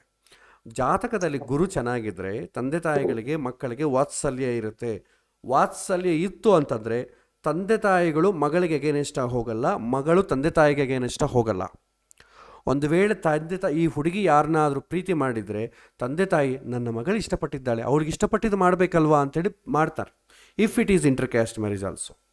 ಅದೇ ಮಗಳು ತಂದೆ ತಾಯಿ ಇಷ್ಟ ಮಾಡಿದರೆ ನನ್ನ ತಂದೆ ತಾಯಿ ನನಗೆ ಇಷ್ಟ, ಅವ್ರು ಯಾರು ಹೇಳಿದ್ರು ಅವ್ರನ್ನೇ ಮದುವೆ ಮಾಡ್ತೇನೆ, ಆ ಥರ ಸಿಚುವೇಶನ್ ಮಗಳು ಇರ್ತಾಳೆ. ಆ ಹುಡುಗಿ ಕೂಡ ಯಾರನ್ನ ಲವ್ ಮಾಡೋಕ್ಕೆ ಹೋಗಲ್ಲ ಫಸ್ಟು. ಯಾಕಿಲ್ಲಪ್ಪ ತಂದೆ ತಾಯಿ ಯಾರು ಹೇಳಿದ್ರು ಅವ್ರನ್ನೇ ಮಾಡ್ತೇನೆ, ಸುಮ್ಮನೆ ಲವ್ ಇದೆಲ್ಲ ಮಾಡಿ ಯಾಕೆ? ಅವಳಿಗೆ ಕೂಡ ಅವೇರ್ನೆಸ್ ಇರುತ್ತೆ. ಯಾವಾಗ ಗುರು ಜಾತಕದಲ್ಲಿದ್ದಾಗ, ತಲೆಗೆ ಜ್ಞಾನ ಇದ್ದಾಗ. ಈ ಎರಡೂ ಇಲ್ಲದಾಗ ಅದು ಸಾಧ್ಯ ಆಗೋದೇ ಇಲ್ಲ. ಬಟ್ ನವಡೇಸ್ ಅರೇಂಜ್ಡ್ ಮ್ಯಾರೇಜ್ ಇಲ್ಲ. ಕಲ್ಯಾಣ ಮಂಟಪದಲ್ಲಿ ಮಾಡಿದಷ್ಟು ಅರೇಂಜ್ಡ್ ಮ್ಯಾರೇಜ್ ಆಗಲ್ಲ. ಸೊ ಇದು ತಿಳ್ಕೊಬೇಕು. ಸೊ ಹಾಗಾಗಿ ಶಾಸ್ತ್ರ ಪ್ರಕಾರ ಲವ್ ಮ್ಯಾರೇಜೇ. ಅವರ ಪ್ರಕಾರ ಲವ್ ಮ್ಯಾರೇಜ್ ಅಂದರೆ ಏನು? ಎದ್ದು ಹೋಗಿ ಮದುವೆ ಮಾಡ್ಕೊಳ್ತಾರೋ, ನಮ್ಮನ್ನು ಒಪ್ಪಿಸಿ ಮದುವೆ ಮಾಡ್ಕೊಳ್ತಾರೋ ಅಷ್ಟೇ. ಯಾರೋ ಮುಸ್ಲಿಮಾನೋ ಕ್ರಿಶ್ಚಿಯಾನಿಟಿ ಅನ್ನೋ ಬೇರೆ ಕ್ಯಾಟಗರಿ ಅವ್ರನ್ನ ಮದುವೆ ಮಾಡ್ಕೊಂಬಿಟ್ರೆ ಸಮಾಜದಲ್ಲಿ ನಾನು ತಲೆ ಎಲ್ಲಿಟ್ಕೊಳ್ಬೇಕು ಆ ಥರ ಏನಾದರೂ ಇದೆಯಾ ಅಂತ ಹೇಳ್ಬೋದು. ಅದು ರಾಹು ಪ್ರಭಾವದಿಂದ, ರಾಹು ಏನಾದರೂ ಸಪ್ತಮ ಸ್ಥಾನಕ್ಕಾಗಲಿ ಶುಕ್ರನಿಗಾಗಲಿ ಸಪ್ತಮ ಸ್ಥಾನದ ಮೇಲೆ ಆಗಲಿ ರಾಹುವಿನ ಪ್ರಭಾವ ಏನಾದರೂ ಇದ್ದರೆ, ರಾಹು ಒಂದ್ಸರಿ ಕೇಳಿಸ್ಕೊಳ್ಳಿ, ಸಪ್ತಮ ಸ್ಥಾನದಲ್ಲಿ ರಾಹು ಪ್ರಭಾವ ಇದ್ದರೆ, ಶುಕ್ರ ಅಥವಾ ಗುರು ಈ 2 ಗ್ರಹಗಳ ಮೇಲೆ ರಾಹು ಪ್ರಭಾವ ಇದ್ದರೆ ಆವಾಗ ಭಿನ್ನವಾಗಿ ಮದುವೆ ಮಾಡಿಕೊಳ್ಳಿಕ್ಕೆ ಅವಕಾಶ ಇದೆ. ಇಂಟರ್ ಕ್ಯಾಸ್ಟ್ ಅಂತ ನಾನು ಹೇಳಲಿಕ್ಕಾಗಲ್ಲ. ಭಿನ್ನವಾಗಿ, ಈಗ ಸೇಮ್ ಬ್ರಾಹ್ಮಣರೇ ಇರ್ತಾರೆ, ತಂದೆ ತಾಯಿ ಒಬ್ಬರನ್ನೊಬ್ಬರು ಇಷ್ಟನೇ ಪಡೋದಿಲ್ಲ, ಆದರೂ ಕೂಡ ಮದುವೆ ಮಾಡ್ಕೊಂಬರಿದ್ದಾರೆ, ಏನು ಮಾಡೋಕ್ಕಾಗಲ್ಲ. ಸೊ ಈ ಕೇಸಲ್ಲಿ ಇಂಟರ್ ಕ್ಯಾಸ್ಟ್ ಅಂತಂತೀವಿ, ಅಂದರೆ ನಾರ್ಮಲಾಗಿ ನಡೆಯಲ್ಲ, ಅಬ್ನಾರ್ಮಲಾಗಿ ನಡೆಯುತ್ತೆ. ಅಬ್ನಾರ್ಮಲ್ ಮ್ಯಾರೇಜ್ ಅಂತೇವೆ, ಅದು ಇಂಟರ್ ಕ್ಯಾಸ್ಟ್ ಅಂಬೋದು ಕೂಡ ತಪ್ಪು. ಯಾಕೆಂದರೆ ಎಷ್ಟೋ ಜನ ಇಂಟರ್ ಕ್ಯಾಸ್ಟನ್ನು ಕೂಡ ಮದುವೆ ಮಾಡ್ಕೊಳ್ಳೋರಿದ್ದಾರೆ. ಮೊನ್ನೆ ಶಾಸ್ತ್ರೋಕ್ತವಾಗಿ ಒಬ್ಬ ಮುಸ್ಲಿಂ ಹುಡುಗನ್ನ ಒಬ್ಬ ಹಿಂದೂ ಒಬ್ಬಾತ ದತ್ತತೆ ತಗೊಂಡು, ತನ್ನ ಮಗಳಿಗೋಸ್ಕರ ಅವ್ರ ಮಾವ ದತ್ತತೆ ತಗೊಂಡು ತನ್ನ ಮಗಳು ಇಷ್ಟಪಟ್ಟಿದ್ದಾಳೆ ಅಂಥೇಳಿ ಒಬ್ಬ ಮುಸ್ಲಿಂ ಹುಡುಗನ ಒಬ್ಬ ಕಲ್ಯಾಣ ಮಂಟಪದಲ್ಲಿ ವೇದೋಕ್ತವಾಗಿ ಅವನಿಗೆ ಮದುವೆ ಮಾಡಿದ್ದಾರೆ. ತಂದೆ ತಾಯಿಗಳೇ ಸಮ್ಮತ ಮಾಡಿದಾಗ ನಿಮ್ಗೆ ಇಂಟರ್ ಕ್ಯಾಸ್ಟ್ ಎಲ್ಲ ಹೋಯ್ತು. ಸಪೋಸ್ ದತ್ತು ತಗೊಂಡ್ರೆ ಗೋತ್ರ ಚೇಂಜ್ ಆಗುತ್ತಲ್ವಾ? ನಮ್ಮ ಪ್ರಕಾರ, ಶಾಸ್ತ್ರ ಪ್ರಕಾರ ಅಲ್ಲ, ನಮ್ಮ ಪ್ರಕಾರ. ಸೊ ನಿಮ್ಗೆ ಇಂಟರ್ ಕ್ಯಾಸ್ಟ್ ಬರೋದೇ ಇಲ್ಲ, ಕಾನ್ಸೆಪ್ಟೇ ಬರೋದಿಲ್ವಲ್ಲ. ಸಮಾಜದಲ್ಲಿ ಅಂದ್ಕೊಳ್ತಾರೆ, ಆ ಅಂದ್ಕೊಳ್ಳೋದಕ್ಕೆಲ್ಲ ಕೂಡ ತಕ್ಕಂತೆ ನಮ್ಮ ಜಾತಕ ಚೇಂಜ್ ಆಗೋದಿಲ್ವಲ್ಲ. ಜಾತಕ ಇದ್ದಂಗೆ ಸಮಾಜ ಹೋಗ್ಬೇಕಾಗ್ಲಿ, ಸಮಾಜದ ಒಂದು ಇದರ ಪ್ರಕಾರ ಜಾತಕ ಚೇಂಜ್ ಮಾಡ್ಲಿಕ್ಕೆ ಆಗೋದಿಲ್ಲ. ಸೊ ಸಪ್ತಮದಲ್ಲಿ ರಾಹು ಶುಕ್ರ ಇದ್ರೆ ಈ ಮ್ಯಾರೇಜ್ ಆಗೋ ಚಾನ್ಸಸ್ ಬಹಳ ಇದೆ. ಈ ಥರ ಅಂದರೆ ಅಬ್ನಾರ್ಮಲ್ ಆಗಿ ಮ್ಯಾರೇಜ್ ಆಗುವಂಥ ರಾಹು ಶುಕ್ರ ಇದ್ದಂದ್ಕೊಳ್ಳಿ, ಅತಿಯಾದಂಥ ಪ್ರೀತಿ ಆಗುತ್ತೆ. ಅತಿಯಾದಂಥ ಪ್ರೀತಿ ಜಾಸ್ತಿ ಆದರೆ ಏನಾಗುತ್ತೆ? ಇಂಟರ್ ಕೋರ್ಸ್ ಆಗ್ತದೆ, ಅಥವಾ ನಾನು ಇವನನ್ನೇ ಮದುವೆ ಮಾಡ್ಕೋಬೇಕು ಎಂಬ ಹಠ ಸ್ಟಾರ್ಟ್ ಆಗುತ್ತೆ. ಒಂದೊಂದ್ಸರಿ ಏನಾಗುತ್ತೆ, ಇಂಟರ್ ಕ್ಯಾಸ್ಟ್ ಮ್ಯಾರೇಜ್ ಆಗಬೇಕು ಅಂತ ಇಲ್ಲ, ಇಂಟರ್ ಕೋರ್ಸ್ ಮುಂದೆ ಆಗೋಗುತ್ತೆ. ಆಮೇಲೆ ಏನಾಗುತ್ತೆ, ನನಗೆ ಈ ಹುಡುಗ ಬೇಡ, ತಂದೆ ತಾಯಿಗೆ ಇಷ್ಟಪಟ್ಟು ಮದುವೆ ಮಾಡ್ಕೊಂಡ. ಎಷ್ಟು ಕಡೆ ನೋಡ್ತಾ ಇಲ್ಲ, 7 ವರ್ಷ ಲವ್ ಮಾಡ್ಕೊಳ್ತಾರೆ, ಮದುವೆ ಮಾತ್ರ ಬೇರೆ ಯಾರನ್ನೋ ಮಾಡ್ಕೊಳ್ತಾರೆ. ನೋಡ್ತಾ ಇಲ್ವ ನಾವು? ನೋಡ್ತಾ ಇದ್ದೀವಲ್ಲ. ಅದು ಕೂಡ ಆಗ್ಬೋದು, ಇಂಟರ್ ಕೋರ್ಸ್ ಆಗ್ಬೋದು ಅಥವಾ ಇಂಟರ್ ಕ್ಯಾಸ್ಟ್ ಆಗ್ಬೋದು. ಕೆಲವೊಂದು ಜನ ಎರಡೂ ಮೇಂಟೈನ್ ಮಾಡ್ಕೊಳ್ಳೋರು ಇದ್ದಾರಲ್ಲ, ಎಷ್ಟೋ ಜನ ಇವತ್ತಿನ ಕಾಲದಲ್ಲಿ. ಮೆಜಾರಿಟಿ ಪೀಪಲ್, ಸಿನಿಮಾಗಳ ಪ್ರಭಾವ, social too much of socialisation ಆಗೋಗಿದೆ. ಲಿವ್ ಇನ್ ರಿಲೇಷನ್ಶಿಪ್ ಬಗ್ಗೆ ಏನು ಹೇಳ್ತೀರಿ? ಇದೆ ಅಲ್ವಾ? ಅದು ಕೂಡ ಎಷ್ಟೋ ಕೂಡ ನಡೀತಾ ಇದೆ. ಸೊ ಹಾಗಾಗಿ ಇವತ್ತಿನ ಕಾಲದಲ್ಲಿ ಅರೇಂಜ್ಡ್ ಮ್ಯಾರೇಜ್ ಅಂತಂಬೋ ವರ್ಡೇ ಇಲ್ಲ. ಸುಮ್ಮನೆ ಮನಸ್ಸಮಾಧಾನಕ್ಕೋಸ್ಕರ ಎತ್ತಬೇಕಷ್ಟೇ ಆಗಲಿ. ಬಂಧು ಬಳಗಗಳು ಏನು ಗೊತ್ತಾಗಲ್ಲಲ್ಲ, ಅರೇಂಜ್ಡ್ ಮ್ಯಾರೇಜ್ಲಿ ಅಪ್ಪ ಅಮ್ಮ ಹಿಡಿದೇ ಮದುವೆ ಮಾಡ್ಕೊಳ್ತಾ ಇದ್ದಾರೆ ಅಂತ ಅಂದ್ಕೊಳ್ಬೇಕು. ರಿಯಾಲಿಟಿ ಕೇಸಲ್ಲಿ ಲವ್ ಮಾಡಿದಂಥ ಹುಡುಗಿ, ಲವ್ ಮಾಡಿದಂಥ ಹುಡುಗ ಮ್ಯಾಕ್ಸಿಮಮ್ ತುಂಬ ಕಡಿಮೆ. ಅದು ತುಂಬ ಕಮ್ಯುನಿಟಿ ಗ್ರೌಂಡ್ಸ್ ಮೇಲೆ ಇರುತ್ತೆ. ಜಾತಕದಲ್ಲಿ ಇಬ್ಬರು ಜಾತಕದಲ್ಲೂ ಗುರು ಚೆನ್ನಾಗಿದ್ದರೆ ಅಪ್ಪ ಅಮ್ಮಗೆ ಮಕ್ಕಳಿಗೆ ವಾತ್ಸಲ್ಯ ಇರುತ್ತೆ, ಆ ಗ್ರೌಂಡ್ಸಲ್ಲಿ ಓಕೆ. ಇಲ್ಲದಿದ್ದರೆ ತುಂಬ ವೈದಿಕ ಸಂಪ್ರದಾಯ ಇದ್ದರೂ ಕೂಡ ಎದ್ದು ಹೋಗಿ ಬೇರೆ ಕ್ಯಾಸ್ಟವನ್ನು ಮದುವೆ ಮಾಡಿಕೊಂಡ ಸಂದರ್ಭಗಳು ಇದ್ದಾವೆ. ಯಾಕಂದರೆ ಗುರು ಚೆನ್ನಾಗಿ ವಾತ್ಸಲ್ಯ ಇಲ್ಲದೇ ಇದ್ದರೆ. ಅದಕ್ಕೆ ಅಟ್ಯಾಚ್ಮೆಂಟ್ ಅಂತಾರೆ. ಅಪ್ಪ ಅಮ್ಮಗೂ ಮಕ್ಕಳಿಗೂ ಅಟ್ಯಾಚ್ಮೆಂಟ್ ಭಾಳ ಇರಬೇಕು. ಮಕ್ಕಳ ಹುಟ್ಟಿದಾಗ ತಂದೆ ತಾಯಿಗಳು ದುಡ್ಡಿಗೋಸ್ಕರ ಪರದಾಡ್ತಾ ಇದ್ದರೆ, ಅವರ ಮೇಲೆ ಎಮೋಷನ್ಸ್ ಕೊಡದೆ ಮಕ್ಕಳನ್ನು ಹೇಗೆ ಬೆಳೆಸಬೇಕು ಗೊತ್ತಾಗದೇ ಇದ್ದರೆ ಅವ್ರಿಗೆ ಎಮೋಷನ್ಸ್ ಬರಲ್ಲ. ಎಮೋಷನ್ಸ್ ಬರಲಿಲ್ಲ ಅಂತಂದರೆ ನಾನು ಇಂಥ ಕೆಲಸ ಮಾಡಿದ್ರೆ ತಂದೆ ತಾಯಿ ತಲೆ ಹೊಡ್ಕೊಳ್ತಾರೆ ಅಂತ ಫೀಲಿಂಗ್ ಅವ್ರಿಗಿರುತ್ತೆ. ಹೊಡ್ಕೊಳ್ಳಿ, ನನ್ನ ಸುಖ ನನಗೆ ಮುಖ್ಯ ಅಂತ ಅಂದ್ಕೊಳ್ತಾರೆ. ಇವತ್ತು ಹುಡುಗ ಹುಡುಗಿ ಇಬ್ಬರೂ ಓದ್ತಾ ಇದ್ದಾರೆ, ಇಬ್ಬರೂ ಉದ್ಯೋಗ ಮಾಡ್ತಾ ಇದ್ದಾರೆ. ನಾಳೆ ಅವ್ರಿಗೆ ಮಕ್ಕಳು ಹುಡ್ತದೆ, ಹೆಣ್ಣು ಮಕ್ಕಳು ಹುಟ್ಟಿದೆ ಅಂದ್ಕೊಳ್ಳಿ, ಇಬ್ಬರು ಉದ್ಯೋಗಗಳು ಬಿಟ್ಕೊಳ್ತಾರ, ಉದ್ಯೋಗಗಳು ಕಂಟಿನ್ಯೂ ಮಾಡ್ತಾರೆ, ಮಗುಗೆ ಎಮೋಷನ್ಸ್ ಕೊಡಲ್ಲ. ಈ ಥರ ನಂಬರ್ ಆಫ್ ಪ್ರಾಬ್ಲಮ್ಸ್ ಇರುತ್ತೆ. ಉದ್ಯೋಗ ಮಾಡೋ ಹುಡುಗಿ, ತುಂಬ ಹಣ ಸಂಪಾದನೆ ಮಾಡುವಂಥ ಹುಡುಗ, ಏನು ಬೇಕಾಗಿಲ್ಲ ಮಕ್ಕಳನ್ನು ಇದು ಮಾಡಬೇಕೆ.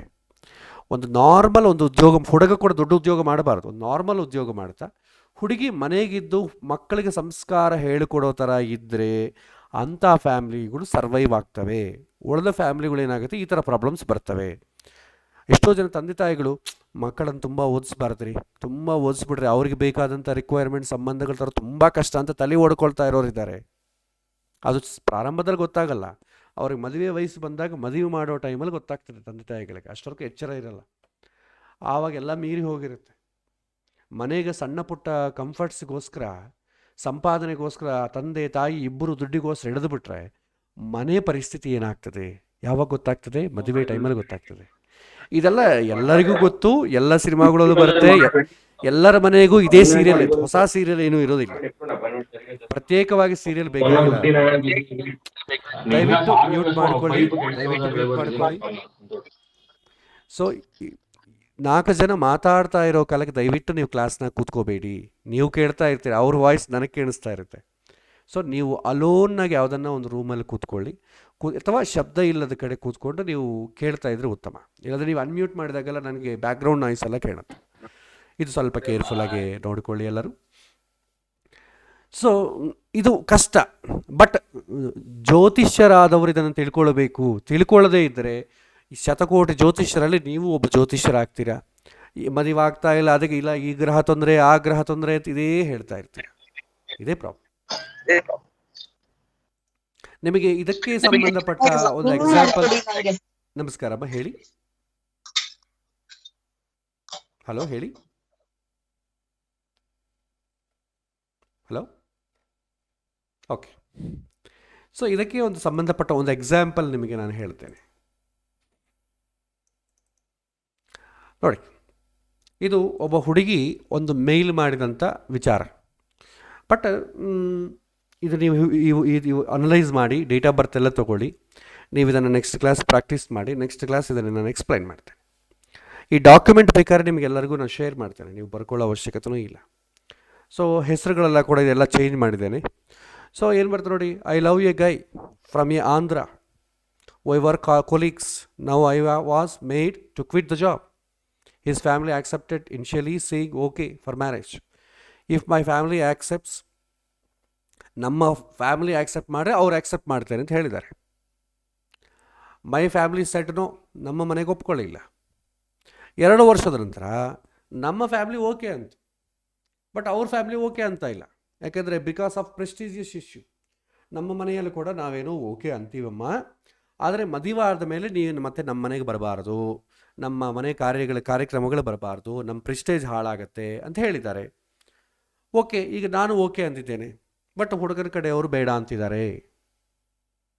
ಯಾಕೆಂದರೆ ಹುಡುಗನಿಗೆ ತಂದೆ ಇಲ್ಲ, ಅವರ ಸೋದರ ಮಾವ ಬೆಳೆಸಿದ್ದಾನೆ, ಅವರು ಇದಕ್ಕೆ ಒಪ್ಕೊಳ್ತಾ ಇಲ್ಲ. ಸೊ ನಾನು ಭಾಳ ಜನ ಜ್ಯೋತಿಷ್ಯರ ಹತ್ರ ತೋರಿಸಿದ್ದೇನೆ. ಅವರೇನು ಹೇಳ್ತಾರೆ, it's because of effects of malefic planets and weak Venus in my birth chart. ನನ್ನ ಜಾತಕದಲ್ಲಿ ತುಂಬ ಪಾಪಗ್ರಹಗಳಿವೆ ಮತ್ತು ಶುಕ್ರ ವೀಕ್ ಆಗಿದ್ದಾನೆ ಅಂತ ಹೇಳಿದ್ದಾರೆ. I believe God is above all and for sure they will be a solution for every problem. So I am expecting some solution which is not to my knowledge. Please help me to get my issue solved peacefully and let everyone be happy. So ಎಲ್ಲ correct ಇದೆ. ಲಾಸ್ಟಲ್ಲಿ ಇದೆಲ್ಲವ peacefully and let everyone happy ಏನು solution ಕೊಟ್ಟರೆ ಇದೆರಡೂ satisfy ಮಾಡಲಿಕ್ಕೆ ಆಗೋದಿಲ್ಲ. ನಾನು ಇಂಟರ್ಕ್ಯಾಸ್ಟ್ ಮ್ಯಾರೇಜು ಮಾಡ್ಕೊಳ್ಬೇಕು, ಎಲ್ಲರೂ ಹ್ಯಾಪಿಯಾಗೂ ಇರಬೇಕು, ಹೆಂಗೆ ಸಾಧ್ಯ ಅದು? ಯಾವುದೇ ಹ್ಯಾಪಿಯಾಗೇ ಮಾಡಬೇಕು ಅಥವಾ ಮ್ಯಾರೇಜನ್ನು ನಡಬೇಕು. ಅದು ಯಾವುದೋ ಒಂದು ಸಿನಿಮಾದಲ್ಲಿ ಜೋಕ್ ಬರುತ್ತೆ, ಏನಂತಂದರೆ, ದಯವಿಟ್ಟು ಮ್ಯೂಟ್ ಮಾಡ್ಕೊಳ್ಳಿ. ಯಾರೋ ಮ್ಯೂಟ್ ಮಾಡ್ಕೊಂಡಿಲ್ಲ, ನನಗೆ ಡಿಸ್ಟರ್ಬೆನ್ಸ್ ಆಗ್ತಾ ಇದೆ, ಮ್ಯೂಟ್ ಮಾಡಿಕೊಳ್ಳಿ. ಒಬ್ಬ ಶೋರೂಮ್ಗೆ ಹೋದಂತೆ. ಶೋರೂಮ್ಗೆ ಹೋಗಿ ಟಿ ವಿ ಶೋರೂಮಿಗೆ ಹೋಗಿ 30,000 ರೂಪಾಯಿಲೊಂದು ಒಳ್ಳೆ ಟಿ ವಿ ತೋರಿಸಿ ಅಂದಂತೆ. ಅವನು ಹೇಳಿದಂತೆ 30,000 ರೂಪಾಯಿ ಟಿ ವಿ ಬೇಕೋ ಒಳ್ಳೆ ಟಿ ವಿ ಬೇಕು ಅಂತ ಕೇಳಿದಂತೆ. ಅಂದರೆ ಎರಡೂ ಸಿಗ್ಲಿಕ್ಕೆ ಚಾನ್ಸ್ ಇಲ್ಲ. 30,000 ರೂಪಾಯಿ ಟಿ ವಿ ಸಿಗುತ್ತೆ, ಆದರೆ ಒಳ್ಳೆ ಟಿ ವಿ ಆಗಲಿಕ್ಕಿಲ್ಲ. ಒಳ್ಳೆ ಟಿ ವಿ ಸಿಗುತ್ತೆ, ಅದು 30,000ಕ್ಕೆ ಬರಲ್ಲ. ಹಾಗೆ ಎಲ್ಲರೂ ಸಂತೋಷವಾಗಿರಬೇಕು, ಅಮ್ಮ ಅಪ್ಪ ಹ್ಯಾಪಿ ಆಗಬೇಕು, ಈ ಪ್ರಾಬ್ಲಮ್ಮು ಅದು ಇರಬೇಕು, ಪೀಸ್ಫುಲ್ಲಾಗಿ ಸಾಲ್ವ್ ಆಗಬೇಕು. ಹೇಗೆ ಸಾಧ್ಯ? ಲವ್ ಮಾಡಿಕೊಂಡಾಗ ಅಥವಾ ಇಂಟರ್ಕ್ಯಾಸ್ಟ್ ಮ್ಯಾರೇಜ್ ಮಾಡಿಕೊಂಡಾಗ ಅದು ಪೀಸ್ಫುಲ್ಲಾಗಿ ಆಗೋದಿಲ್ಲ. ಫಸ್ಟ್ ರೂಲ್ ಅದು. ಅದಕ್ಕೆ ಅವರು ಸಾಹಸ ಮಾಡಲೇಬೇಕು. ಪೀಸ್ಫುಲ್ ಆಗಬೇಕು ಅಂದರೆ ಹೆಂಗೆ ಸಾಧ್ಯ? ಸಾಧ್ಯ ಆಗೋದೇ ಇಲ್ಲ, ತುಂಬ ಕಷ್ಟ. ಸೊ ಈ ಥರ ಒಂದು ಸೈಕಲಾಜಿಕಲ್ ಸಂಬಂಧಪಟ್ಟ ಪ್ರಶ್ನೆಗಳಿದು. ಸೊ ಇದನ್ನು ನಾನು ನಿಮ್ಮ ಜೊತೆ ಶೇರ್ ಮಾಡ್ಕೊಳ್ತೇನೆ. ಇದನ್ನು ನನಗೆ ನಿಮ್ಮ ಅನಲೈಸೇಷನ್ ಏನು, ನೀವು ಹೇಗೆ ಇದನ್ನು ಅರ್ಥ ಮಾಡ್ಕೊಳ್ತೀರಾ, ಅರ್ಥ ಮಾಡಿಕೊಂಡು ಜಾತಕದಲ್ಲಿ ಏನು ನೋಡ್ತೀರಾ ಅಂತಂಬುದು ನೀವು ಅಭ್ಯಾಸ ಮಾಡಿ. ನೆಕ್ಸ್ಟ್ ಕ್ಲಾಸ್ ನಾನು ಎಕ್ಸ್ಪ್ಲೈನ್ ಮಾಡ್ತೇನೆ. ನೀವೇ ನನಗೇನು ಕಳಿಸೋದು ಬೇಕಾಗಿಲ್ಲ, ನೀವು ಇಟ್ಕೊಳ್ಳಿ. ನೆಕ್ಸ್ಟ್ ಕ್ಲಾಸ್ ನಾನು ಎಕ್ಸ್ಪ್ಲೈನ್ ಮಾಡ್ತೇನೆ. ನಾನು ಎಕ್ಸ್ಪ್ಲೈನ್ ಮಾಡಿದ ಜೊತೆ ನಿಮ್ಮ ಅನಲೈಸೇಷನ್ ಕಂಪೇರ್ ಮಾಡಿಕೊಳ್ಳಿ. ಸೇಮ್ ಇದ್ದರೆ ನೋ ಪ್ರಾಬ್ಲಮ್, ಅಥವಾ ನಾನು ಏನಾದರೂ ಎಕ್ಸ್ಟ್ರಾ ಹೇಳಿದರೆ ಅಪ್ಡೇಟ್ ಮಾಡ್ಕೊಳ್ಳಿಕ್ಕೆ ಪ್ರಯತ್ನ ಮಾಡಿ. ಹೀಗೆ ನೋಡಬೇಕು ಅಂತ ಅಪ್ಡೇಟ್ ಮಾಡಿಕೊಳ್ಳಿ. ಇದೊಂದು ಜಾತಕ. ಇನ್ನೊಂದು ಜಾತಕ ಇದೆ ನೋಡಿ. So Gayatri is my sister's daughter. So name has been changed. So herself married a other caste boy who belongs to Madhwa Kannada community. We are in very difficult time. Please predict her married life and bless her with auspicious predictions. ನೋಡಿ, auspicious ಅಂತ ಬಂದು ಮತ್ತೆ negative word. Intercaste auspicious word ಇದೆಲ್ಲ ಒಂದೊಂದು ಕಡೆ ಸೇರಲ್ಲ. Please, we are waiting for your reply. So ಇವರು ಈ ನೆಕ್ಸ್ಟ್ ಮೇಲಲ್ಲಿ ಏನು ಕಳಿಸಿದ್ರೆ, ನಮ್ಮ ಹುಡುಗಿ ಬೇರೆ ಒಂದು ಜೊತೆ ಮದುವೆ ಹೋಗಿದ್ದಾರೆ. ನಮ್ಮ ಕ್ವಶನ್ ಏನಂತಂದರೆ, ಆದಷ್ಟು ಬೇಗ ಆ ಹುಡುಗಿ ಅವನನ್ನು ಬಿಟ್ಟು ಬಂದುಬಿಟ್ರೆ ನಾವು ಮತ್ತೆ ಒಳ್ಳೆ ಮದುವೆ ಹುಡುಗನ ನೋಡಿ ಮದುವೆ ಮಾಡ್ತೇವೆ, ಇದಕ್ಕೇನಾದರೂ ಪರಿಹಾರ ಇದ್ದರೆ ತಿಳಿಸಿ ಅಂತ ಹೇಳಿದ್ದಾರೆ. ಅದನ್ನು ಕೂಡ ನೀವು ಆ್ಯಡ್ ಮಾಡಿಕೊಂಡು ಅದಕ್ಕೊಂದು ಪರಿಹಾರವನ್ನು ತಿಳಿಸಿ. ನೆಕ್ಸ್ಟ್ ಕ್ಲಾಸಲ್ಲಿ ನೀವೊಂದು ಡಾಕ್ಯುಮೆಂಟ್ ಪ್ರಿಪೇರ್ ಮಾಡಿ, ನಾನು ಎಕ್ಸ್ಪ್ಲೈನ್ ಮಾಡೋದನ್ನು ನೀವು ಕಂಪೇರ್ ಮಾಡಿಕೊಳ್ಳಿ. ಸೊ ಇದೇ ಥರ ಇನ್ನೊಂದು ಕ್ವಶನ್. ಇದು ಒಬ್ಬ ಮುಸ್ಲಿಂ ಹುಡುಗ ಬರೆದಂಥ ಜಾತಕ. So I am staying in Bangalore and currently working in MNC. So ನಾನೊಂದು ಅಪ್ಪರ್ ಮಿಡಿಲ್ ಕ್ಲಾಸ್ ಫ್ಯಾಮಿಲಿಯಲ್ಲಿದ್ದೇನೆ. Worried about marriage. Frankly speaking, I am not a follower of Islam. I do not believe in any religion. ಇದು underline ಮಾಡಿಕೊಳ್ಳಿ. and I am in love with a Hindu girl. I want to know, is that possible, or what would be the possibility to get married with her? I don't want to elaborate my problem. I am planning to remain as bachelor if I don't marry her. Can you please help me out of my this situation? So ಇದು common dialogue. ನಾನು ಆ ಹುಡುಗಿನ ಮದುವೆ ಮಾಡ್ಕೊಳ್ಳದೆ ನಾನು life long ಮದುವೆ ಮಾಡ್ಕೊಳ್ಳಂಗೆ ಇರ್ತೇನೆ. ಇದು ಭಾಳ ಸಲ ಕೇಳಿದ್ದೇವೆ ಇದು. ಸೊ ಈ 3 ಕ್ವಶನ್ಸನ್ನು ನೀವು ಅನಲೈಸ್ ಮಾಡಿ. ಇದು 3 ಆಲ್ಮೋಸ್ಟ್ ಆಲ್ ಒಂದೇ ಇವಾಗ ನಾವು ಡಿಸ್ಕಸ್ ಮಾಡಿದ್ದೀವಲ್ಲ ಅದೇ ಕ್ಯಾಟಗರಿ ಕ್ವಶನ್. ಇದಕ್ಕೆ ನೀವು ಮಾಡಬೇಕಾದ್ದೇನಂತಂದರೆ, ನೀವು ಅದನ್ನು ಜಾತಕವನ್ನು ಅನಲೈಸ್ ಮಾಡಿ, ನಿಮಗೇನು ಅನಿಸುತ್ತೋ ನೋಡಿ. ನಂತರ ನೀವು ಅವರಿಗೆ ಹೇಗೆ ಉತ್ತರ ಕೊಡ್ತೀರಿ ಅಂತ ಒಂದು ಡಾಕ್ಯುಮೆಂಟ್ ಪ್ರಿಪೇರ್ ಮಾಡಿ. ನೀವೇ ಇಟ್ಕೊಳ್ಳಿ, ಯಾರಿಗೆ ಕಳಿಸ್ಬೇಡಿ. ಯಾರಿಗೂ ಈ ವಾಟ್ಸಾಪ್ ಗ್ರೂಪ್ಗೂ ಗೂಗಲ್ ಕ್ಲಾಸ್ ರೂಮ್ಗೂ ಏನೂ ಕಳಿಸ್ಬೇಡಿ. ಯಾಕೆಂತಂದರೆ ಗೂಗಲ್ ಕ್ಲಾಸ್ ರೂಮ್ ಮಾಡಿದ್ದೆ, ಬಟ್ ರಿಯಲಿ 38 to 40 ಮೆಂಬರ್ಸ್ ಇದ್ದಾರೆ. ಎಲ್ಲರೂ ಒಂದು ಸಲ ಕಳಿಸಿದರೆ ನನಗೆ ಅದನ್ನು ಒಂದು ಡಾಕ್ಯುಮೆಂಟ್ನು ಎಲ್ಲರದು ನೋಡಲಿಕ್ಕೆ ನನಗೆ 1 ವೀಕ್ ಬೇಕು. ನನಗೆ ಅಷ್ಟು ಟೈಮ್ ಇಲ್ಲ. ಸೊ ಹಾಗಾಗಿ ನಿಮ್ಮ ಡಾಕ್ಯುಮೆಂಟ್ಸ್ ನೀವು ಪ್ರಿಪೇರ್ ಮಾಡಿ ನಿಮ್ಮ ಹತ್ರ ಇಟ್ಕೊಳ್ಳಿ. ಒಂದು ಡೈರಿ ಇಟ್ಕೊಳ್ಳಿ. Better to put a old diary. ಹಳೆ ಡೈರಿಗಳು ಇರ್ತಾವಲ್ಲ, 2015, 16, 17 ಈ ಥರ ಡೈರಿಗಳು ಇಟ್ಕೊಳ್ಳಿ. ಈ ಕ್ವೈರಿ ಬರ್ಕೊಳ್ಳಿ, ಜಾತಕ ಹಾಕ್ಕೊಳ್ಳಿ. ನೀವೇನು ಅಬ್ಸರ್ವೇಷನ್ ಬರ್ತಿದ್ದೋ ಅದನ್ನು ಬರೀರಿ. ಕ್ಲಾಸ್ನಾಗ ಏನು ಅಬ್ಸರ್ವೇಷನ್ ಆಯಿತು ಅದನ್ನು ಬರೀರಿ. ಕಂಪೇರ್ ಮಾಡಿಕೊಳ್ಳಿ. ಎಲ್ಲಿ ನೀವು ಅಪ್ಡೇಟ್ ಮಾಡ್ಕೊಳ್ಬೇಕು, ಥಿಂಕಿಂಗ್ ಎಲ್ಲಿ ಚೇಂಜ್ ಮಾಡ್ಕೊಳ್ಬೇಕು ಅಂತ ನೀವು ಒಂದು ಸ್ವಲ್ಪ ಬದಲಾವಣೆ ಮಾಡಿಕೊಳ್ಳಿ. ಇದೇ ಮಾಡಬೇಕಾದ್ದು. ಗುರುಗಳ ಹತ್ತಿರದಿಂದ ಅನುಭವವನ್ನು ಪಡ್ಕೊಳ್ಳೋದಂದರೆ ಇದೆ. ಸೊ ನಾವು ಎಲ್ಲಿ ಮಿಸ್ಟೇಕ್ ಮಾಡಿದ್ದೀವಿ, ಅವರೆಲ್ಲಿ ಮಿಸ್ಟೇಕ್ ಮಾಡಿದ್ದಾರೆ, ಸೊ ಎಲ್ಲಿ ಕರೆಕ್ಟ್ ಮಾಡ್ಕೋಬೇಕು ಇದು ಗೊತ್ತಾಗುತ್ತೆ. ಸೊ ಈ ಡಾಕ್ಯುಮೆಂಟನ್ನು ನಿಮಗೆ ಈ ಅಡ್ವಾನ್ಸ್ ಈ ಪಾಠ ಅಡ್ವಾನ್ಸ್ಡ್ ಗ್ರೂಪಲ್ಲಿ ಇದು ಸಿಗುತ್ತೆ. ಇದೊಂದು ಸಲ ನೀವು ಈ ಡಾಕ್ಯುಮೆಂಟನ್ನು ನೀಟಾಗಿ ಓದಿ. ಮ್ಯಾಕ್ಸಿಮಮ್ ದಿನಕ್ಕೊಂದು 5 to 10 ಮಿನಿಟ್ಸ್ ಸ್ಪೆಂಡ್ ಮಾಡಿದ್ರೆ ಸಾಕು. ತುಂಬ ದಿನ ಎಲ್ಲ ತಲೆ ಚಚ್ಚಿಕೊಳ್ಬೇಕಾದ ಅವಶ್ಯಕತೆ ಇಲ್ಲ. ನಿಮಗೆ ಏನು ಅನಿಸುತ್ತೆ, ಈ ಪ್ರಶ್ನೆ ಯಾರಾದರೂ ನಿಮ್ಮನ್ನು ಕೇಳಿದರೆ ನೀವು ಏನು ನಿಮಗೆ ಅಂತ ಅಂದುಕೊಳ್ಳಿ. ನಿಮಗೆ ಕೇಳಿದರೆ ನೀವು ಏನು ಉತ್ತರ ಕೊಡ್ತೀರಿ, ನಿಮಗೆ ಇರುವಂಥ ನಾಲೆಡ್ಜಲ್ಲಿ ಏನು ಉತ್ತರ ಕೊಡ್ತೀರಿ ನೀವು ಬರ್ಕೊಳ್ಳಿ. ಆಗ್ಲಾದ್ರೂ ಕೂಡ ಜಸ್ಟ್ ಅನಲೈಸ್ ಮಾಡಿ, ಏನೋ ಒಂದು ಸಮಥಿಂಗ್ ಉತ್ತರ ಬರೀರಿ. ಯಾಕಂದರೆ ಪ್ರಯತ್ನ ಅಂತೂ ಮಾಡಲೇಬೇಕು. ಪ್ರಯತ್ನ ಮಾಡಿದ್ರೆ ಏನೂ ಬರೋದೇ ಇಲ್ಲ. ಏನೋ ಒಂದು ಮಾಡಿ. ಸೊ ನಾನು ನೆಕ್ಸ್ಟ್ ಕ್ಲಾಸ್ ಈ 3 ಜಾತಕಗಳನ್ನು ನನ್ನ ಒಂದು ಎಕ್ಸ್ಪೀರಿಯನ್ಸ್ ಪ್ರಕಾರ ಹೇಗೆ ಅಂತ ಅನಲೈಸ್ ಮಾಡ್ತೇನೆ. ನೀವು ಎಲ್ಲಿ ತಿದ್ದುಕೊಳ್ಬೇಕು ಅಂತಕೊಂಡು ನಾನು ಹೇಳ್ತೇನೆ. ಸೊ ಈ ಥರ ಜಾತಕಗಳು ನೋಡಬೇಕು.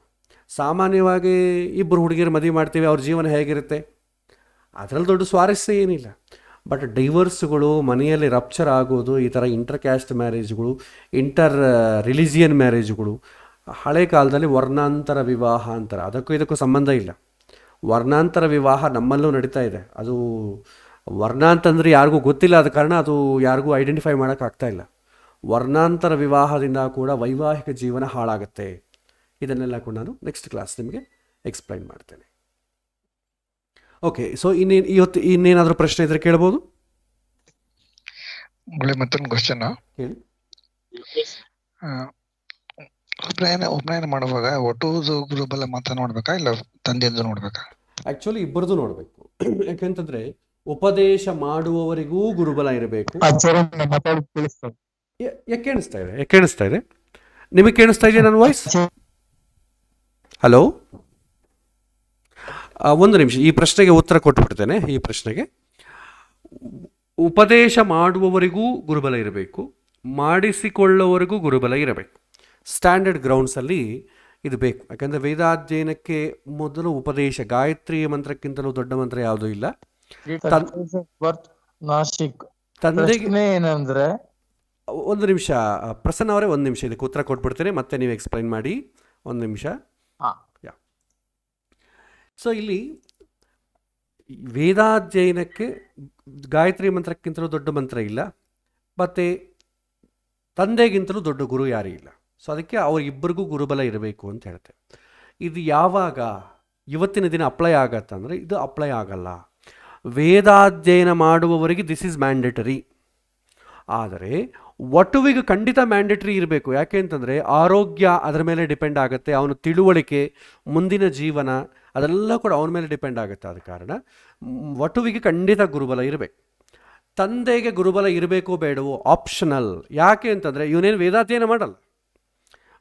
ವೇದ ಮಂತ್ರವನ್ನು ಇವನಿಗೆ ಉಪದೇಶ ಮಾಡೋದು ಸುಮ್ಮನೆ ಫಾರ್ಮಾಲಿಟಿ. ಅವನು ಆ ಸಮಯದಲ್ಲಿ ಉಪದೇಶ ಕೇಳೋದೇ ಹೊತ್ತು ಸಂಧ್ಯಾ ವಂದನದಲ್ಲಿ ಕೂಡ ಮತ್ತೆ ಆ ಮಂತ್ರವನ್ನು ಸಿದ್ಧಿ ಮಾಡ್ಕೊಳ್ಳೋದಿಲ್ಲ. It's sure. ಒಂದು 10 ಸಲ ಮಾಡಿದ್ರೆ ಜಾಸ್ತಿ, ಮ್ಯಾಕ್ಸಿಮಮ್ ಅಂತಂದರೆ ಏನೋ ಒಂದು ಎಲ್ಲರೂ ಮಾಡಬೇಕು ಅಂತ ಹೇಳಿದ್ದಾರೆ ಅಂತೇಳಿ 108 ಸಲ ಮಾಡ್ಬೋದು. ಅಷ್ಟೇ ಆಗಲೇ ಆ ಮಂತ್ರದ ಮಾಹಾತ್ಯವನ್ನು ತಿಳ್ಕೊಂಡು ಯಾವರು ಮಾಡಲ್ಲ ಈಗಿನ ಕಾಲದಲ್ಲಿ. ವೇದಾಧ್ಯಯನ ಮಾಡಬೇಕು, ನಾನು ಭಗವಂತನನ್ನು ತಿಳ್ಕೊಳ್ಬೇಕು, ಭಗವಂತನನ್ನು ತಿಳ್ಕೊಂಡು ಮೋಕ್ಷಕ್ಕೆ ಹೋಗಬೇಕು ಅಂತ ಯಾರಿಗಾದರೂ ಇದ್ದರೆ ಅವರಿಗೆ ಮಾತ್ರ ಇಬ್ಬರಿಗೂ ಕೂಡ ಗುರುಬಲ ಇರಬೇಕು. ಅಥವಾ ಯಾರಿಗಾದರೂ ಒಬ್ಬರಿಗಿದ್ರೂ ಪರವಾಗಿಲ್ಲ, ಇಬ್ಬರಿಗೂ ಇದ್ರೂ ನಡೀತದೆ. ತಂದೆಗೆ ಆಪ್ಷನಲ್ ಇದ್ದರೂ ಪರವಾಗಿಲ್ಲ, ಇಲ್ಲದ್ರೂ ನಡೀತದೆ. ಯಾಕೆಂತಂದರೆ ಅವರು ಉಪದೇಶ ಮಾಡಬೇಕಾದ್ರೆ ಅವ್ರಿಗೂ ಆ ಗಾಯತ್ರಿ ಮಂತ್ರದ ಸಿದ್ಧಿ ಆಗಿರಲ್ಲ, ಅವ್ರಿಗೂ ಆ ಮಹತ್ವ ಗೊತ್ತಿರೋದಿಲ್ಲ. ಉಪದೇಶ ಮಾಡೋ ಸಂದರ್ಭ ಕೂಡ ಇಲ್ಲ. ಯಾಕೆಂದರೆ ಉಪದೇಶ ಮಾಡಿದ ಮೇಲೆ ಏನು ಮಾಡ್ತಾರೆ, ಮತ್ತು ನೀವೇನಾದರೂ ವೇದಾಧ್ಯಯನ ಮಾಡಿಸ್ತೀರಿ, ಇಲ್ಲ ರೀ ಮಾಮೂಲು ಸ್ಕೂಲಿಗೆ ಕಳಿಸ್ತೀವಿ, then what is the use? ಹಾಗಾಗಿ ವಟುವಿಗೆ ಒಬ್ಬರಿಗಿದ್ರೆ ಸಾಕು. ವಟುವಿನ ತಂದೆ ಕೂಡ ಇರಬೇಕು ಅಂತ ಏನೂ ಇಲ್ಲ, ಇರಬಾರ್ದು ಅಂತ ಇಲ್ಲ. It is optional. ಇದು ಅರ್ಥ ಮಾಡ್ಕೋಬೇಕು. ಧನ್ಯವಾದಗಳು. ಪ್ರಸನ್ನ ಅವರೇ ಕೇಳಿ ನೆಕ್ಸ್ಟ್ ಪ್ರಶ್ನೆ. ಆಚಾರ್ಯ, ಕೇಳಿ ಇವ್ರದ್ದು ಜಾಬ್ ಚೇಂಜ್ ಬಗ್ಗೆ ಪ್ರಶ್ನೆ ಇದೆ. ಕೇಳಿ. ಇವ್ರದ್ದು ಡೇಟ್ ಆಫ್ ಬರ್ತ್ ಬಂದು 31st August 1976. ಅಲ್ಲ, ಜಾಬ್ ಚೇಂಜ್ ಬಗ್ಗೆ ಜಾತಕ ಬೇಕಾಗಿಲ್ಲ, ಗೋಚಾರ ನೋಡ್ಬಿಡಿ. ಗೋಚಾರ ಅವ್ರು ಕೇಳೋ ಪ್ರಶ್ನೆ ಏನಂದ್ರೆ, ಜಾಬ್ ಚೇಂಜ್ ಬಗ್ಗೆ ಒಪಿನಿಯನ್ ಬೇಕು. ಅಂದ್ರೆ ಮಾಡ್ಲೋ ಬೇಡವೋ? ಮಾಡ್ಲೋ ಬೇಡವಾ ಜಾಬ್ ಚೇಂಜು? ಲಂಚ ಕೊಡ್ಬೇಕಾಗುತ್ತೆ ಅರೌಂಡ್ 3 ಲಕ್ಷ ಅಂತ ಅವ್ರ ಪ್ರಶ್ನೆ. ಓಕೆ, ಇದಕ್ಕೆ ಸಿಂಪಲ್ ಏನಂತಂದ್ರೆ ಪ್ರಶ್ನೆ ಹಾಕ್ಕೊಳ್ಳಿ. ಸೊ ಪ್ರಶ್ನೆ ಅವ್ರು ಕೇಳಿದ ಸಮಯದಲ್ಲಿ ಪ್ರಶ್ನೆ ಹಾಕ್ಕೊಂಡು, ಲಗ್ನ ಅಂತಂಬೋದು ಪ್ರೆಸೆಂಟ್ ಜಾಬ್, ಸಪ್ತಮ ಸ್ಥಾನ ಅಂತಂಬೋದು ನ್ಯೂ ಜಾಬ್. ಇದು ಎರಡಕ್ಕೂ ಯಾವುದಕ್ಕೆ ಬಲ ಇದೆ ನೋಡಿ. ಲಗ್ನಕ್ಕೆ ಬಲ ಜಾಸ್ತಿ ಇದೆಯೋ, ಸಪ್ತಮಕ್ಕೆ ಬಲ ಜಾಸ್ತಿ ಇದೆಯೋ ನೋಡಿ. ಲಗ್ನಾಧಿಪತಿ ಲಗ್ನದಲ್ಲಿದ್ದಾನೆ, ಸಪ್ತಮಾಧಿಪತಿ ಸಪ್ತಮದಲ್ಲಿದ್ದಾನೆ. ಚಂದ್ರಗೆ ಬಲ ಜಾಸ್ತಿ ಇದೆಯೋ, ಶನಿಗೆ ಬಲ ಜಾಸ್ತಿ ಇದೆಯಾ? ಸೊ ಶನಿ 1.48, ಚಂದ್ರ 1.16. ಸೊ ಚಂದ್ರಗಿಂತಲೂ ಶನಿಗೆ ಬಲ ಜಾಸ್ತಿ ಇದೆ, ವಕ್ರಿಯಾಗಿದ್ದಾನೆ. ಎರಡಕ್ಕೂ ಏನಾದರೂ ಶುಭಗ್ರಹಗಳ ಸಂಬಂಧ ಇದೆಯಾ ಅಂತಂದರೆ, ಚಂದ್ರನಿಗೆ ಶುಭಗ್ರಹ ಸಂಬಂಧ ಇದೆ, ಪ್ಲಸ್ ಕುಜ ಯೋಗಕಾರಕ ಆಗ್ತಾನೆ. ಕುಜ ಕೂಡ ಶುಭಗ್ರಹದ ಕೆಳಗೆ ಬರುತ್ತೆ, ಬಟ್ ವೀಕ್ ಆಗಿದ್ದಾನೆ, ಚಂದ್ರನ ಜೊತೆಗಿದ್ದಾನೆ. ಅಂದರೆ ಪ್ರೆಸೆಂಟ್ ಜಾಬ್ ಸ್ವಲ್ಪ ಚೆನ್ನಾಗಿದೆ ಅಂತ ಹೇಳ್ಬೋದು. ಸೊ ಲಗ್ನದಲ್ಲೇ ಎರಡು ಶುಭಗ್ರಹ ಇದೆ. ಸರಿ, ಚಂದ್ರ ಶುಭಗ್ರಹ ಕೆಳಗೆ ಬರಲ್ಲ. ಶುಕ್ರ ಮತ್ತು ಕುಜ 2 ಶುಭಗ್ರಹಗಳಿದೆ. ಚಂದ್ರ ಪಾಪಗ್ರಹ ಆದರೂ ಸ್ವಕ್ಷೇತ್ರ, ಲಗ್ನಾಧಿಪತಿ ಲಗ್ನದಲ್ಲೇ ಇದ್ದಾನೆ, ತುಂಬ ಒಳ್ಳೆಯದು. ಪ್ರೆಸೆಂಟ್ ಜಾಬ್ ಏನಿದೆ ಅದೇ ಚೆನ್ನಾಗಿದೆ ಅಂತ ಹೇಳಬೇಕು. ಸೊ ನಿಮಗೆ ಲಗ್ನ ಸಪ್ತಮ ಹೋಗಲಿ, ಕ್ವಾಲಿಟಿ ಯಾವ್ದು ಚೆನ್ನಾಗಿರುತ್ತೆ? ಲಗ್ನದಿಂದ ಚತುರ್ಥ ಸ್ಥಾನ ಬಂದು present job opportunities are benefits. ದಶಮ ಸ್ಥಾನ ಏನು ಹೇಳುತ್ತೆ, ಇವನು ಜಾಬ್ ಚೇಂಜ್ ಮಾಡಬೇಕು ಅಂತ ಅಂದ್ಕೊಳ್ತಾ ಇದ್ದಾನಲ್ವಾ, ಅದು ಸಕ್ಸಸ್ ಆಗುತ್ತಾ ಇಲ್ವಾ? ಇಲ್ಲಿಂದ ದಶಮ ಸ್ಥಾನ. ಸೊ ದಶಮ ಸ್ಥಾನ ಏನಾಗಿದೆ? ವೃಶ್ಚಿಕ ಆಗುತ್ತೆ. ದಶಮ ಸ್ಥಾನಾಧಿಪತಿ ಆದಂಥ ವೃಶ್ಚಿಕಾಧಿಪತಿ ಕುಜ ನೀಚ ಸ್ಥಾನದಲ್ಲಿದ್ದಾನೆ. ಅಂದರೆ ಹೊಸ ಜಾಬಿಗೆ ಹೋಗೋದು ಸೇಫ್ ಅಲ್ಲ, ಮುಂದುವರಿಯೋದಿಲ್ಲ ಅಂತ ಹೇಳ್ಬೋದು.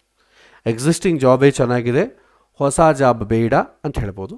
ಇಲ್ಲದ ಎರಡನೇದು ಇನ್ನೊಂದೇನು ಹೇಳಬೇಕಂದ್ರೆ, ಲಂಚ ಕೊಡಬೇಕಾಗತ್ತೆ ಅಂತಂತಾರೆ. ಸೊ ಬೇರೆ ವಿಷಯದಲ್ಲಿ ನಾವು ಬಿಟ್ಬಿಡೋಣ. ಸೊ ನಾವು ಸ್ವಲ್ಪ ಎಥಿಕಲ್ ಗ್ರೌಂಡಲ್ಲಿ ನೋಡಿದ್ರೆ, ಲಂಚ ಕೊಡೋ ವಿಚಾರದಲ್ಲಿ ಯಾವತ್ತಿಗೂ ಎಂಟರ್ಟೈನ್ ಮಾಡಬೇಡಿ. ಯಾಕಂದರೆ ಇವ್ರು ಲಂಚ ಕೊಟ್ಟರು ಅಂದ್ಕೊಳ್ಳಿ, ಇವನು ಎಲಿಜಿಬಿಲಿಟಿ ಇದೆಯೋ ಇಲ್ಲೋ ಗೊತ್ತಿಲ್ಲ, ಬಟ್ ಎಲಿಜಿಬಿಲಿಟಿ ಯಾರಿಗೋ ಒಬ್ಬನಿಗಿರುತ್ತೆ, ಅವನು ಆ ಜಾಬನ್ನು ಹೋಗಿಸ್ಕೊಳ್ತಾನೆ. ಯಾಕಂದರೆ ಲಂಚ ಕೊಟ್ಟರೆ ಇವಂದಾಗತ್ತೆ, ಬಟ್ ಅದಕ್ಕೆ ನಿಜವಾಗೂ ಕ್ವಾಲಿಫೈಡ್ ಪರ್ಸನ್ ಯಾರಿರ್ತಾನೆ ಅವನಿಗೆ ಇಂಜಸ್ಟಿಸ್ ಆಗುತ್ತೆ. ಸೊ ಈ ಮ್ಯಾಕ್ಸಿಮಮ್ ಕಮ್ಯುನಿಟಿ ಗ್ರೌಂಡ್ಸಲ್ಲಿ ಎಥಿಕಲ್ ಗ್ರೌಂಡಲ್ಲಿ ಸ್ಟ್ರೈಟ್ ಅವೇ ಇದೆಲ್ಲ ನೋಡಿದ್ರೂ ಕೂಡ ಆಗೋದಿಲ್ಲ ಅಂತಲೇ ಹೇಳ್ಬೋದು. ಸುಳ್ಳು ಹೇಳ್ಬೋದು. ಎಥಿಕಲ್ ಧರ್ಮವನ್ನು ರಕ್ಷಣೆ ಮಾಡಬೇಕಾದ್ರೆ ಸುಳ್ಳು ಹೇಳಿದ್ರೂ ತಪ್ಪಿಲ್ಲ ಅಂತ ಶಾಸ್ತ್ರದಲ್ಲಿ ಬರುತ್ತೆ. ಸೊ ಇದು ಆಗೋದಿಲ್ಲ ಅಂತ ಹೇಳಬೇಕು. ಅಥವಾ ಒಂದು ವೇಳೆ ಆ ಪಾಯಿಂಟ್ ಇಲ್ಲ, ನಿಜವಾಗೂ ರಿಯಲ್ ಟೈಮ್ ಕೇಸೇ, ಅವನು ಜಾಬ್ ಚೇಂಜ್ ಮಾಡ್ಬೋದಾ? ಈಗ ಒಂದು ಕಂಪನಿಯಲ್ಲಿದ್ದೇನೆ, ಇನ್ನೊಂದು ಕಂಪನಿ ಜಾಬ್ ಚೇಂಜ್ ಮಾಡೋಣ ಅಂತ ಅಂದ್ಕೊಳ್ತಾ ಇದ್ದೇನೆ. ಆವಾಗ ನೀವು ಈ ಜಾಬ್ ಒಳ್ಳೇದಾ ಆ ಜಾಬ್ ಒಳ್ಳೇದಾ ಬೆಸ್ಟ್ ಅಂತ ಕೇಳಿದರೆ ಆವಾಗ ಏನು ಹೇಳ್ಬೋದು? ನೀವು ಹೇಳ್ಬೋದು, ಸೊ ಲಗ್ನ ಚೆನ್ನಾಗಿದೆ ಅದ ಕಾರಣ ಈ ಜಾಬಲ್ಲೇ ಇರು, ಅಥವಾ ಸಪ್ತಮ ಚೆನ್ನಾಗಿದ್ರೆ ಹೋಗೋ ಜಾಬ್ ಚೆನ್ನಾಗಿರುತ್ತೆ ಅಂತ ಹೇಳ್ಬೋದು. ಸೊ ಈ ರೀತಿ ನೀವು ಪ್ರೆಡಿಕ್ಟ್ ಮಾಡ್ಬೋದು. ಇಲ್ಲ ಇನ್ನು ಹೊಸ ಜಾಬ್ ಬಂದಿಲ್ಲ, ನಾನು ಜಾಬ್ ಚೇಂಜ್ ಮಾಡಲ್ಲ ಅಂತ ಕೇಳ್ತಾನೆ. ಅಂದರೆ ನಾನು ಇನ್ನೂ ಅಪ್ಲೈ ಮಾಡಿಲ್ಲ ಜಾಬ್ಗೆ, ಜಾಬ್ ಚೇಂಜ್ ಮಾಡಲ್ಲ ಬೇಡವಾ ಅಂತ ಕೇಳ್ತಾನೆ. ಆ ಸಮಯದಲ್ಲಿ ಏನು ಮಾಡಬೇಕು, ಪ್ರಶ್ನೆ ಉಪಯೋಗ ಆಗೋದಿಲ್ಲ, ಅವರು ಜಾತಕ ಹಿಡ್ಕೋಬೇಕು. ಜಾತಕದಲ್ಲಿ ಅವನಿಗೇನಾದರೂ ಗುರುಬಲ ಇದೆಯಾ, ನೆಕ್ಸ್ಟ್ ದಶಮಕ್ಕೆ ಸಂಬಂಧಪಟ್ಟ ದಶೆ ಏನಾದರೂ ನಡೀತಾ ಇದೆಯಾ. ದಶಮ ಸ್ಥಾನಕ್ಕೆ ಸಂಬಂಧಪಟ್ಟ ದಶೆ ನಡೀತಾ ಇದ್ದರೆ ಜಾಬ್ ಇವನಿಗೆ ಅವಕಾಶಗಳು ಬರುತ್ತೆ.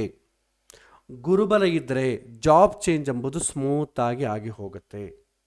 ಇದೆರಡೂ ಇಲ್ಲ ಅಂತಂದರೆ ಜಾಬ್ ಚೇಂಜ್ ಮಾಡಲಿಕ್ಕೆ ಆಗೋದಿಲ್ಲ. ನಾವೇನು ಮಾಡ್ತೇವೆ, ಗುರುಬಲ ಇಲ್ಲ ಅಂದ್ಕೊಳ್ಳಿ, ಜಾಬ್ ಸದ್ಯಕ್ಕೆ ಬೇಡಪ್ಪ, ತುಂಬ ಕ್ರಿಟಿಕಲ್ ಆಗಿರುತ್ತೆ, ತುಂಬ ಎಫರ್ಟ್ ಹಾಕಬೇಕು ಜಾಬ್ ಚೇಂಜ್ ಮಾಡಬೇಕಾದ್ರೆ, ಹೊಸ ಜಾಬ್ಗಿಂತಲೂ ಇರೋ ಜಾಬೇ ನಿಂಗೆ ಅನುಕೂಲವಾಗಿದೆ, ಬೇಡ ಅಂಥೇಳಿ. 7 ವರ್ಷ ನೀನು ಇಡ್ತಾ ಇದೆಯಾ ಅಥವಾ ಬೇಡ ಅಂತ ಹೇಳಿ. ಗುರುಬಲ ಇದೆ, ಓಕೆ ನೀನು ಪ್ರಯತ್ನ ಮಾಡ್ಬೋದು ಅಂತ ಹೇಳಿ. ಆಪರ್ಚುನಿಟೀಸ್ ಬರ್ತಾ ಇದೆಯಾ ಅಂತ ನೋಡ್ಬೇಕಾದ್ರೆ ದಶಮ ಸ್ಥಾನಕ್ಕೆ ಸಂಬಂಧಪಟ್ಟ ದಶೆ ಏನಾದರೂ ನಡೀತಾ ಇದ್ದರೆ ಆಪರ್ಚುನಿಟೀಸ್ ಬರುತ್ತೆ. ಇಲ್ಲದ್ರೆ ನಿಂಗೇನು ಆಪರ್ಚುನಿಟೀಸ್ ಸದ್ಯಕ್ಕೆ ಏನು ಬರಲ್ಲ. ಗುರುಬಲ ಇದೆ, ಚೇಂಜ್ ಮಾಡ್ಬೋದು, ಬಟ್ ಆಪರ್ಚುನಿಟೀಸ್ ತುಂಬ ಕಡಿಮೆ ಇರುತ್ತೆ. ರಿಸ್ಕ್ ಯಾಕೆ ತೊಗೊಳ್ತೀವಿ, ನಾಲೆಡ್ಜ್ ಎಲಿವೇಟ್ ಮಾಡ್ಕೊ, ಹೊಸ ಜಾಬ್ ಬರೋ ಆಪರ್ಚುನಿಟೀಸ್ ಬರೋವರೆಗೂ ಸಮ್ ಸ್ಕಿಲ್ಸ್ ಅಪ್ಡೇಟ್ ಮಾಡ್ಕೊ ಅಂತ ಹೇಳಬೇಕು. ಸೊ ಈ ರೀತಿ ಬರೀ ಅವರ ಜಾತಕವನ್ನು ನೋಡಿ ಹೇಳ್ಬೋದು. ಯಾವಾಗ ಪ್ರಶ್ನೆ ನೋಡ್ತೇವೆ, ಆಲ್ರೆಡಿ ಇನ್ನೊಂದು ಜಾಬ್ ಫಿಕ್ಸ್ ಆದಾಗ ಆ ಜಾಬಿಗೆ ಹೋಗ್ಲಾ ಬೇಡವಾ, ಈ ಜಾಬಲ್ಲೇ ಇರಲ್ಲ, ಆ ಜಾಬಿಗೆ ಹೋಗ್ಲಾ ಬೇಡ. ಎಕ್ಸಿಸ್ಟಿಂಗ್ ಜಾಬ್ ಲಗ್ನವನ್ನು ನೋಡಿ, ಪ್ರಶ್ನೆ ಲಗ್ನ ಎಕ್ಸಿಸ್ಟಿಂಗ್ ಜಾಬನ್ನು ಸೂಚನೆ ಮಾಡ್ತದೆ. ಸಪ್ತಮ ಸ್ಥಾನ ಹೊಸ ಜಾಬನ್ನು ಸೂಚನೆ ಮಾಡ್ತದೆ. ಚತುರ್ಥ ಸ್ಥಾನ ಎಕ್ಸಿಸ್ಟಿಂಗ್ ಜಾಬ್ ಕ್ವಾಲಿಟಿ ಸೂಚನೆ ಮಾಡ್ತದೆ. ದಶಮ ಸ್ಥಾನ proposed job quality and success. ಆ ಜಾಬ್ ಚೇಂಜ್ ಮಾಡೋ ಪ್ರಾಸೆಸ್ ಸಕ್ಸಸ್ ಆಗುತ್ತಾ ಇಲ್ವಾ ಅಂತಂಬೋದು ಪ್ರಪೋಸ್ಡ್ ಜಾಬು ಸೂಚನೆ ಮಾಡ್ತದೆ. ಸೊ ಈ ರೀತಿ ನಾವು ನೋಡಿ ಜಾಬ್ ಬಗ್ಗೆ, ಅವರ ಈ ಜಾಬ್ ಚೇಂಜ್ ಬಗ್ಗೆ ನಾವು ಹೇಳ್ಬೋದು. ಸರಿ ಆಚಾರ್ಯ. ಈಗ ನೀವು ಗ್ರಹಗಳು ಬಲ ಈಗ ನೋಡಿದ್ದು ಡಿಗ್ರಿ ಮೇಲೆನಾ ಅಥವಾ ಅಷ್ಟಕ ವರ್ಗಕ್ಕಲ್ಲ? ಇದು ಷಡ್ಬಲ ಇದೆ ನೋಡಿ, ಇಲ್ಲಿ ಷಡ್ಬಲ ಕಾಣ್ತಾ ಇದಲ್ವಾ, ಷಡ್ಬಲದ ಶನಿಗೆ 1.48 ಇದೆ, ಚಂದ್ರಗೆ 1.16 ಇದೆ.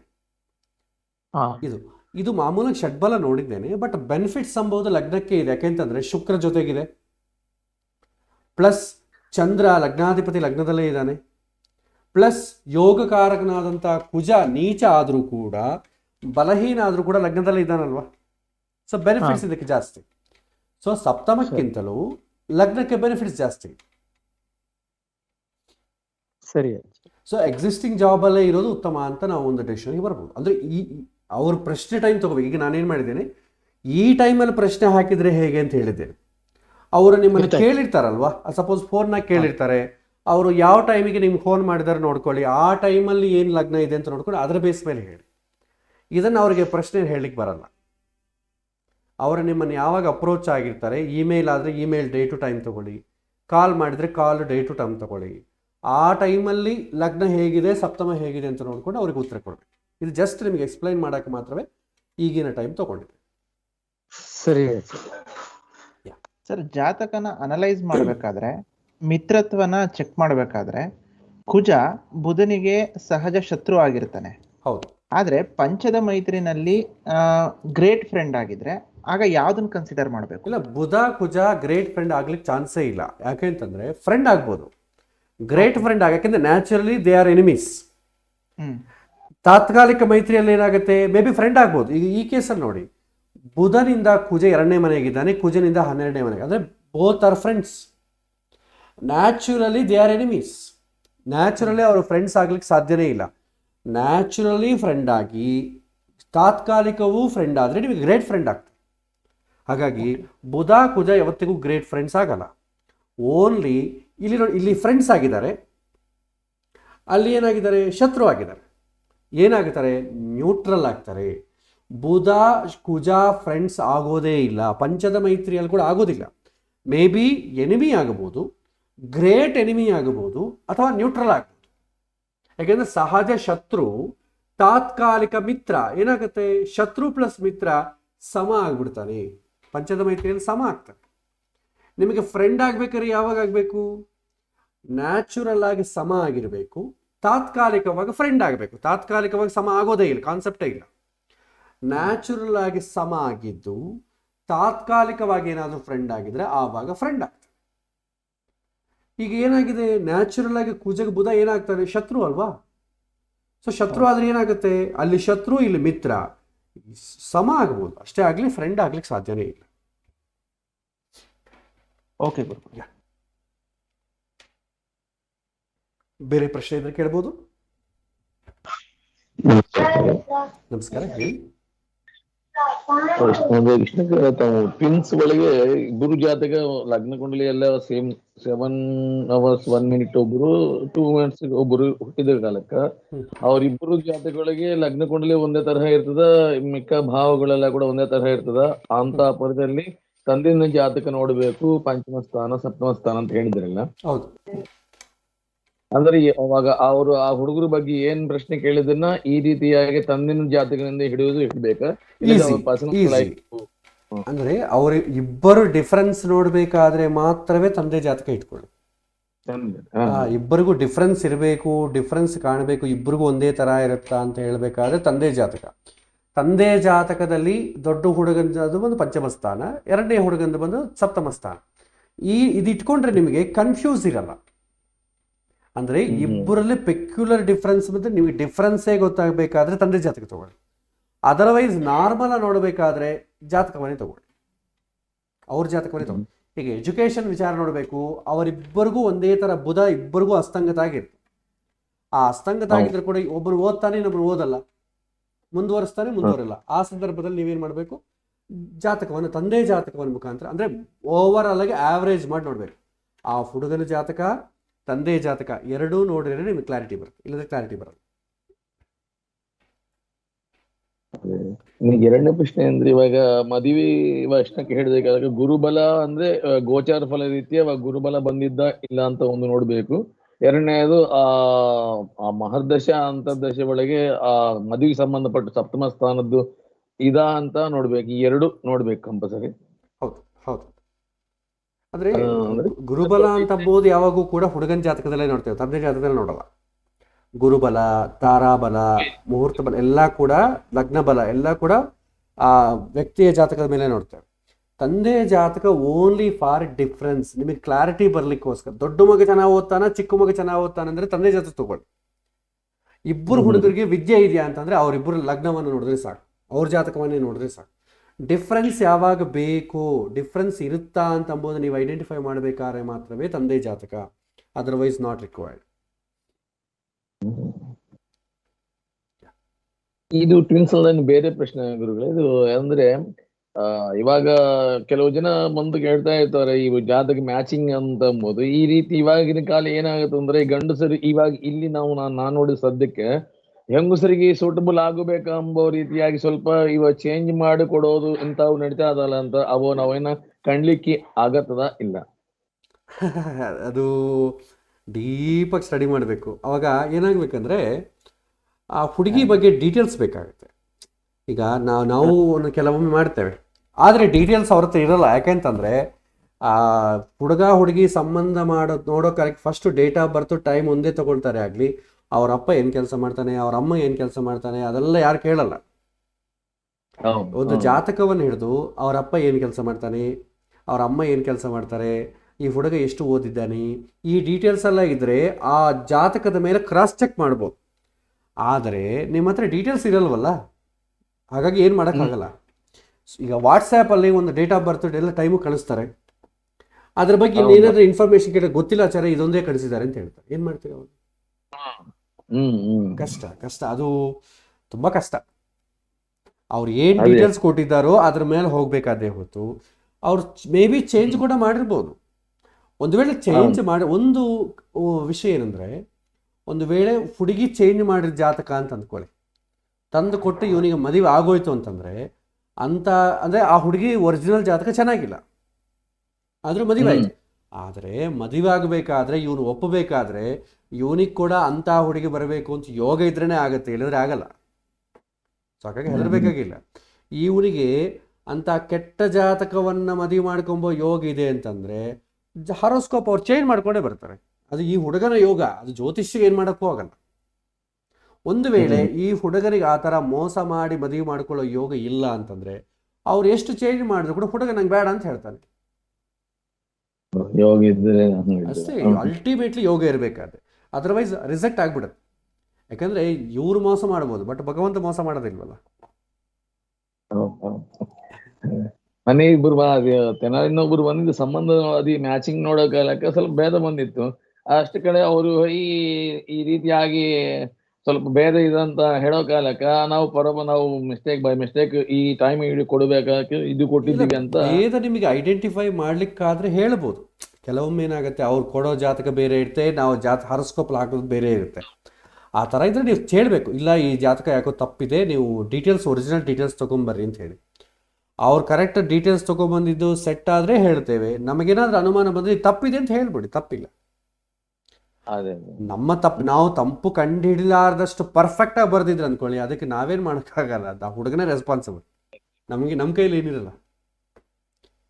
ಆದರೆ ಒಂದೇನಿತ್ತಂದ್ರೆ ಯಾರಾದರೂ ಆ ಥರ ಮಾಡಿಕೊಡ್ರಿ ಬಂದರೆ, ಇಲ್ಲಪ್ಪ ಆ ಥರ ಮಾಡಲ್ಲ, ಜಾತಕ ಏನಾದರೂ ಚೇಂಜ್ ಆದರೆ ಹಣೆ ಬರೋ ಚೇಂಜ್ ಆಗಿಲ್ಲಪ್ಪ, ಸೊ ಆ ಥರ ನಾವು ಮಾಡಿಕೊಡಲ್ಲ ಅಂತ ಒಂದು ಹೇಳ್ಬೋದು ಅಷ್ಟೇ. ಅಷ್ಟು ಬಿಟ್ಟರೆ ಇನ್ನೇನು ಮಾಡೋಕ್ಕಾಗಲ್ಲ, ನಮ್ಮ ಕೈಲಿ ಅದೇ ಅಷ್ಟು ನಮ್ಮಷ್ಟೇ ಅಷ್ಟು ಇರಲ್ಲ, ಇನ್ಫಾರ್ಮೇಷನ್ ಇರಲ್ಲ ಕ್ರಾಸ್ ಚೆಕ್ ಮಾಡಲಿಕ್ಕೆ.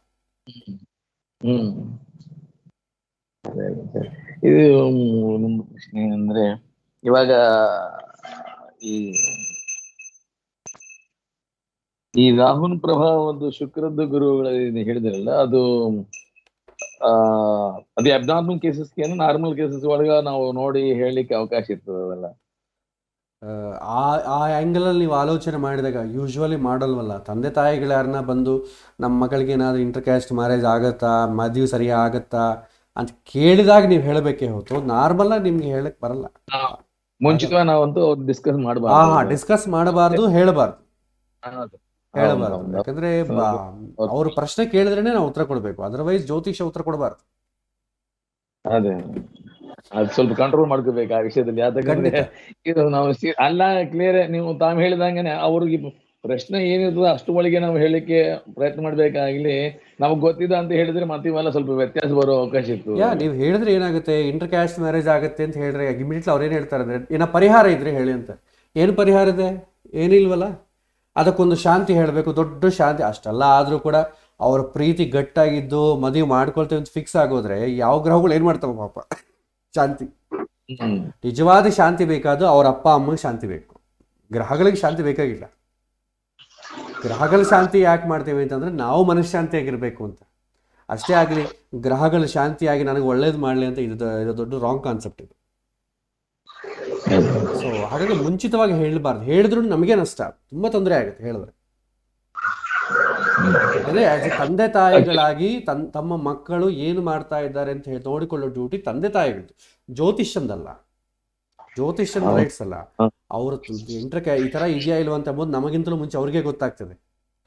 ನಮ್ಮ ಮಕ್ಕಳನ್ನು ಹೇಗೆ ಬೆಳೆಸಬೇಕು, ಹೇಗೆ ಮುಂದುವರಿಬೇಕು ಅಂತ ತಂದೆ ತಾಯಿಗಳ ಡ್ಯೂಟಿ. ಅವರು ಮಾಡೋ ಕೆಲಸ ನಾವು ಮಾಡಬಾರ್ದು.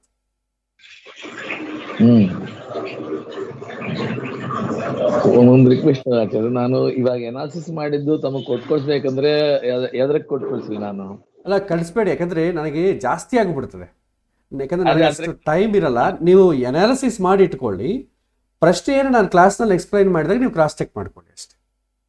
ಯಾಕಂದರೆ ಜಾಸ್ತಿ ಈಗ ಈ ಗ್ರೂಪಲ್ಲೇ 40 ಜನ ಇದ್ದಾರೆ. ಅದರಲ್ಲಿ ಪಾರ್ಟಿಸಿಪೇಟ್ ಮಾಡ್ತಾ ಇರೋರು ಒಂದು 15ರಿಂದ 20 ಜನ.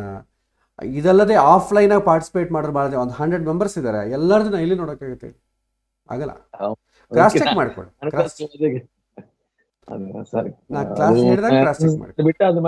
ಪ್ರಶ್ನೆ ಬಂದ್ರೆ ನಾನು ಕೇಳಿ ಅಷ್ಟೇ. ಇವತ್ತು ಸಮಯಾತೀತ ಆಗಿದೆ, 8:30 ಆಯಿತು. ಮತ್ತೆ ಏನಾದರೂ ಪ್ರಶ್ನೆಗಳಿದ್ರೆ ರಿಸರ್ವ್ ಮಾಡಿ ಬರೆದುಕೊಂಡು ಇಟ್ಕೊಳ್ಳಿ. ನೆಕ್ಸ್ಟ್ ಕ್ಲಾಸ್ ಬಂದಾಗ ಆ ಪ್ರಶ್ನೆಗಳನ್ನೆಲ್ಲ ಕೇಳಿ. ಸೊ ಇವತ್ತಿನ ಪಾಠವನ್ನು ಇಲ್ಲಿಗೆ ನಾವು ಸಮಾಪ್ತ ಮಾಡೋಣ. ಮತ್ತೆ ಬರುವಂಥ ವಾರ ಯಥಾ ರೀತಿ ನಾವು ಮುಂದುವರಿಯೋಣ. ಶ್ರೀಕೃಷ್ಣ ಅರ್ಪಣಮಸ್ತು. ಹರೇ ಶ್ರೀನಿವಾಸ.